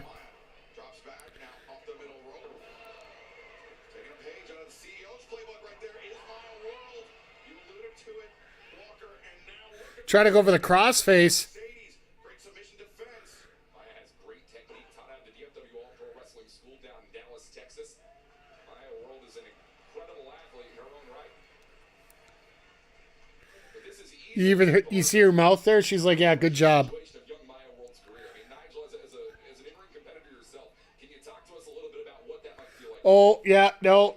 Wardrobe malfunction at the junction, folks. When you realize you're on a big stage and the world is watching, or at least anybody that you care about. But you've got to put it to one Her side. top literally snapped. These opportunities, they're not going to come again. You've done the work, you've got to let need Cope versus Jay White tomorrow. I think you save it. Like, that could be a match that you could do, say, at World's End. Don't think Mercedes hates losing. Well, kayfabe, she hates losing. But yeah, if she's going to lose, Maya's. If you didn't notice, Mercedes said good job, and then Aubrey was walking right up to her in the corner as she was going like this, trying to adjust. Like Maya's gear, nothing was exposed. It's just the top half of the singlet came down, so.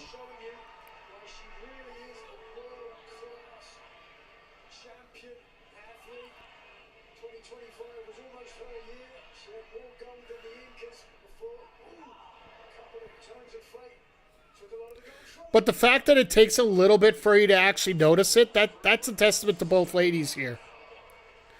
That they can cover up as well that a lot of people didn't notice. Mercedes may have been expecting the roll-up, but Maya zagging where Mercedes thought that she was going to zig. I've often wondered with those 13 titles Mercedes held, if that was good or bad for her in the long run. I mean, I know it's a great talking point, it's a bragging point. 13 I love Shivani just bringing up the titles. but it seems like she lost them as quickly as she won them. The higher your rise, the deeper your fall, Tony. I think you make a great point on that one. Oh, wow. Speaking of falling, Speaking of making a point, right? Oh, God, here we go. Monet. Oh no. Mercedes This is going to suck. Meteora crushing Maya against the ring apron. well, you can see Maya looked up just about the time the knees came crashing. She saw it coming. She couldn't move. Second Meteora. Now this is where Mercedes takes over. For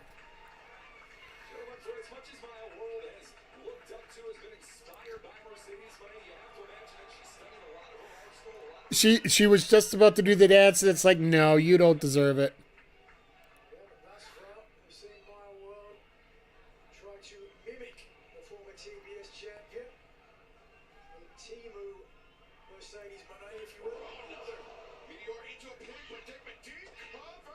Maya explodes out. Maya, Match continues. Is right here. I like how the pace of the match has slowed down a fair bit, and this might take advantage of both these ladies. The offense Just, inside, coming ever so close to moving forward to Wembley Stadium. On the 30th of August, the winners of both the men's and women's Owen Hart found yeah, I am so looking forward to All In here, folks. Like, their respective world I championships. I know we can't really depend on what matches are going to happen. Over the top, and Mercedes on another one. Dragging Maya around, and now Mercedes, another Meteor, another pinning attempt, and Maya, another escape. Maya hasn't dropped her right hand at all. I think she's losing her extensions. She does have a reversal to it. Yep, there it is. Mercedes, this is They're not even showing Maya right now. Yeah, she lost her extension. She's lost her top. This has just been rough. last year, and is looking to make it two in a row. A woman who has been named by AEW CEO Tony Khan as Yeah, like, the four pillars of this company, along with Tekla, Carl Fletcher, and Kevin Knight. And very simply, one of the greatest wrestlers in the world. No doubt. Trendsetter. Changed the women's. you notice they're not even showing her right now? Didn't just do that in America, did so in Japan as well as a former IWGP Women's Champion and Stardom in New Japan. Aubrey Edwards, she's on the outside, checking Maya World. Aubrey giving the fans shit. This is amazing.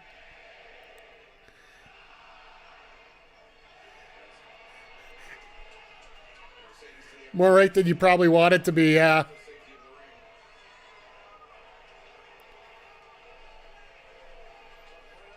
Taking umbrage to the support for her opponent, who perhaps she doesn't feel is on the level of a CEO.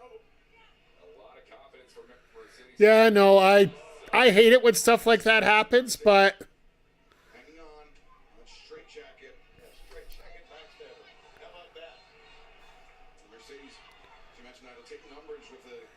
Unfortunately, like I said, this match. To determine the winner and loser of the match, but she was also there for the safety and health of both athletes.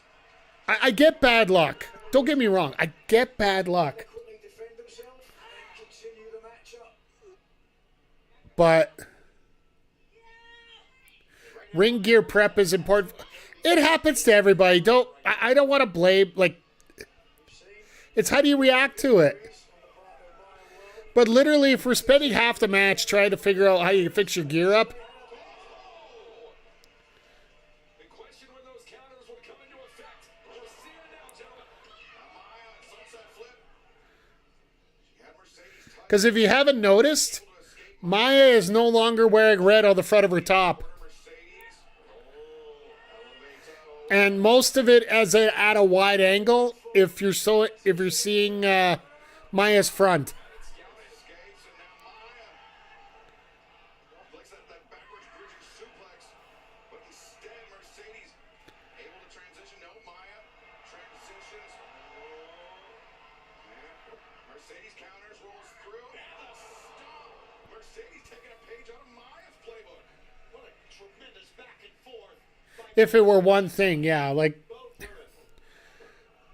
Mercedes leg hooked, Remain, but you know, it's just one of those things that just turns into very bad luck at one point, right? Like, that must be going through the stomach of Maya World. Not only it's not going to be a forgiving point. Like, trust me, tournament, wait till Meltzer gives his score for this match.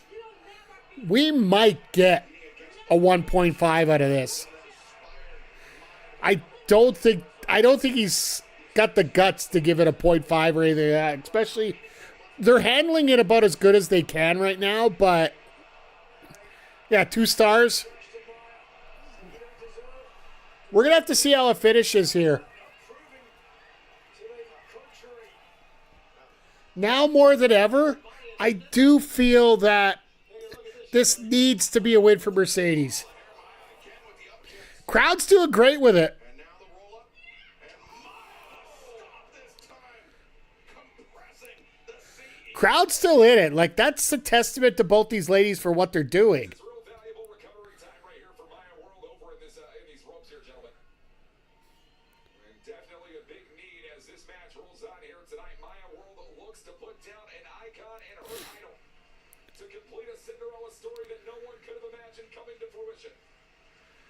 Nigel, think back to the first time you competed on a stage. All I can say is I'm very grateful that Maya's gear looks or is built the way that it is.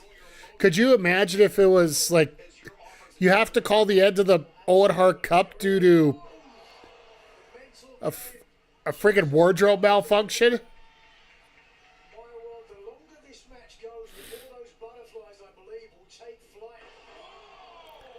Beautiful. I think it's actually the opposite, Nigel. Nigel says the longer the match goes, the more it's... Narrow escape by Mercedes. That really wasn't even a kick out. She just raised the left arm and pulled it over to the right to get out of To it. do is make one of those shoulders even an inch off the mat. That's what she did. We talked about Make it count. the influence of Mercedes Moné. That was the influence of Maya's mentor, Athena. Oh, the Shining Wizard. Shining Wizard, that's one of her finishing maneuvers. Unfortunately, she did it the wrong way. Close to the ropes. You roll her the other way for the cover. Like, seriously. And it may have cost her the tournament. That's big match jitters right now for Maya World. She's got to try and overcome this. Yeah, Maya's top quit, yeah. The up kick from Mercedes. Now, oh, Maya. Well, also her hair, like, she has, like, only 3/4 of the hair that she had before. Now Mercedes. The suplex. Respectfully, I think it's time to... She really can execute a suplex as well as Might have to skip and go home at this point, but it sucks for a final, right? a smile on her face. But a mixed reaction for the CEO. I think Maya World may have won over Give it the hook. here in San Jose. But either way, she completes the Three Amigos. As much as Maya World idolized Mercedes Moné, Just with the fact that so much is on the line here in this match, it just sucks that this happens at this point. We all did. perhaps she'll be sharing a heaven-side seat with Maya World's brother. I'd like to think so. Mercedes utter disrespect. Her opponent stepping over. Really? 2 steps? We're not in Texas. There's no 2 steps. Disheartened by something like that from Mercedes. She needs to keep her composure. She needs to keep her head in the game. As Mercedes, the frog splash, and Maya, the knees were up, Walker. Yeah, no doubt about it. It is one thing to step into the ring with your idol. It is a whole The only time you prolong shits is if you're actually taking one, yeah. It almost feels like they're demanding that they go through this, right? She's got Maya trapped, center of the ring. Maya's reaching, but you're right. Center of the ring, it's got the right. The half the time she's reaching for her chest to make sure she's not exposed. Like, fuck. Knows how painful it is, but in the middle of the most important match. Not a, well, no, they're doing the best they can with what they have. And it's a attribute to both these wrestlers. Like, Maya's been trained by Athena, right? Like,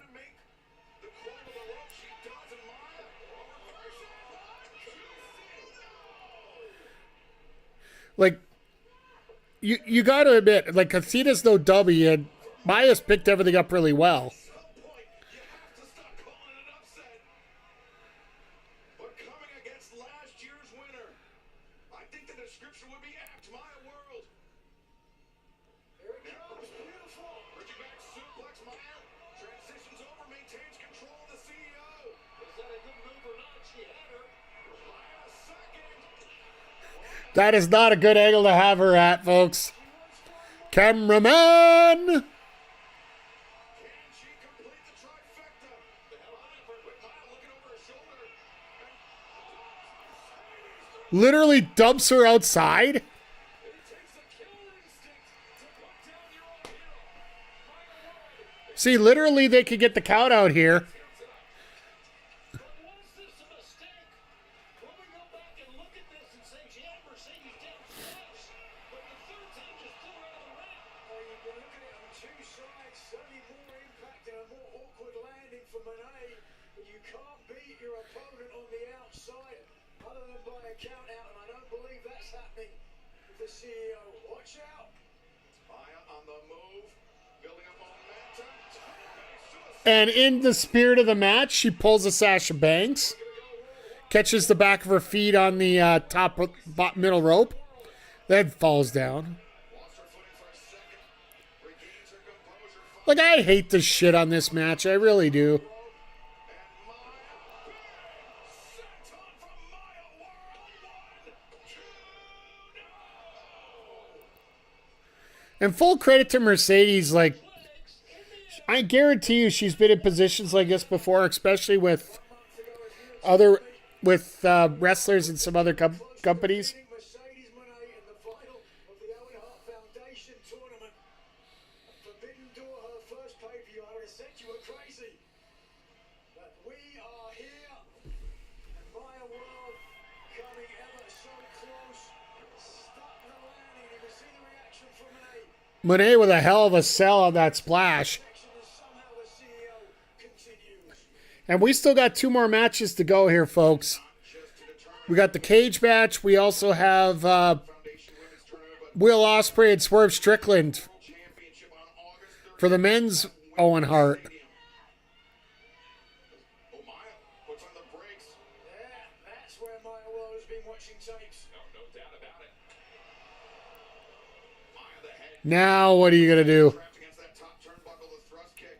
And now Maya on the move, sunset flip powerbomb. Mercedes holding on for dear life. How can Mark win the championship? Wins the cage match, and they do the title match at Beach Break. Watch out. Couldn't complete. Tries a second attempt. Mr. Cripple. Yep. And no. And again, Maya won't put the brakes on. Criticism. Maya World Yeah, no, this, I'm sorry. making sure. Fuck! Couldn't complete the This frustrates me. but look at this. Mercedes doing that on the fly. Yeah, Nixon Newell's got to be like seeing this, hearing this. Here comes. And gotta know, she would have done a better job than this. Mercedes brings Maya out. Cover. 2. No, Maya. Still alive in this match. Still alive. Still the stupidest angle ever. Gentlemen, They did the match a few Dynamites ago without the cage.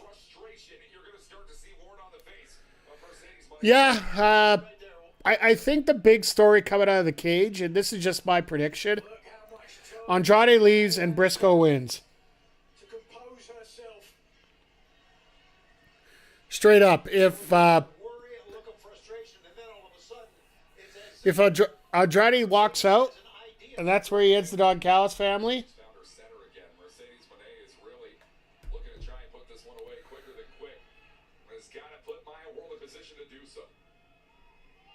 Mercedes with Maya inverted center. here we go with the lung blower.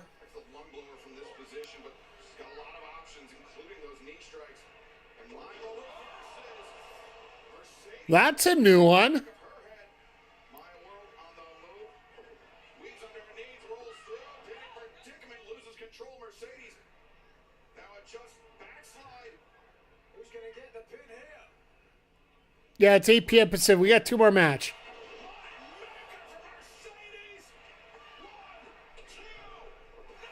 God damn it.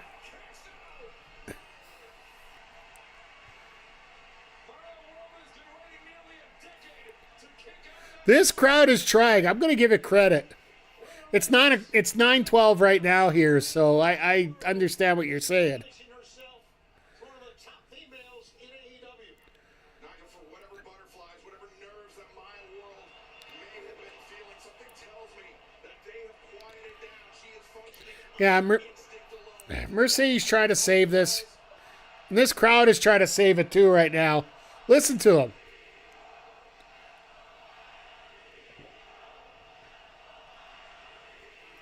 The wearing butterflies. They have flown up to the rafters with that chart. Oh, looking for a second achievement. Maya escapes, ducks under her knees, rolls through, breaks back. No, we're not going to get no fancy pins. Mercedes' strong legs got her out of that one. Oh, the knee. Alcohol saving this. I'm not drinking. Mercedes I got a monster on me, so. Oh, no, my world hanging has on. the grip. Now Maya's hanging on to that middle rope. Disrupted the grip of Mercedes Moné. Now Maya. Maya the sunset flip. Damn!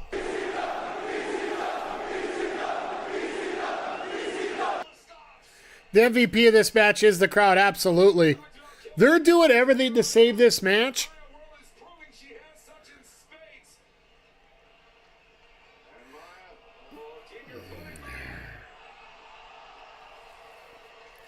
Son of a bitch, like it's. I get it.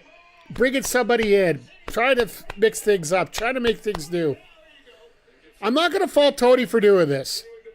But she just wasn't ready. From the middle. The cover. 2. You've got to be kidding. Full credit to these ladies that they're still going at it. And this has been a good 20 minutes here. Can it come true? Maya World has got to believe it. First of all, the impact to the outside, very little give. A big risk, but it paid off for them. You notice they didn't show her Danger here.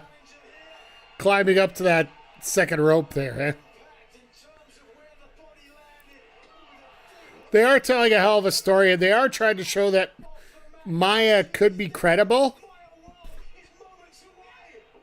Oh, wait a second. Mercedes blocks, rolls through. 2. Maya able to kick out, and now Maya finds herself. The statement maker. Is this it? Oh, man. Is this the Mercedes getting deep. And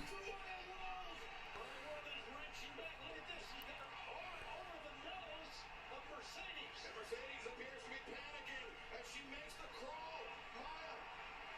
At least it's a good bill for the tag. Absolutely. Could you imagine they still do the tap out? Maya is fighting the hardest fight of her entire career to try and keep Mercedes Moné in the center. And That was the mistake. She didn't know how to reverse it properly.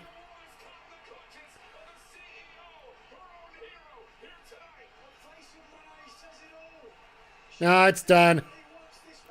She don't get to the ropes there.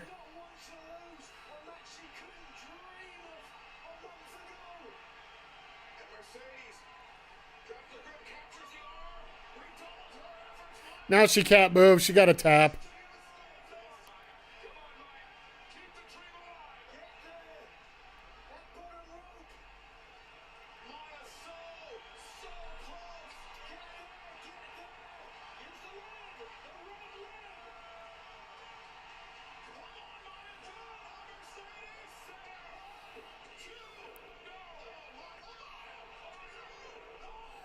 Okay.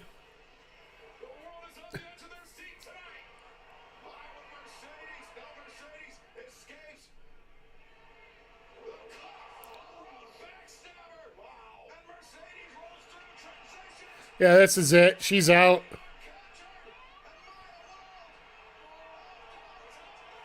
Yeah, there it is. Hell of a story. Don't get me wrong. Like, this is...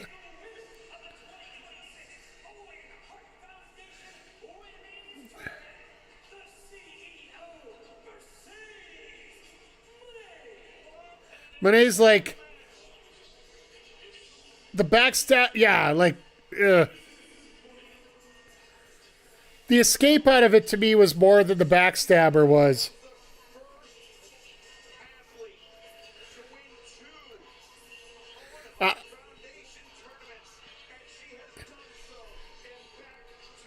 She tried to make Maya look like a credible contender.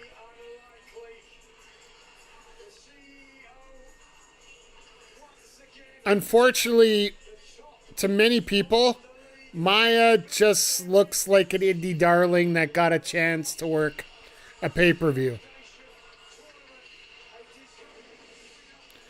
Monet was almost a miracle worker, absolutely. Like, it was a good match. Like, to me, it was a good match. If there would have been just the slightest bit of cleaning up by Maya,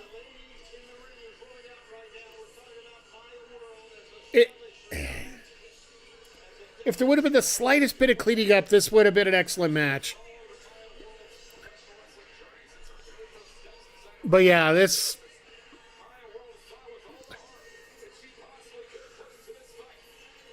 If anybody was looking for the worst match of the night, well, I'm sorry. If the next two are worse than this...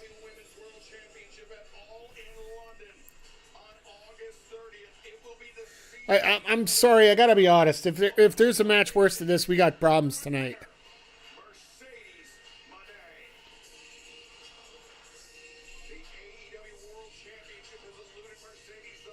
I will say we will know by the end of the night what the main event will be, whether it be the men's title or the women's title.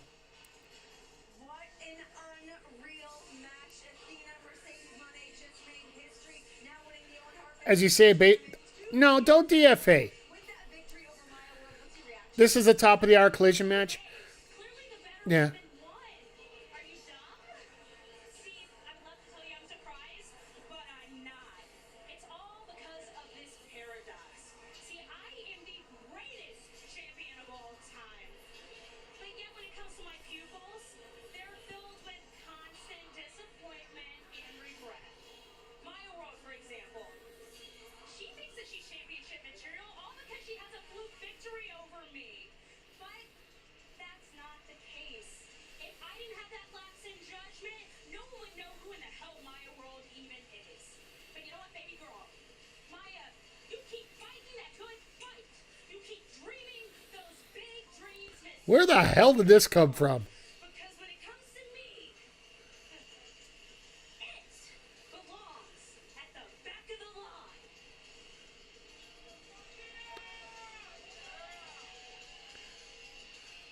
This is the point where we are having the cage match next because they're taking their time getting the cage down right now, I bet.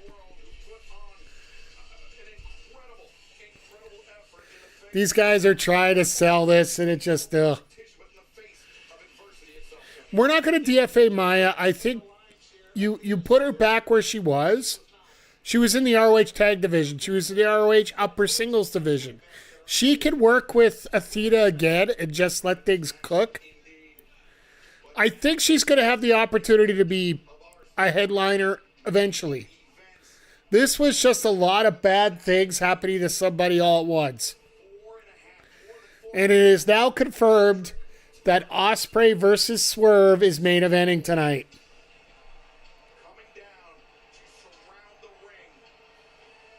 So it's World Cup season. You relegated her. That's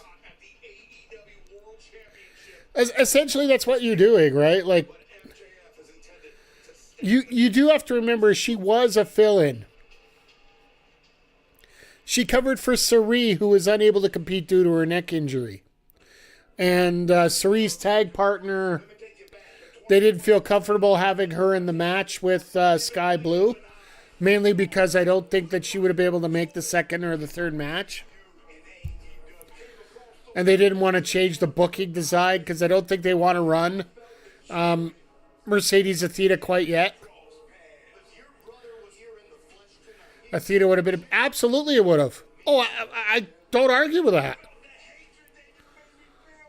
Out of the other three people on the other side of that bracket, I think she would have had a better match than any of the three of them. Straight up. I think it would have been fine any of those other ones. Like we do Sky Blue at Mercedes, that would have been a fun match. Athena would have been a fun match. And who was the fourth one there? I'm trying to remember who Athena took out in the first round. Either way, I'm pretty sure that would have been a better match at this point.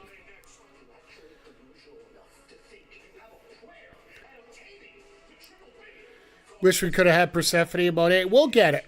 We will get it. They've ran it before, so they're going to run it again. But once again, this is another example. Like we all talk about the women's division being poorly booked at AEW. If you look at...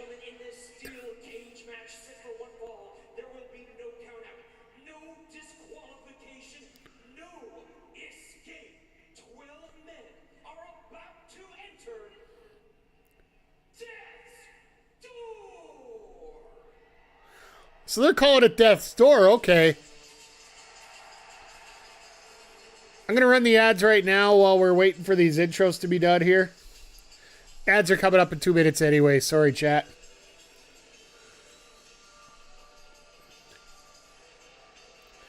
Death's Door is actually a pretty good name for it, so. I cannot believe Max is wearing that damn... Oh my God. The callus picture.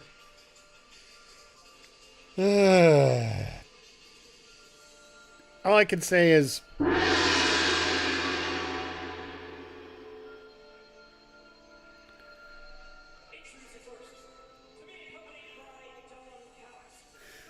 Of course Callus is going to wear this shirt.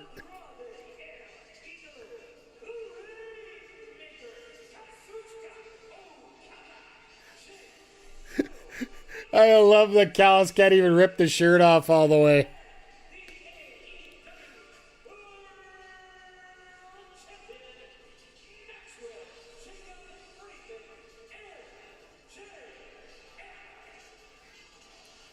Only one piece of music tonight, okay.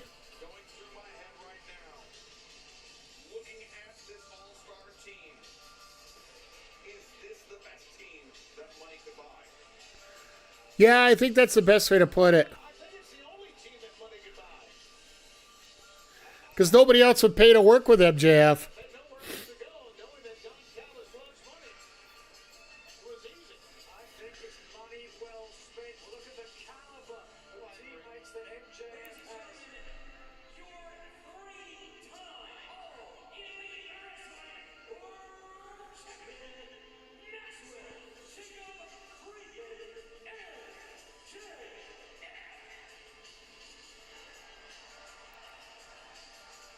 Oh, God.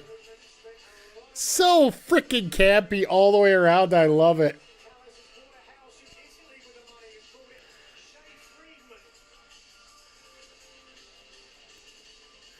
And Fletcher's looking at this like, all right, this is going to be bloody and ugly, but all right. And Kevin Knight, the TNT champion. Blake Doyle. I suppose the bigger question is how did Don Callis get everyone to wear those t-shirts? Yeah, how about Nigel? Who let them wear those t-shirts like that? And of course the faces are all going to get entrances, right?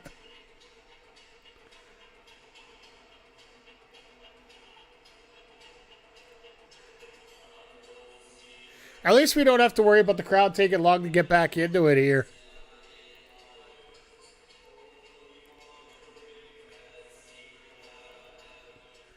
Freshly married, if you didn't hear.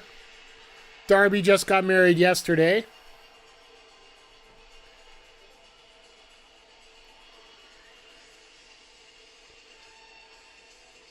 Takeshita with the same music still, but a brand new graphic. I'm absolutely loving it.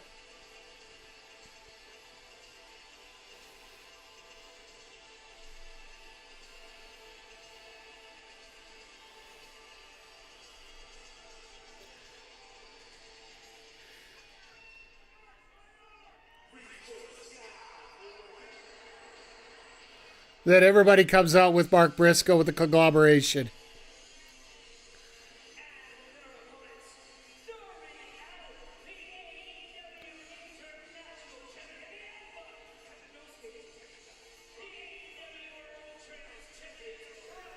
What in the world do they have in the bags? That's the question right now.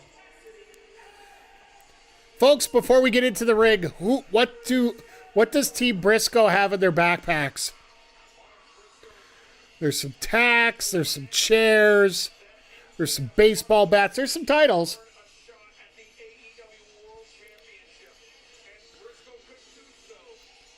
O'Reilly's bringing in Darby's skateboard.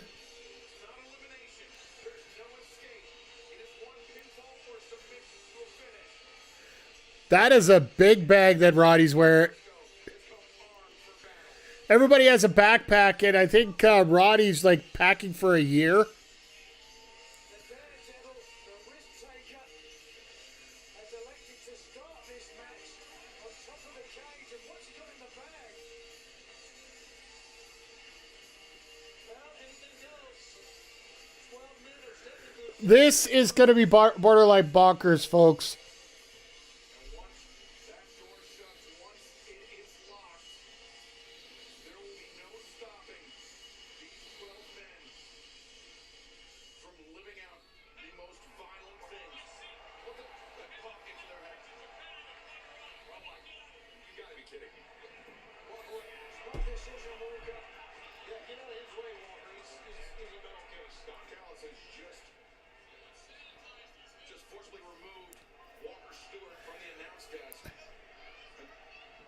So Walker's not going to be part of the rest of the night? That's disappointing. He's twice my size, but, I'm a powerful man.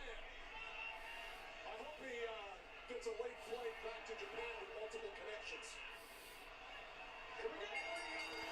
Oh, poor Rebsberg has to deal with this.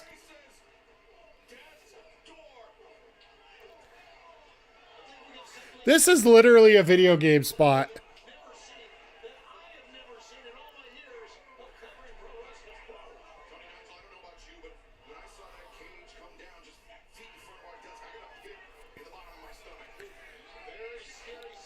Yeah, there's going to be some stupidity in this match.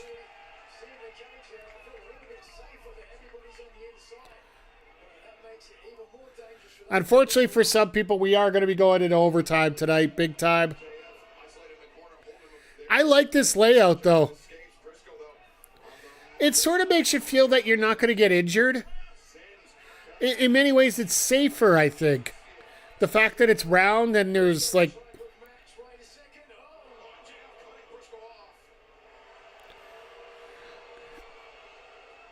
It is a toy set, though. It is literally a toy set here, waiting to happen. They're great athletes at the expense of some money from NJF. One of your guys, maybe more than one, can get hurt in this thing. What I've done is assembled the greatest dream team in the history of this industry, Shivani. Johnny taking out Roddy. Darby tried to go up again. I don't know why. MJF wearing all white. Of course, he's bleeding tonight.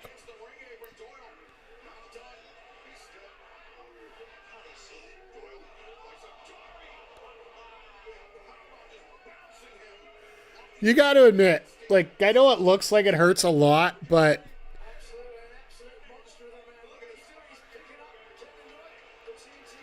the fact that you can bounce somebody off that wire and it looks devastating, but it's just harmless. Like, I don't know about you guys, but you ever been thrown against a wire fence like that? Table number 1. Wait a second. Don Callis family members just taking turns bouncing Mark Briscoe's head off the steel cage. No one in this dressing room likes Mark Briscoe. That's a complete fabrication, Don. It sure is. MJF, he had to pay for his team. Mark Briscoe, he had guys lined up around the block to be part of his team. Yeah, my guys were worth paying for. His words, how about that? Callis with the comeback of the century here. I love this.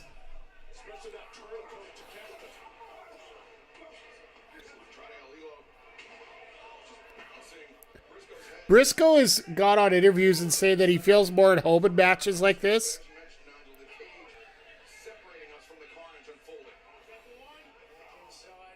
More tables potentially to be used.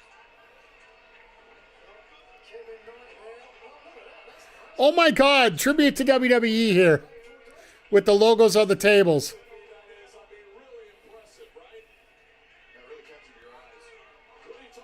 According to Cultaholic, Forbidden Door was the first time since the Royal Rumble that Adam Copeland and Christian Cage defended tag titles on pay-per-view. David Finlay and Clark Connors were 7 years old. All right, well, somebody's considered themselves old here. I remember that Rumble 2001. That was the storyline does not sit well now. If you didn't know the history.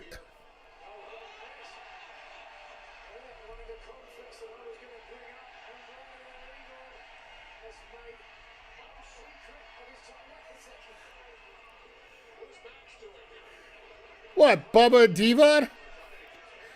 They actually had a no. I'm not talking about the Royal Rumble. I'm talking about the tag title match. Yeah, that was the Benoit show, where Benoit went from number 2 to win the Rumble.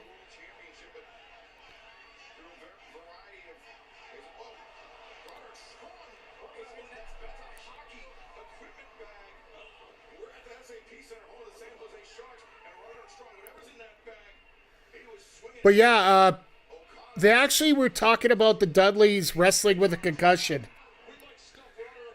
And that was the main storyline behind that. So, like I said, that would not fly as a storyline in 2026.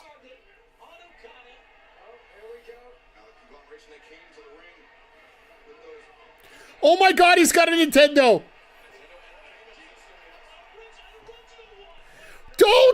Don't use it as a weapon, sell it. Controllers. Those things are worth money. What the fuck? Kyle! How dare you?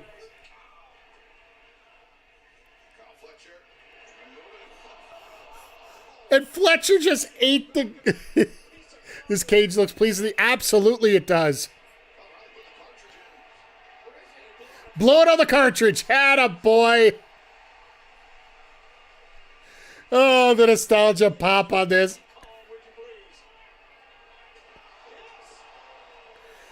And you can see that thing is still in one piece.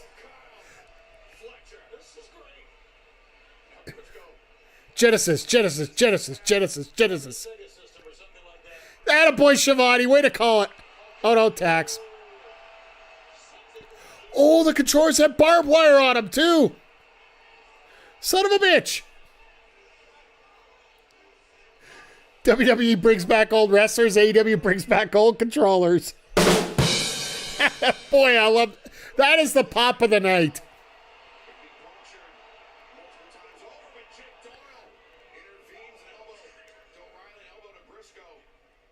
Save the day for Kyle Fletcher. Go to the outside, Roderick Strong. On the moment, steps through drop kick, sends See some. Oh God.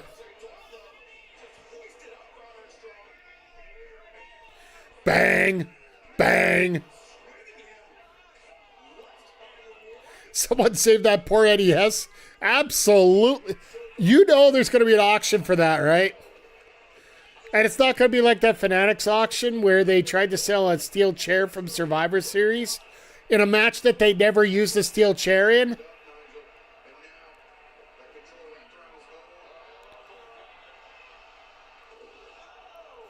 Oh my God! O'Reilly went into the controller and was wrapped around the second rope. Dark City, but I thought he was going to go into the tax at the first. Mark Briscoe has his focus there, perhaps. Remember, it was the tables and tax match last year between Mark Briscoe and MJF. Oh, yeah. Oh, yeah. By the beard! God damn it! Adam Cole and Evil Uno are cringing, absolutely. Sucks that they don't have their podcast anymore. They've put it on hiatus for a while.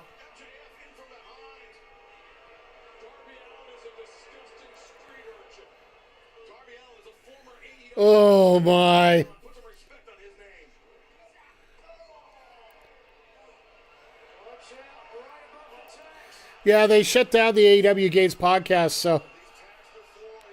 Wasn't that the chair revealed to be a chair from a store? Yeah, they literally did not use that at all. Oh!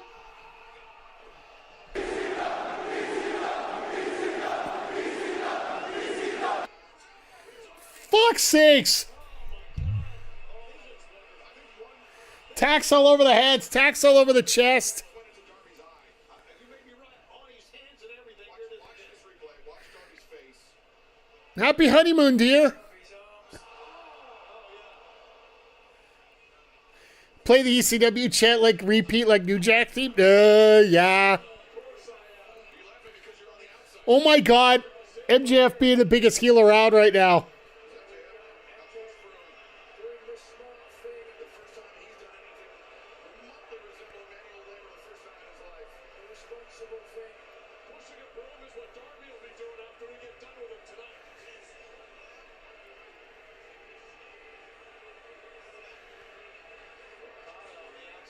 Sweep, sweep, sweep, sweep. I love this. Like, this is a nice break. Makes you forget about that last match very quickly. It's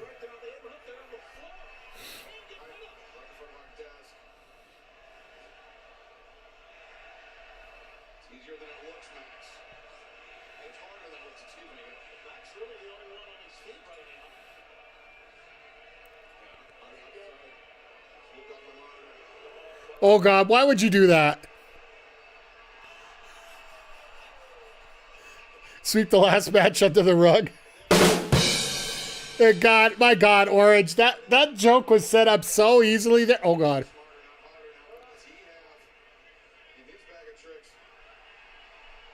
Good luck tonight, Willow.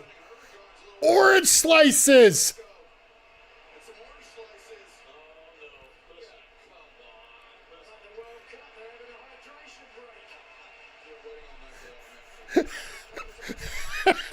Even Remsburg's can't stop.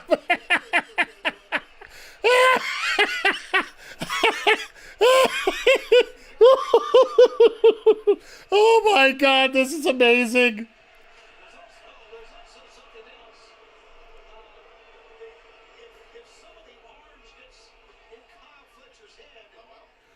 Oh God.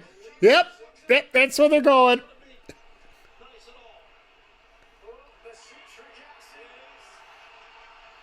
Oh!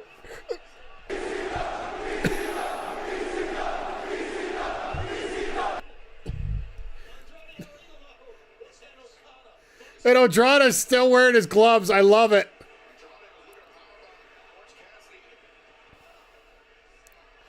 Andrade was going to powerbomb Orange in that table. Imagine they paused the match and ate oranges. Oh, shit. Let's go.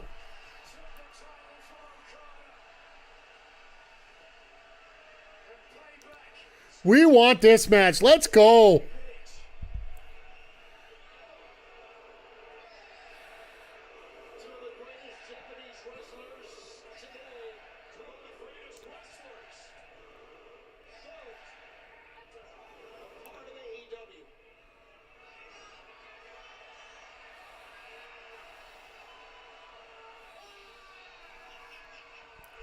We want oranges. Hoo-ha.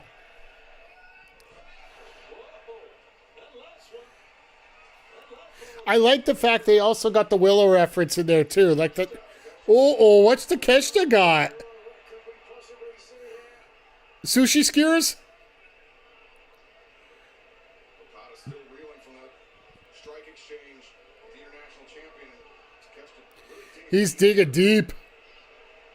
Oh, I know what's coming out of this bag. Oh, I know what's coming out of it. Let's go! I'm just going to give him one of those just for the hell of it.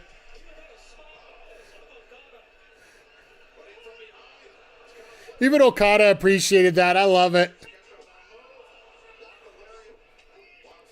When these two have their match, and I think this is going to be the all-in match, by the way.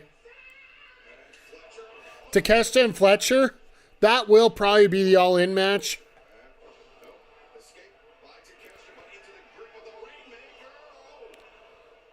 Might even be a triple threat match with those two.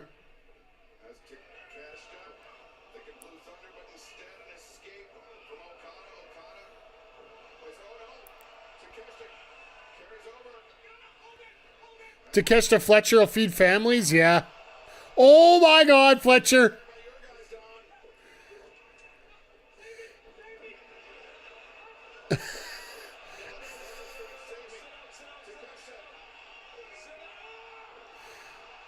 God damn it, Takeshita. Let's go. Let's go. I got to give some cheers for that. Jesus.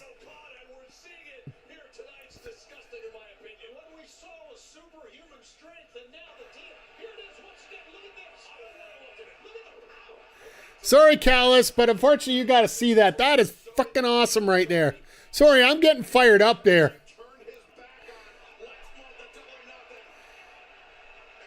Like, literally every feud that you're seeing on this match, you could see being the all-in match with these guys.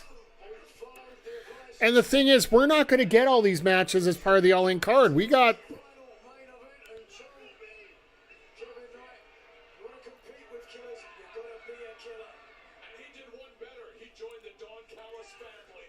And just think, Swerve and Ospreay is going to be after this. Like, I apologize to you guys on the East Coast for having to be here till like 12:30 in the morning.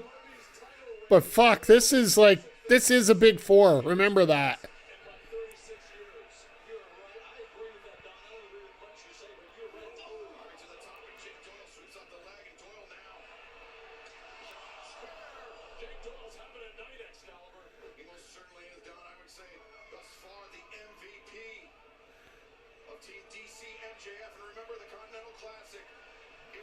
Oh, God, look at this. Oh, my God. Shout out to Van Dam here.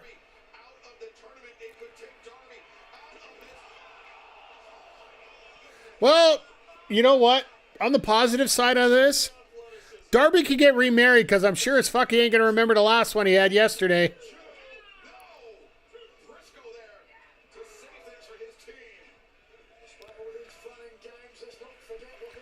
Shane O'Mac especially, yeah.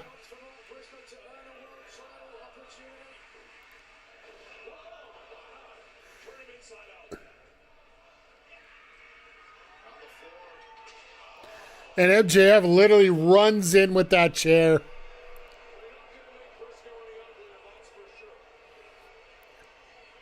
MJF's literally done nothing in this match. You're killing me over here with that line. MJF, the world champion, has assembled the best team that money could buy.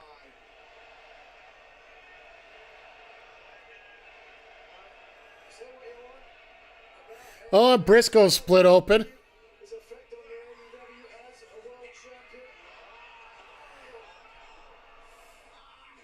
You sick fuck. You sick fuck. I don't know if there's any better way to put that. Jesus criminy, that's... Ugh.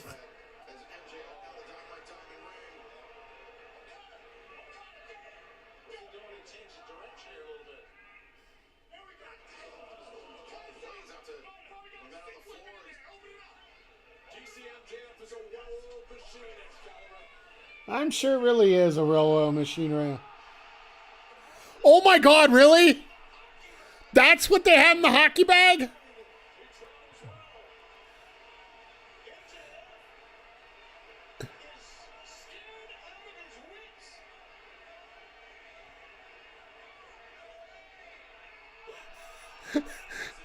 Leo, oh, fuck. I will have to say this is a little bit of amazing here, folks. Oh, little miss over the top.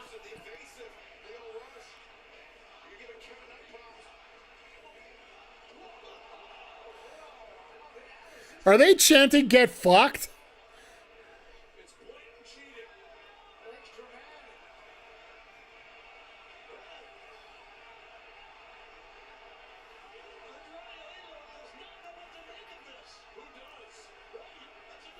He wants a photo.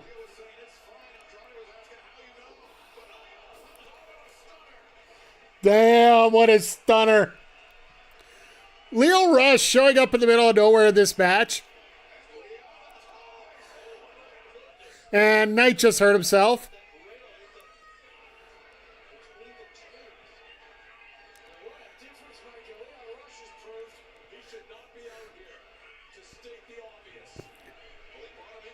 He's going through those two tables.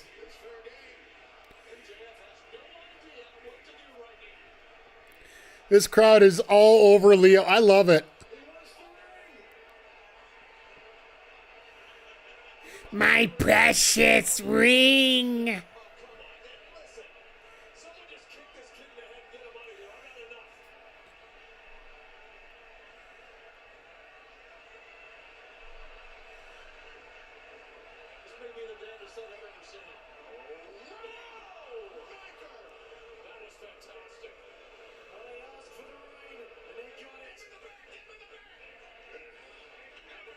Get him back in the bag.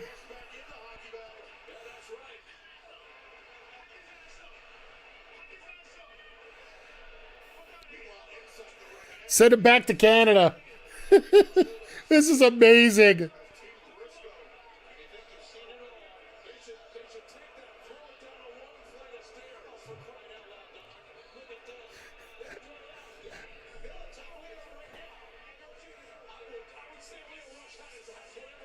Oh, he's got a chain to wrap the bag up.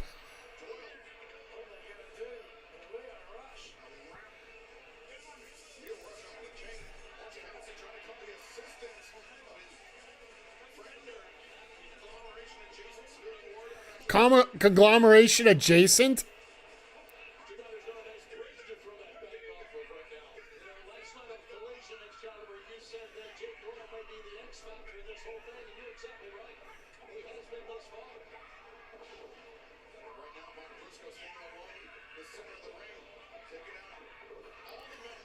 All right, we are getting a good spot in here, back and forth. Oh, God.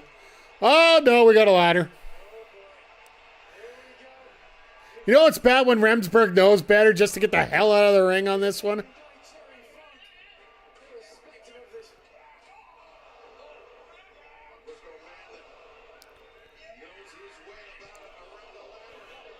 Andrade's smart enough to get out. Oh, God. He was smart enough to get out of the way of the first three.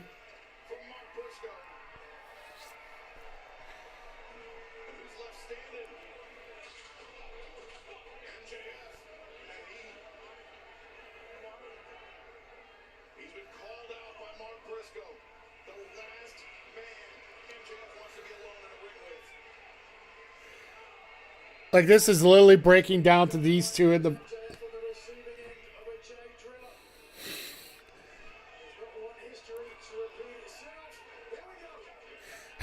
Key fight. Oh, it was. Let's go with thudding right hands. Took the high road. Here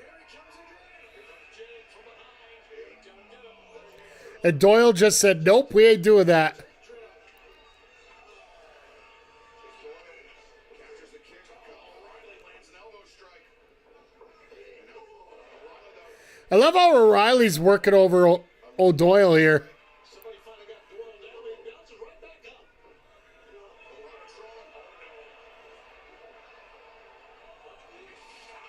Well, Doyle's done.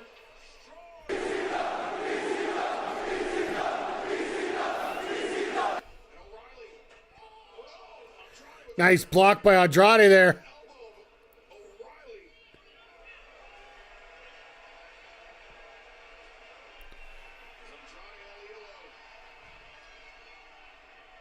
Doesn't have to worry about the gloves now because, well, the tacks are gone. Wedging that chair in the face of O'Reilly between the ropes. Roddy Strong might be out on his butt right now. Knees into the bloody face. And Kyle just exploded. Takeshita with a poison Rana. Takeshita looks backslide. No. Rainmaker attempted. Drop kick not avoided. This is one of those few matches where you're actually getting to see stuff in the ring during such a 6-on-6 like this. So one thing I really enjoy about AEW shows, they do know the right way to lay out. Stole the title from him. He always wrestles with poise and confidence. I've never seen anything like it. Okada. Look at this. Looking perhaps for a tombstone pile driver from the apron. Okada actually, oh no. Takeshita. Wants no part of it. Takeshita. That body drop. Rough landing with a former international champion. And the power drive knee. Catches Okada flush. Oh God. Fletcher extends with a thrust kick. I see a Michinoku driver in my future here.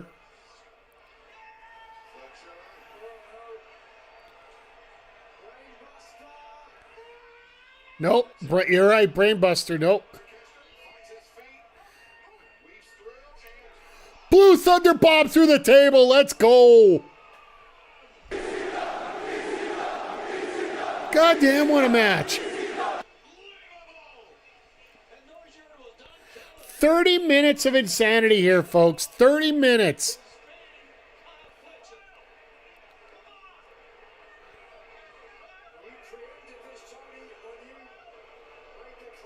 Oh my God, the way he's screaming right now. Family could be seriously hurt. And by the looks of things, that's exactly what's happened. MJF.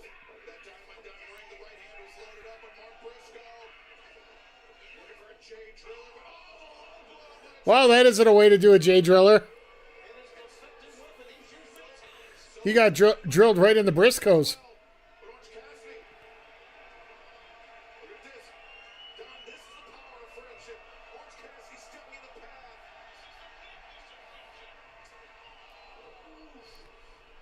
That's what you get for being a Was it Darby? Scorpion death drop.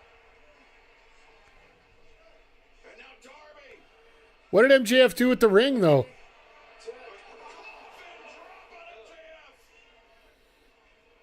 This is the point of the match where everybody hits their finisher. Well, Knight hit MJF. That's always great. Kevin Knight, the splash on his Oh, my. MJF.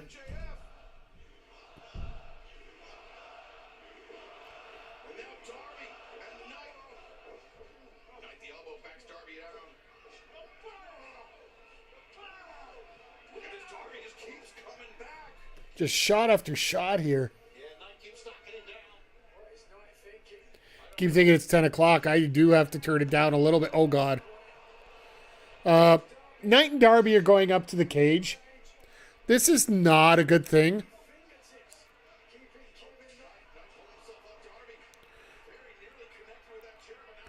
I see those 4 tables over there. I got a very bad feeling about this.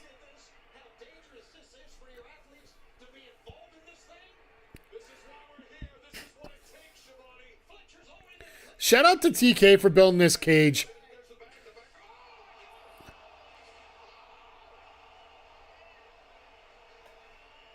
What the hell was that?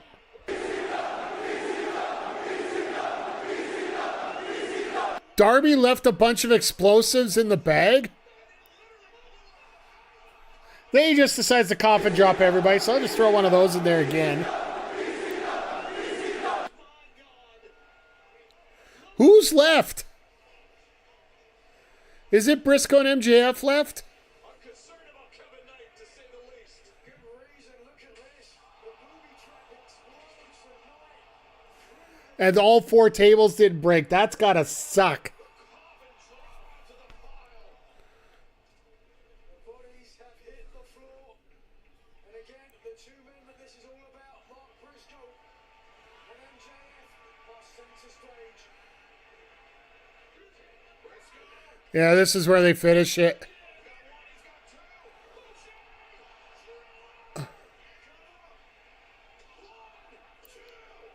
And Doyle saves it.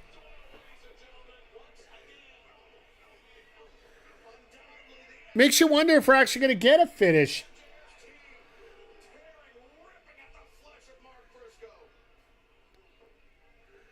I'm thinking Andrade's the one who's probably going to end up taking the pin out of this.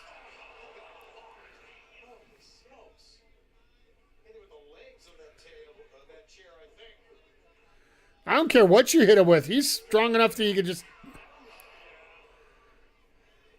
Doyle, urging on MJF.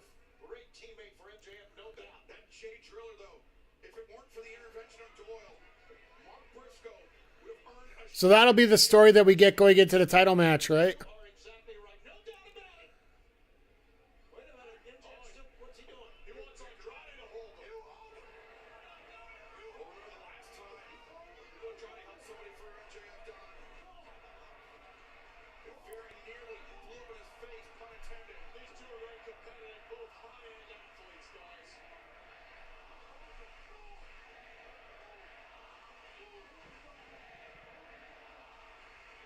Resounding no from Andrade. But I think he's going to do it anyway. Reluctantly, He's a team player now, Joel. See, look at this. All right, he's going to hold him, but then he's going to move. your team gets you.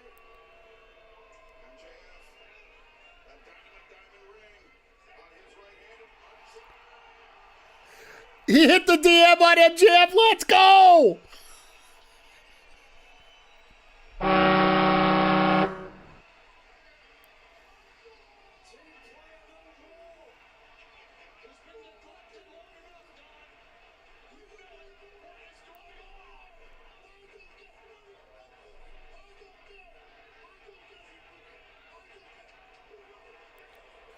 All right, Doyle, you're dead.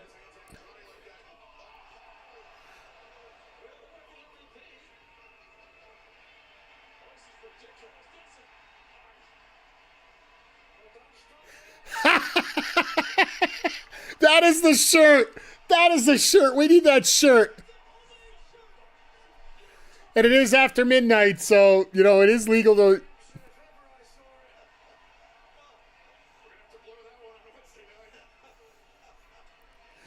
Oh, man, that's amazing. So Doyle's going to eat the pin.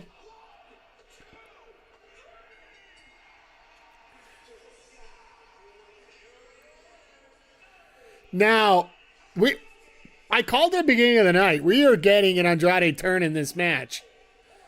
That is a hell of a way to do it. Folks, I do have to ask you, have you been sports entertained tonight?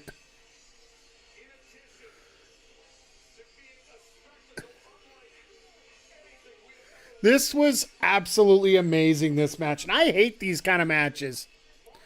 But they told such a great story through the whole thing.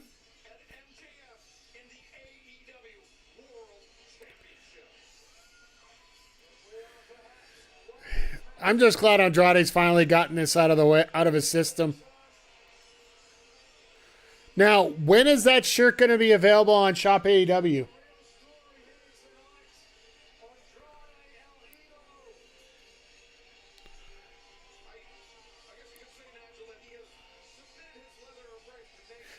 no.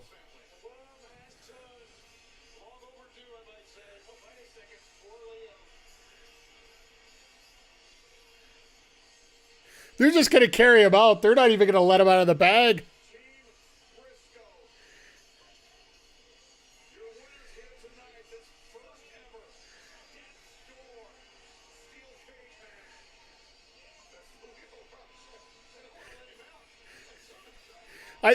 Do you really blame him for not wanting to let Leo out?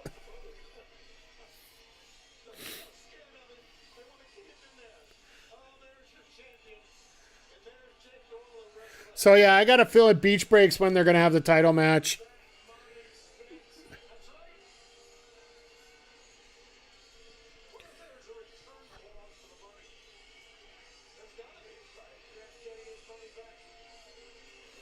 Funny, Callis is gone right now. They should ask about the return clause on the money.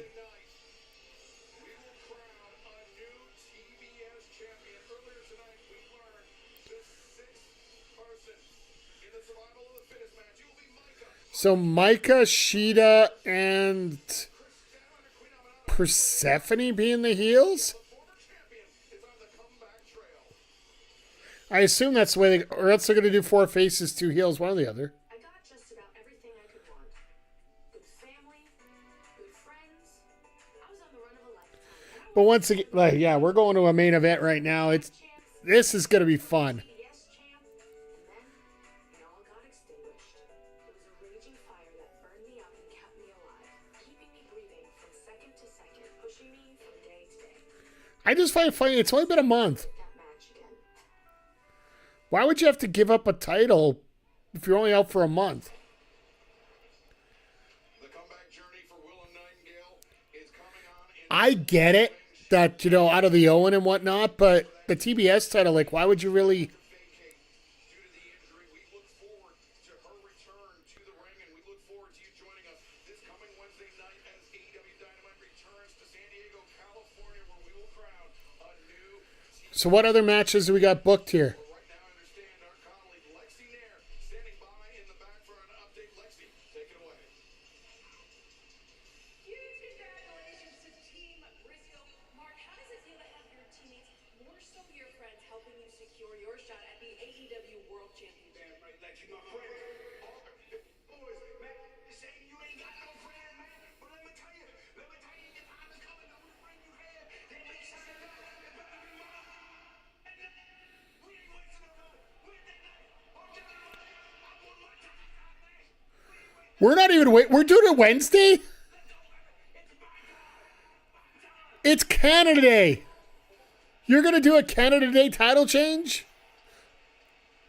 I really wouldn't do it this quickly, but Obviously, some audio issues there, interrupting what Mark Briscoe had to say, but I understand. I believe he was throwing out a challenge for this Wednesday, Tony. This Wednesday for MJF and the AEW World Championship. He wants a quick turnaround. I've done that. I've done that fake out before. Definitely with the champion heart. Well, gotta be ready. A massive challenge thrown out by Mark Briscoe. We will update you when we can about that match potentially for this Wednesday. But fans, our third of our triple main event here. All right. They're doing a pretty good job of cleanup if they're getting it done this quickly here, but... No, yeah, I haven't even got into the roundup of what we're doing here. Folks, just a reminder, I will be on tomorrow for a special Monday stream. We're going to get into Lego Batman. We might even finish it tomorrow. We'll see how things go. Wednesday, we're going to be back with Evolution. The way things look right now, we're probably going to have... Will Jackson taking on MCG just because he's still a little pissed about what happened earlier last week against Zodiac. Of course, Zodiac wins again. We're also looking at Mellow Beast in action. Mellow Beast will be in action, I know that much. And we also were talking earlier about Ophelia Payne and Snow Penguin. Want to announce one final challenge to Looks and Loggers. I don't know if it's going to happen Wednesday or I got to see what's going to be happening in terms of the AEW schedule. We might have a PLE on Saturday. We might have Madness on Saturday. We might have Madness on Thursday for all I know at this point. But yeah, we'll just follow me on socials. If you are watching on YouTube, the next time we are going to be on is the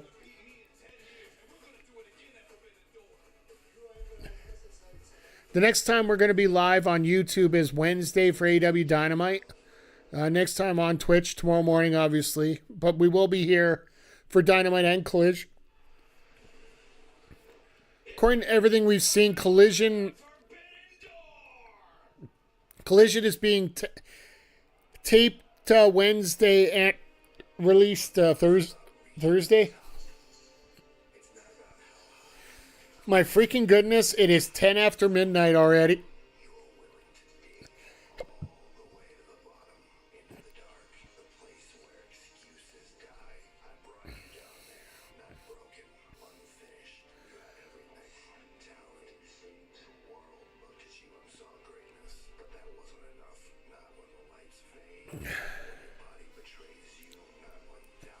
And they said it on the pre-show, folks, 161 days in rehab.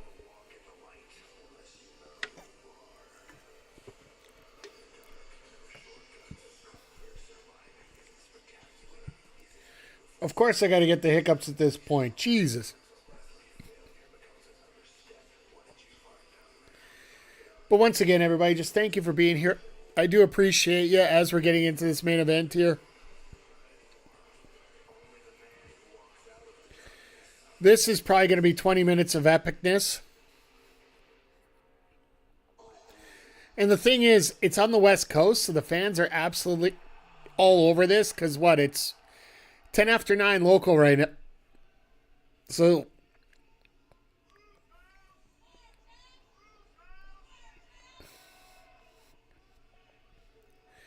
is he literally here like security? Bane? You gave Ospreay the Bane mask?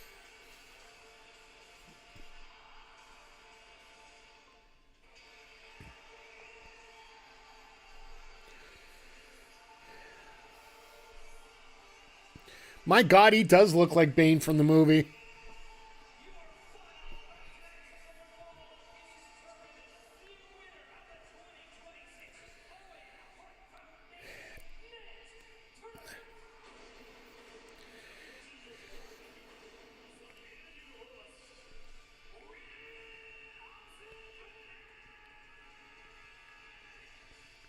Swerve when I bruv.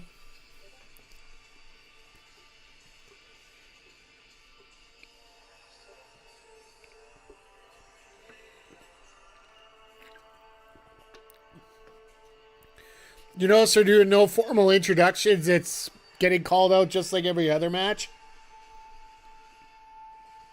I know it's not a world title match, but usually a main event, you get the special entrance.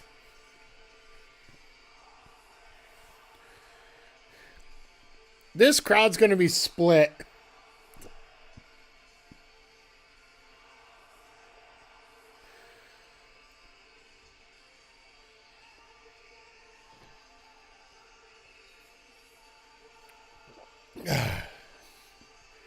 Hopefully that gets rid of the hiccups there, but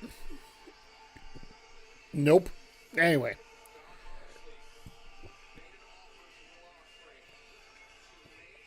You know, normally after that kind of cage match, I'd be worried about guys getting burnt out from the match. I don't think we can worry about it with these two. Everybody here wants to see this match. Every time these two are in an AEW ring, it is golden. Simply golden.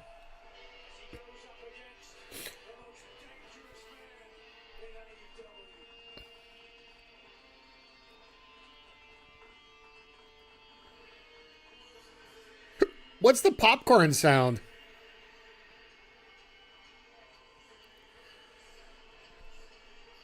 Oh, there it is.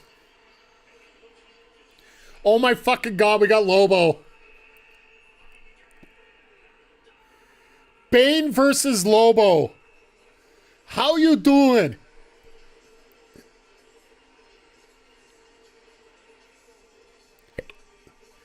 Bane versus Lobo. All right, this is a DC match in hell.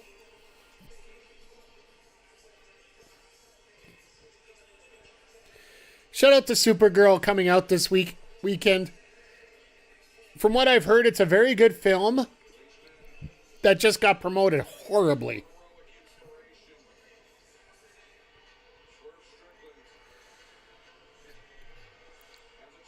Oh, and also, I checked out the headphones if you weren't out earlier. Yeah, the headphones are like $400 Canadian. So, but hey, you can buy the cups for the headphones for $40.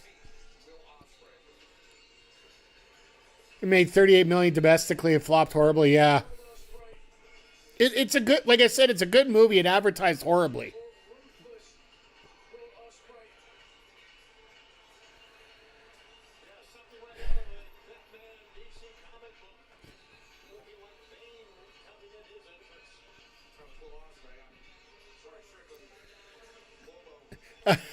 I love that Shivani didn't even know about either one, and he just screwed that up. Did he flick a live cigar into the crowd? All right, somebody's scarred for life.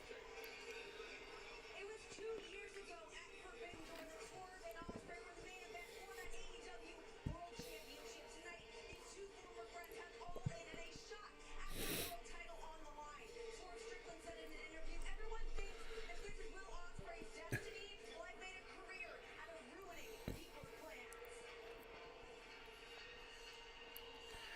This is gonna be golden, folks. And yes, I do understand you guys peacing out quick after the match is done. Oh, we are getting an actual intro.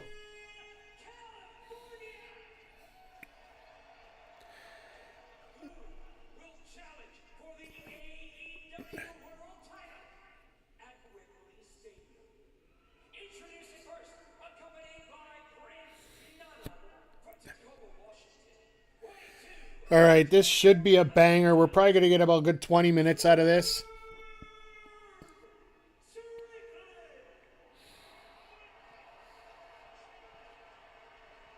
Did they finish Evo already?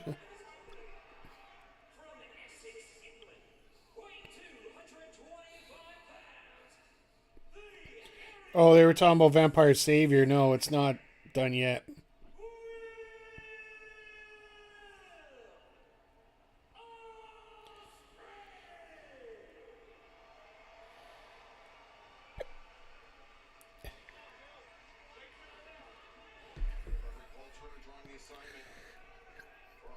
I feel bad for Turner having to keep up with these two. Once again, everybody, thank you for being here. I appreciate you being here all night. We are at 5:15 for this stream already, so. And I mean more about time. I don't mean about people, so. Someday we'll get 5:15 in here.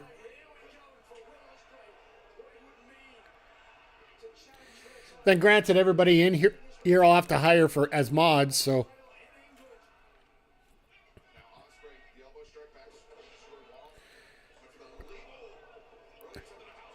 All right, finisher.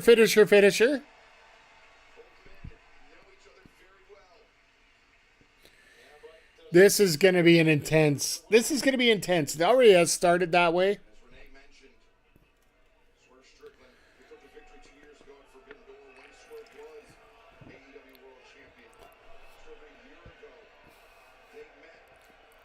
Swerve just feels like putting his hair up.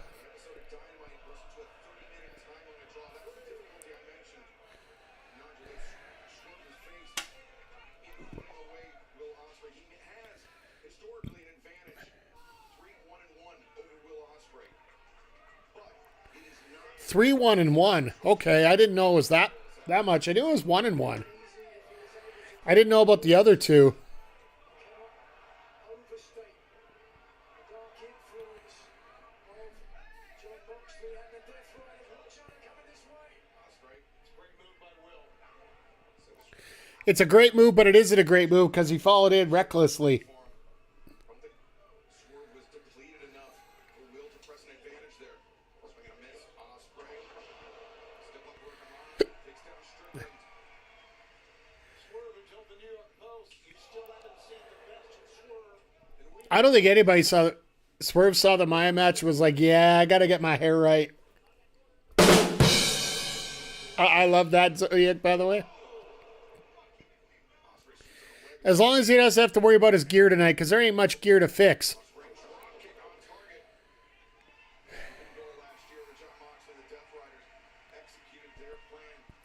This crowd's tried. It almost feels like they are starting to gas.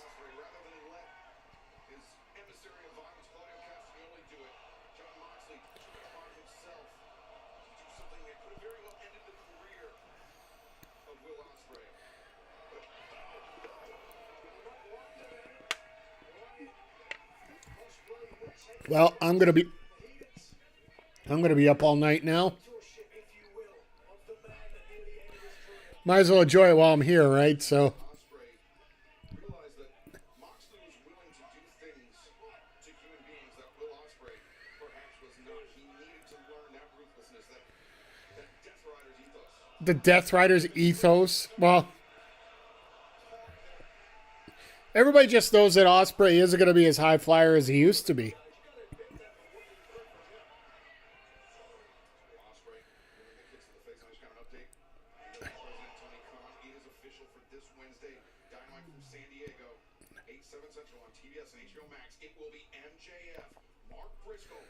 All right. Well, that tells you how much this title's not going to change hands.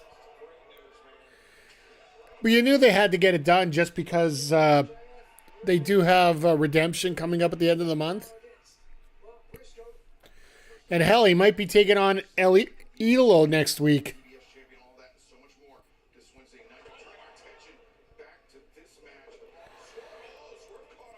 Nice reversal there.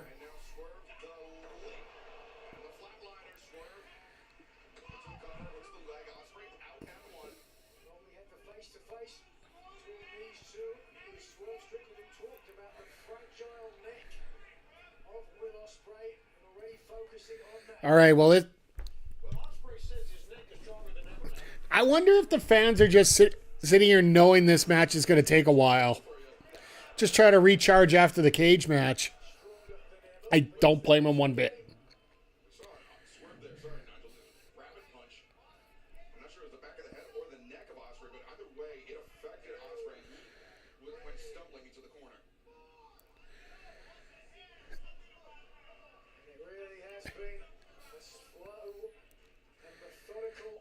I did expect this match to have a bit of a pace like this to start off. Just because both these guys know that they got the crowd in the palm of their hands for the most part. And the expectations on this match are absolutely through the roof.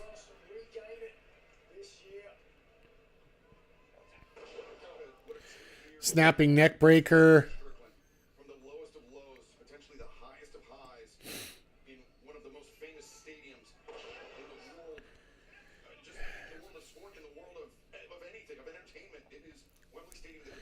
Trying to go for 3 neck breakers in a row. Well, that's old school. The winner gets 3 of them.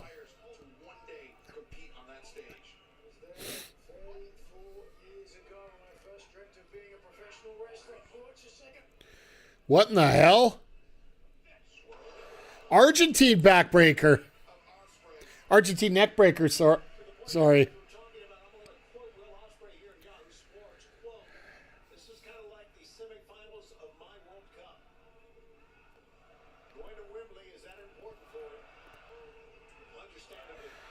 Well, the World Cup, you know, watch this end up being a double DQ, and both these guys qualify for Wembley. World Championship. And right now, Swerve Strickland is making it look increasingly likely that it will be him as he targets the neck, the surgically repaired neck of Will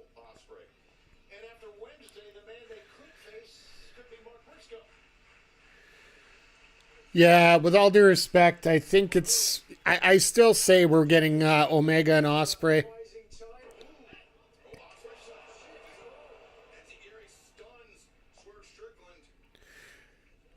I don't think Swerve expected that in some way to get that kind of kickback up.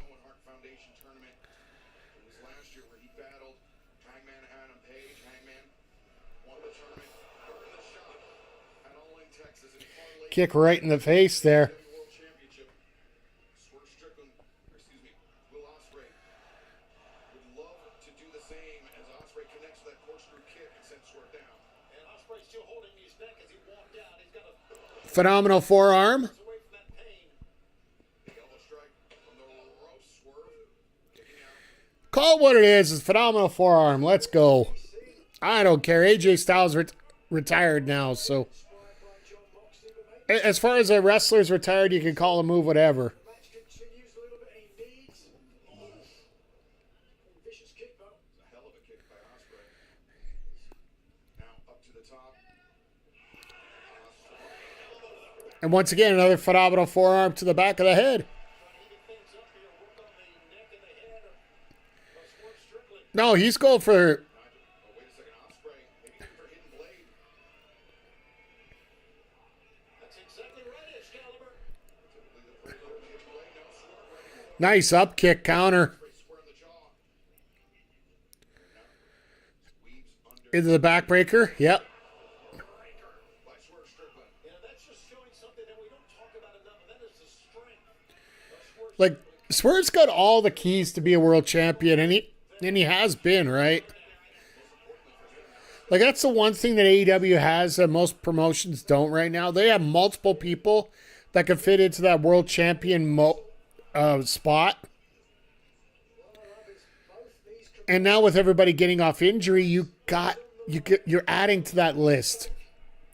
Like with Jay White coming back, like he is legit somebody you could get up into that title picture real quick. It did get ruined a little bit thanks to Full Gear 2023. But I think the memory's gone enough that you don't have to worry about it anymore. Are you really going to open your mouth that much, Swerve? Come on now.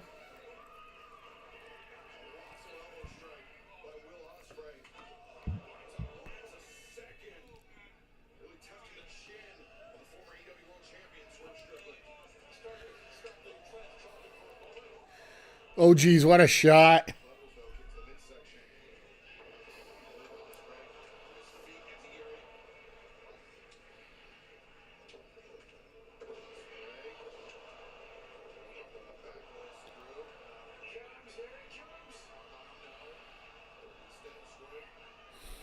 Oh, God, there we go. Now things are starting to pick up a little bit here. Or are we doing the pick up and slow down moments here? This crowd's here. You can tell the crowd's here. The crowd's wanting to get into this.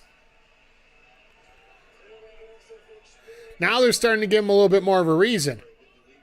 Which, it's fair. They did need a little bit of time to breathe after that cage match. And the little insanity that was there. Plus, also everybody rushing to the merch booth to get that Andrade shirt. The viciousness, the submission techniques that Ospreay didn't typically employ was also efforts to strengthen Ospreay's neck, right? Seems that Swerve back off the bottom turnbuckle, exposing He really does. He really wants to inflict some pain here. Swerve Strickland will go to secure a defeat. That brutal rivalry with Hangman Adam Page took things to a whole different level. But Excalibur, you notice how Swerve was just slowly looking at that turnbuckle? Almost like he was trying to talk himself into it. The Swerve goes shoulder first into the steel ring post, and now Ospreay targeting the arm of Strickland. Ospreay's biding his time, All right, now, oh God, here we go. capitalizing on the opening, and now Now just snapping the arm. we talked about the submission training, that death ground, the cross arm breaker that's Now he's doing it on the outside.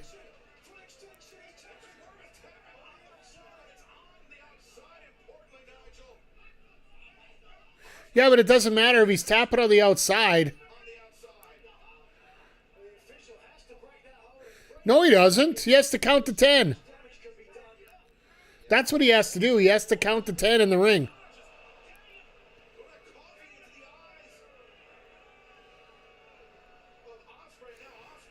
Uh-oh. Did he just put...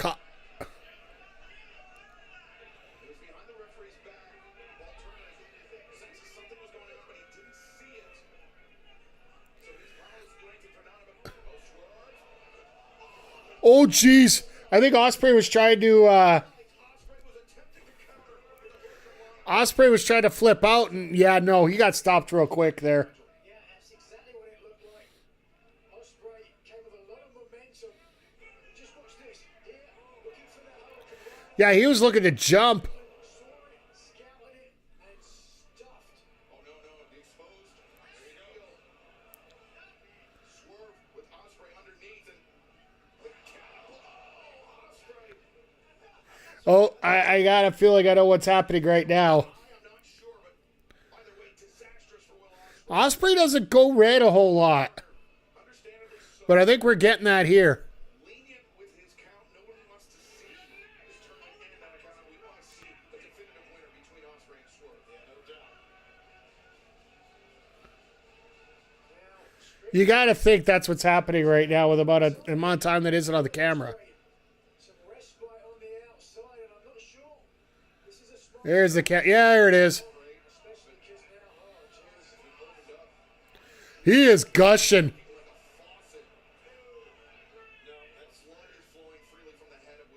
He fucked up. He gushed himself a little bit too much. You got that from Mox? Yeah, guaranteed. But look at this. His whole face is covered. He hasn't even got back in the ring yet. Dream of Will Ospreay starting to slip from his grasp. I got a feel in this match, if this match wraps up rather quickly at this point, it's because he fucked up.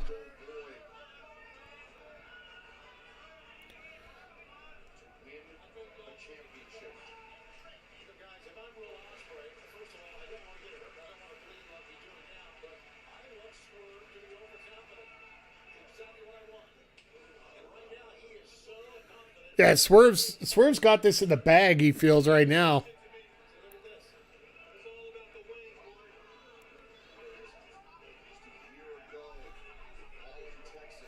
But once again, like we were talking, like the biggest thing about a match like this is like everybody expects Will to win. How much can we believe that Swerve's going to win this? And this is the first step towards that, right?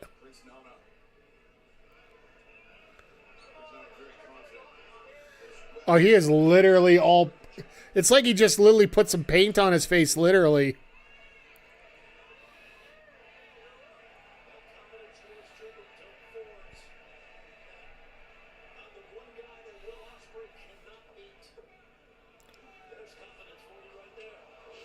That is a powerful suplex right there. I think it's slow down to make sure he's good. Yeah. They're going to slow down just to make sure that, you know...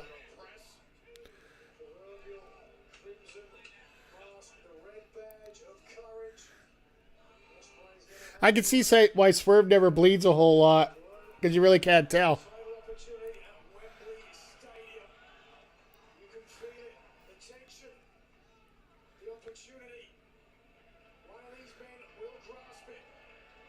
Is he going to go for the hidden blade right here?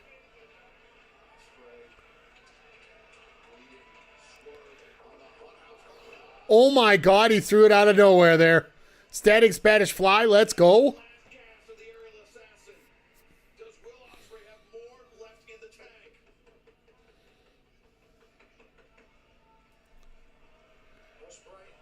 Slow to follow up here, lying in wait, hitting a perfect Spanish fly, but immediately after the impact, unable to follow. Honestly, this light, that mask is super crimson. Yeah, like, that is Ric Flair levels of bleeding right there.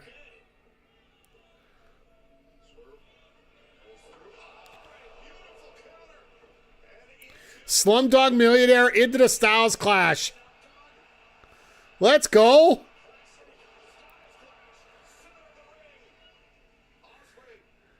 But because he's lost so much blood, he's having a hard time. He's having a hard time following up to any move that he does. It's great storytelling right here. Easily able to break the 3 count. But unadulterated, unabated. Ospreay poised to strike.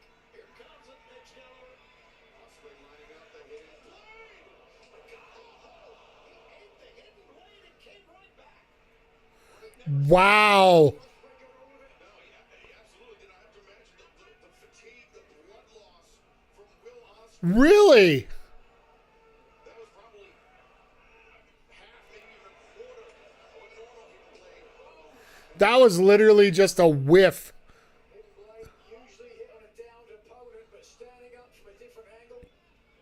Nigel, something that's just occurred to me is Will Ospreay's last few successful offensive moves came as a counterattack. He has been unable to build and sustain momentum. Yeah, Excalibur's once in a while makes a good point, and he is here.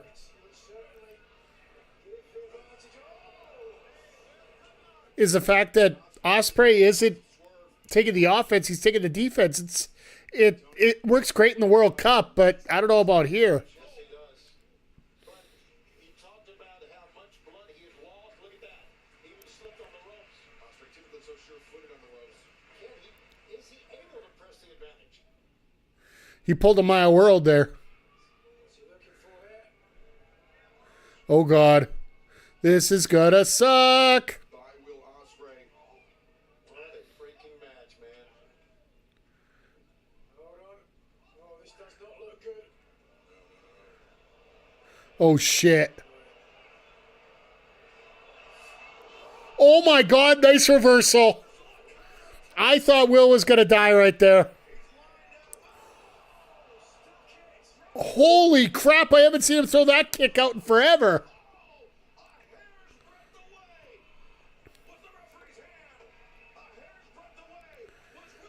Will throwing out these little spots here and there. He's got to get it.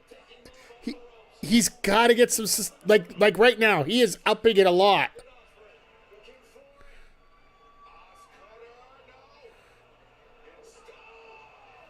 Did I? Shout out to Hangman right there. Let's go. Ospreay, typically from that position, Nigel comes back with the Os cutter. Instead, I believe he was looking for a destroyer, and that may have been his undoing. He tried to alter his offense instead of going with what works, right? The better eyes, the better focus. The dead eye of Adam Page. Stuck. Strickland, who now is being hung out to dry. Watch out. Swerve's even talking about how his neck's hurting right now. Okay, that's got to suck on the knees.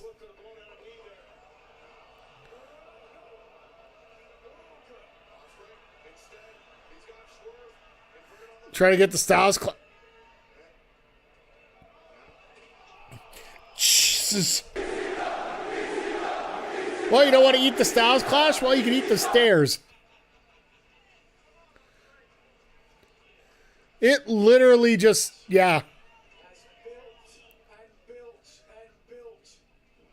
Referee Paul Turner just checked in on Will Ospreay. He waved off our ringside physician as we take another look at this, Nigel. Look at the momentum and the whiplash. Oh my God, he hit literally on the edge. So you know Swerve's bleeding now. Steps. I believe it was the corner of the steps. Oh gosh, I got it. Yep. Oh God. And the thing is, with Swerve, he has to do an extra bar. This is getting ugly. Now Swerve. Bleeding much like I don't know. Oh my God. See the puddle that's forming on the stairs? is the brutality that the Death Riders, that John Moxley attempted to instill.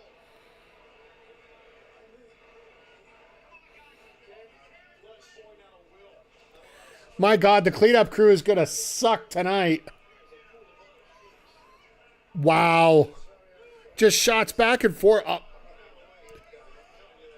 Once again, I like color. This a bit, but yeah,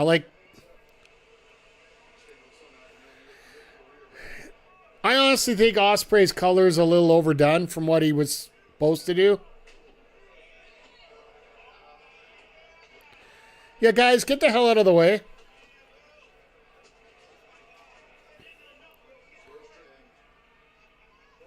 And this is AEW, so they use the English announce table instead.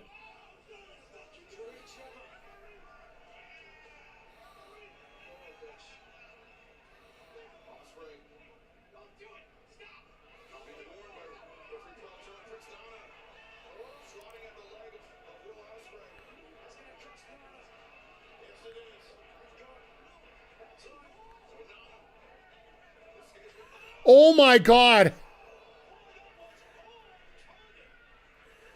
Nana's got to get punted out of there for that.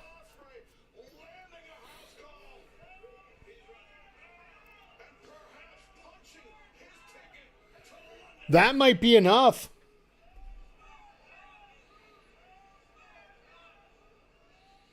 Just look at this pinpoint precision right to the side of the neck. Again, the fragile neck of Will Ospreay. It's been a trigger point in this match. Oh, shit. TNA just announced that they're running a pay-per-view in Edmonton.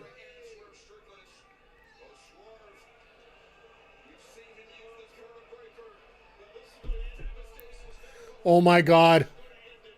Sorry, just a little offshoot there.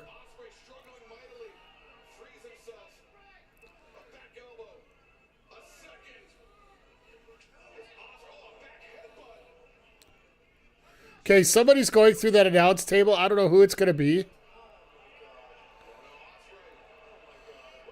No, please don't.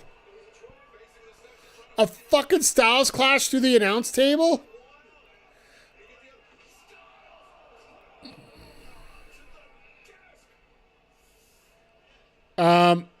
If you don't do that perfectly, Swerve's neck is going to get absolutely chopped. Like, I think most of this crowd is like, what the fuck just happened here? Does this become too much? Right now, I would say, look at this blood. It's all over the floor. It's to the desk. I've seen blood a lot, but not as much as this. Just thud. I think that's the best way to explain. Just thud.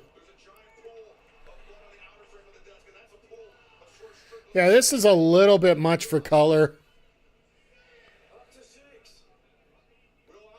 And it's also, 5 hours and 45 minutes into the show.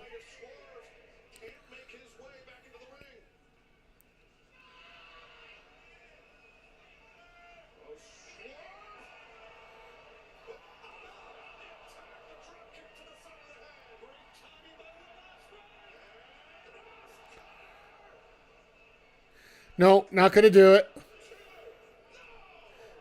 And it's literally just rolling of shoulders right now.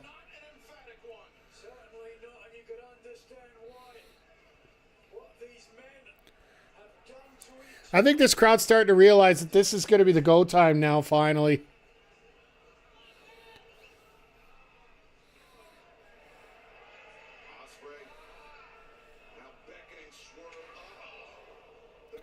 Gosh dang, what a shot.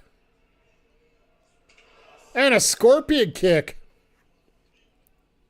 Ospreay has his sights set on Wembley Stadium. Like, they're really throwing these shots out here. I don't know which way they're going to go. I'm just stunned by the blood. A rabbit punch? Moxley, sorry, Ospreay just became a heel right there. This could end on a yeah. He's going to get a 10 count to make sure. This is also time to give Swerve time to get back up to his feet.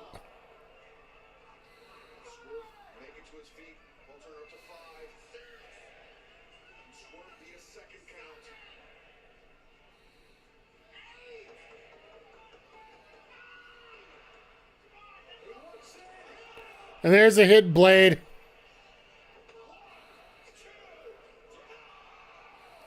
Wow.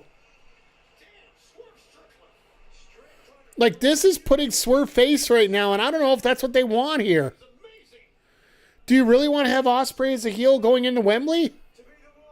I know it's early and whatnot, but...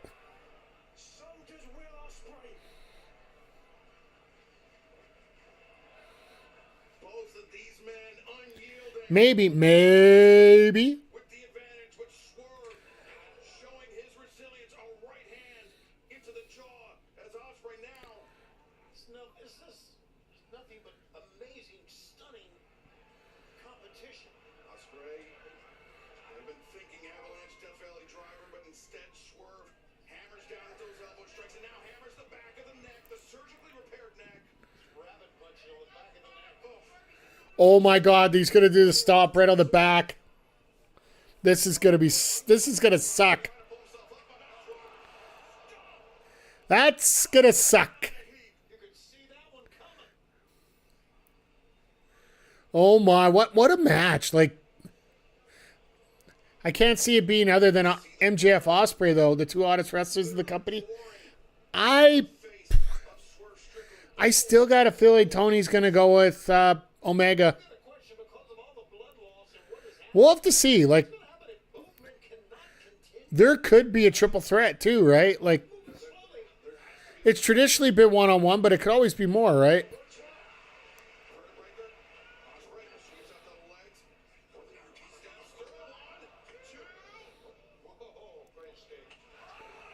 Got caught with a house call. And a hidden blade out of nowhere. Kick out. All right, here we go. Now we know we're fighting. Well, they woke up and fell asleep and woke up again.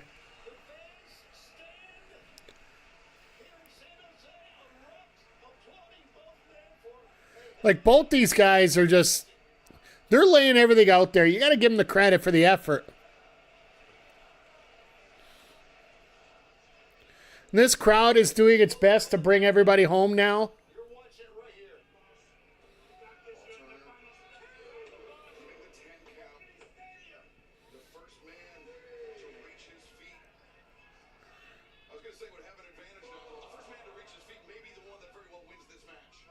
I love how they changed their edict from the advantage to actually winning the damn thing altogether.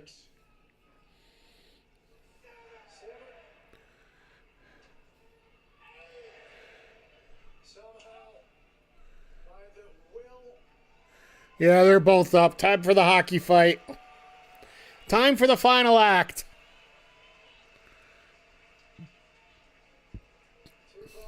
And AEW is not known for staying in a box. They do what they want to keep the fans on their toes. Absolutely. But I also think Tony Khan does have his idea about what he wants, and he usually gets it. Well, there's a graphic right there for you.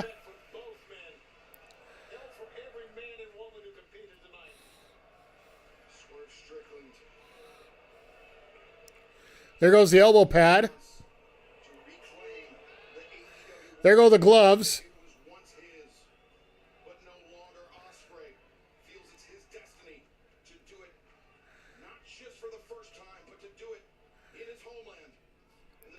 Hey, Walker, thank you. How did the stream go today? I know you were feeling a little rough.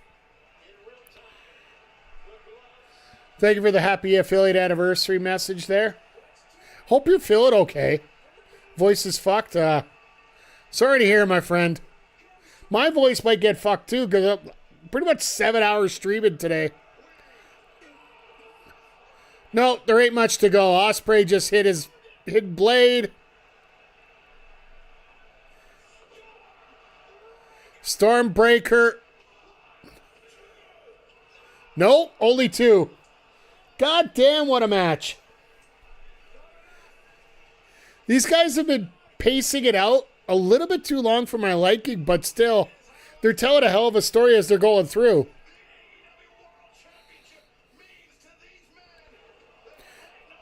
Missed the kick, missed the hidden blade. Uh-oh. Hit the ref. Shenanigans. Shenanigans. That's what you turn Swerve back into a heel again, right?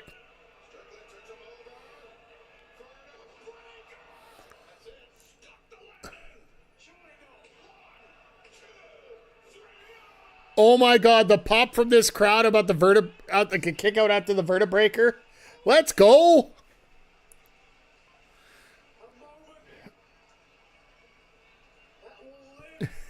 I love how over on Blue Sky right now, Game Time Art's like, this is the part of the show where finishers don't mean shit comes in. Now we're starting to hit each other's finishers, so.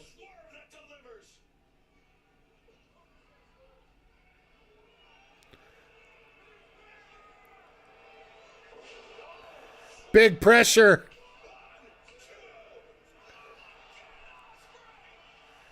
And Ospreay kicks out again. God damn it.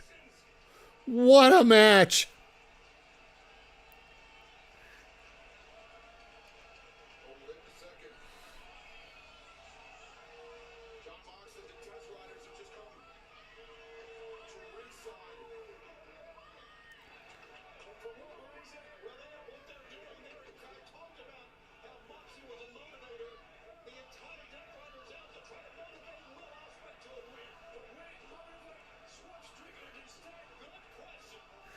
He's motivating both in different ways here.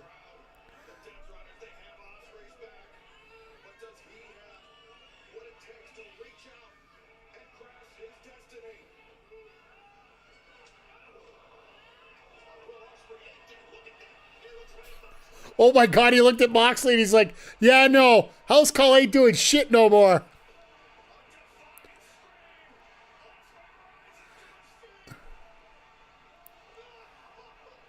That means Swerve versus...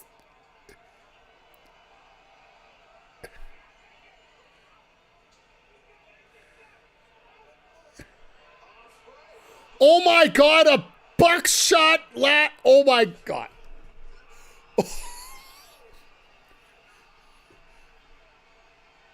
A buckshot hidden blade? Said he had to kill him?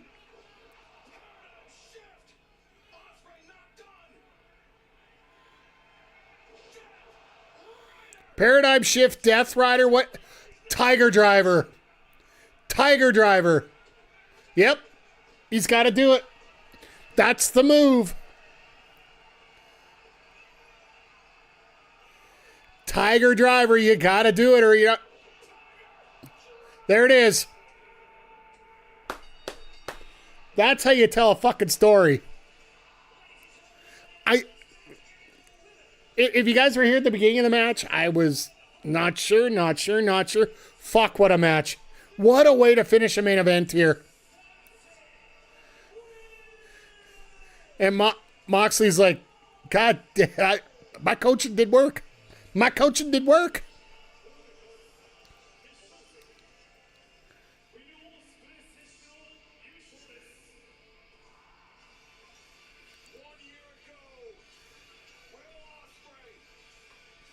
Damn cameraman. Well, the switcher's always fucked up like that. And it's so upsetting about it.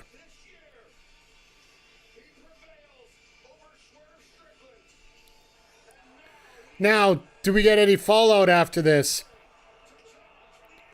I don't think so, but I'm not the biggest fan of having the rematch that they had for the international title with MJF and...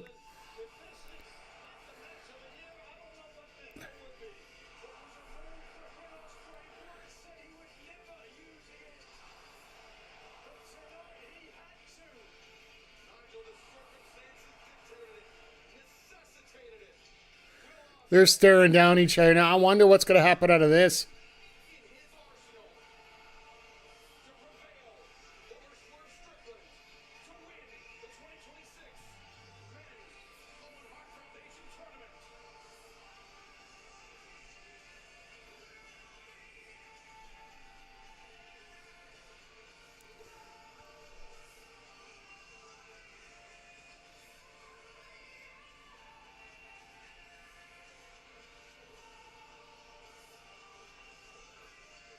This is getting...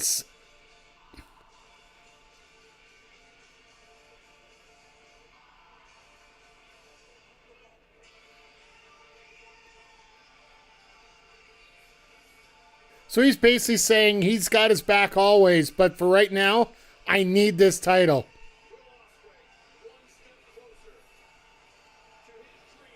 Like, let's face it, this might be the last year Will Ospreay in the ring. I hate to say it, but it is possible with the fact that he did get the surgery, he did get the recovery, but you're never really the same.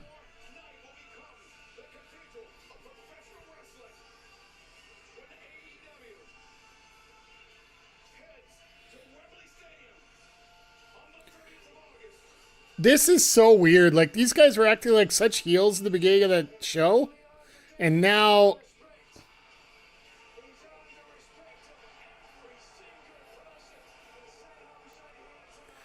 He's like, what are you doing? What are you doing? Oh, you're going to put me up in the air.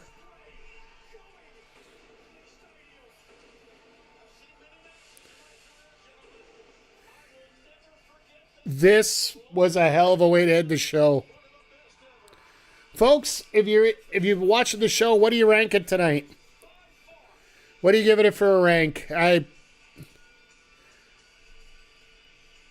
of 10, I would say I'm going to give it an 8.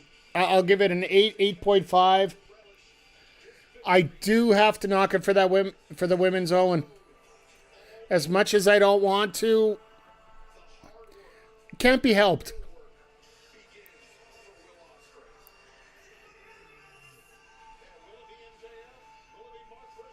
So are we literally just going to keep showing this off, or are we going to end this?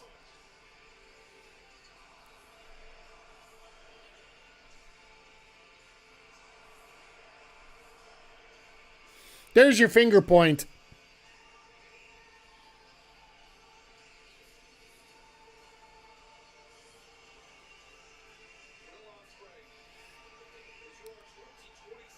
The Death Rider's going out the other way. All right, you have yourself a great night, sir. We're going to end this real quick. I agree with you.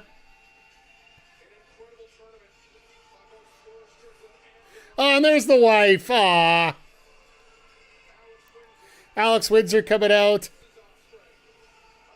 Maybe they can play some more Mario Kart tonight. I don't know. I think Ospreay's going to be spending more time trying to recover.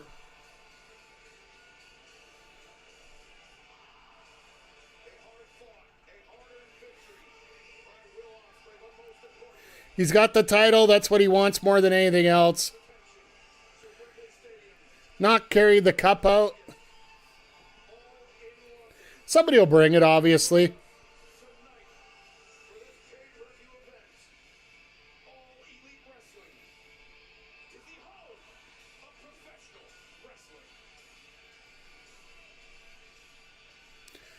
I think it's starting to dawn on Ospreay. Like, it's amazing. It's starting to dawn on Ospreay, and I think it can't be stated enough that, Ospreay is going to be able to wrestle at home in front of 40,000 people. Like, this is where you're going to start selling tickets. Now that you have somebody that's listed as available to work there. Beds and Meds, have a good one. Sound to think. Show was pretty good. We only had one match that I would consider what the hell. The women's Owen, unfortunately, Maya World had a wardrobe and a hair malfunction. And basically, she just... It didn't look like she was prepared for the match. That she got frazzled, and it just showed through the entire thing. So, other than that, like, we got Modis all over the place. Zack Sabre Jr. and Omega delivered. The tag titles delivered. We got the return of Jay frickin' White tonight. Like, we had a lot of... Like, AEWs are on such a different level right now, and that's why I feel like I'm marking it as hard as I am. Because they really do have that certain level of amazement. The amazeballs, as they call it. So, one bad match will spoil an AEW pay-per-view from getting an absolutely over-the-top score because, well, the bar is that high. But overall, like if you're looking to find some place to spend $60, $50, get this. Get this show, watch it again. I might do a quick wrap-up review later, but we have just hit the 6-hour mark for streaming, and I know Walker does that a lot. I don't. Because, yeah, I'm old. So let me see if I can...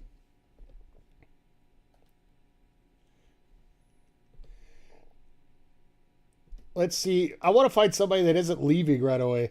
We'll be live tomorrow. We'll be live tomorrow For for Monday Night Raw. If you guys are... And people are... Yes, we'll be on live at 6. People are throwing raids out left, right, and center right now, so... Raid Deportes and South. You know what? I will just... we'll just call it here, folks. Normally, I'd raid out. You know what? We got to find somebody to raid here. Let's cut that out for a sec here.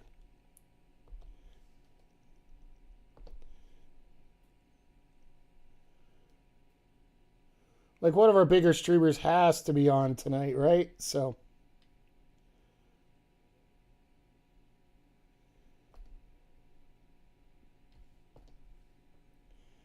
But yeah, next time I'm going to be on is tomorrow with... oh, there he is. Let's see. He's going to be on. And now we're your post show. Welcome. Yeah, Deporticus is doing a post show, so I'll send you guys over there so you can give your overall thoughts on the show there if you want.